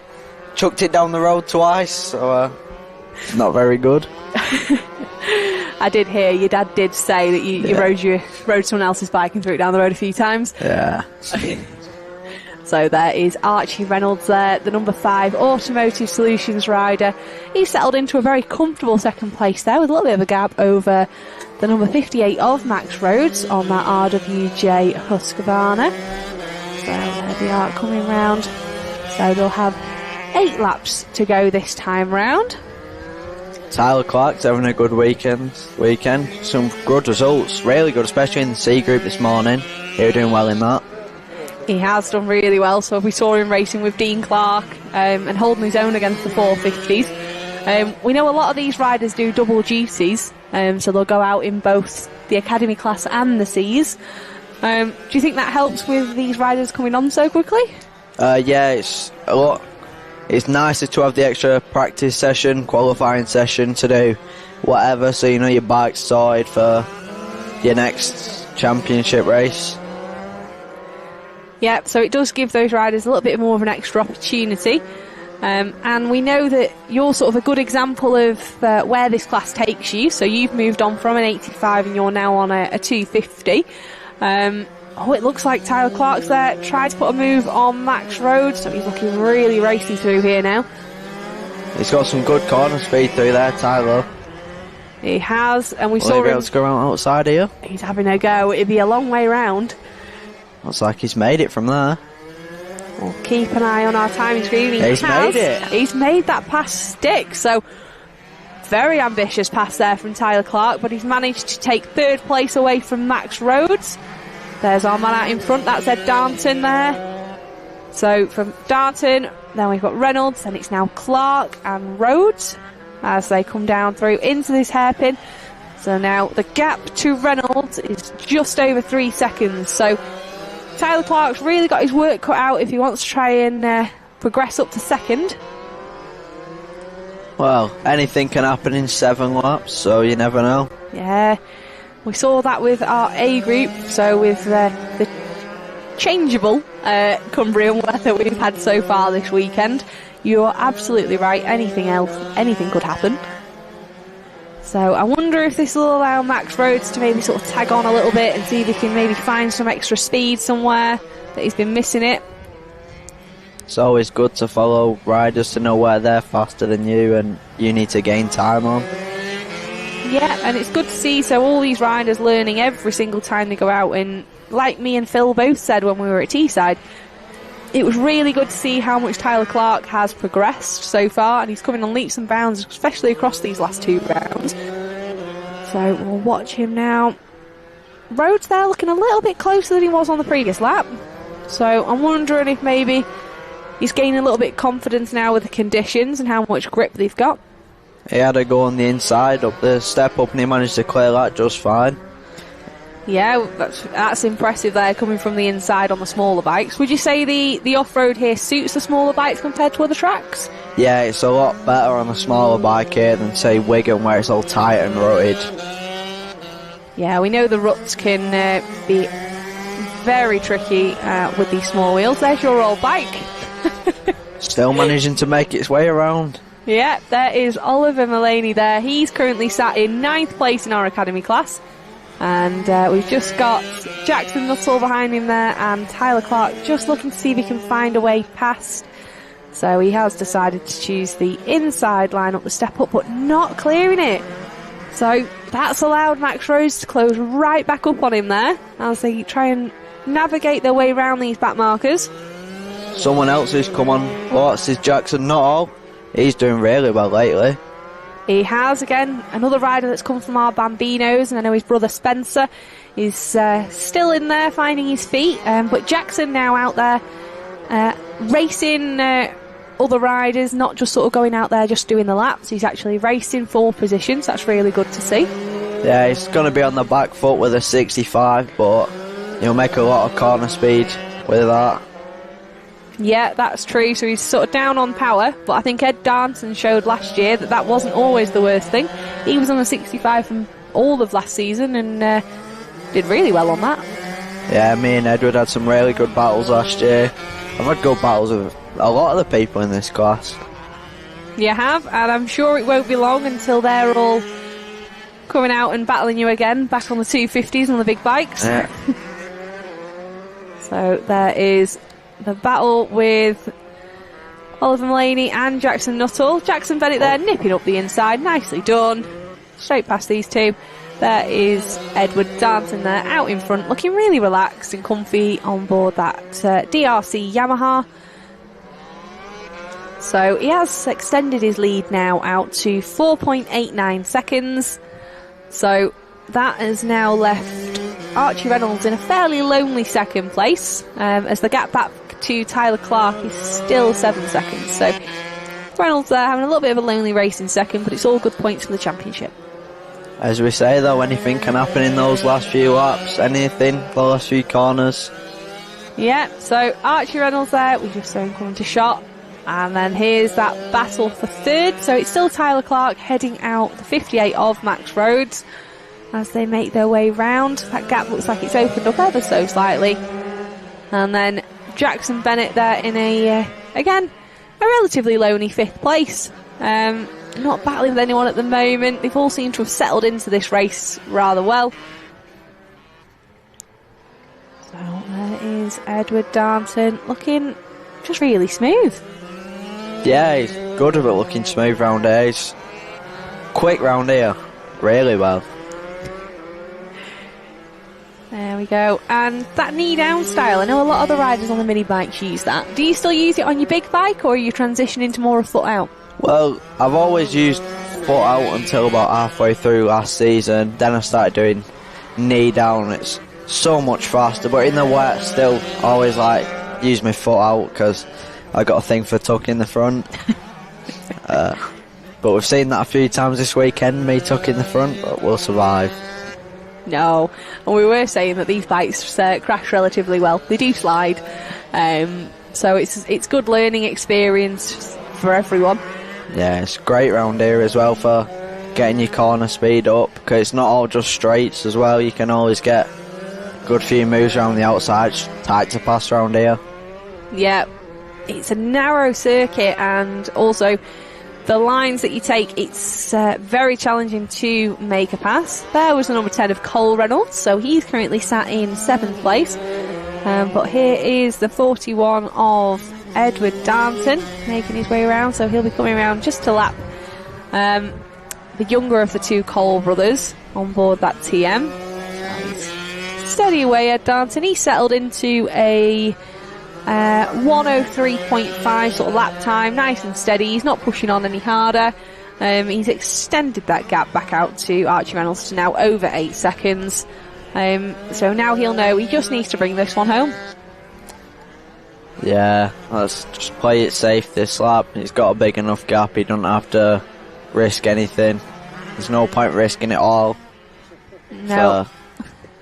Yeah. So, nice little glance over his shoulder there. Cole there, knowing he's there, just letting him pass. Little thank you from Edward as well. So that was nice to see. I think it just shows that these riders, although they are children, they are in our academy class, they definitely have that spatial awareness, and it does develop racecraft for them. So it's allowing these to become better riders for the future. Yeah, this is great class to put your kids in for learning. It's really... Riders are good with each other. You're not going to have anyone diving up the inside and wiping you out. There was Ed Darnton just taking the checkered flag. A nice little fist wave there. He was happy with that one. A win's a win, what can you say? A win's a win. And there's Archie Reynolds there taking a comfortable second. Tyler Clark there in 3rd. And then it's Max Rhodes in 4th. So we'll keep an eye out now. It should be Jackson Bennett. Here he is, right on cue. Coming across the line to take the checkered flag for the final time today.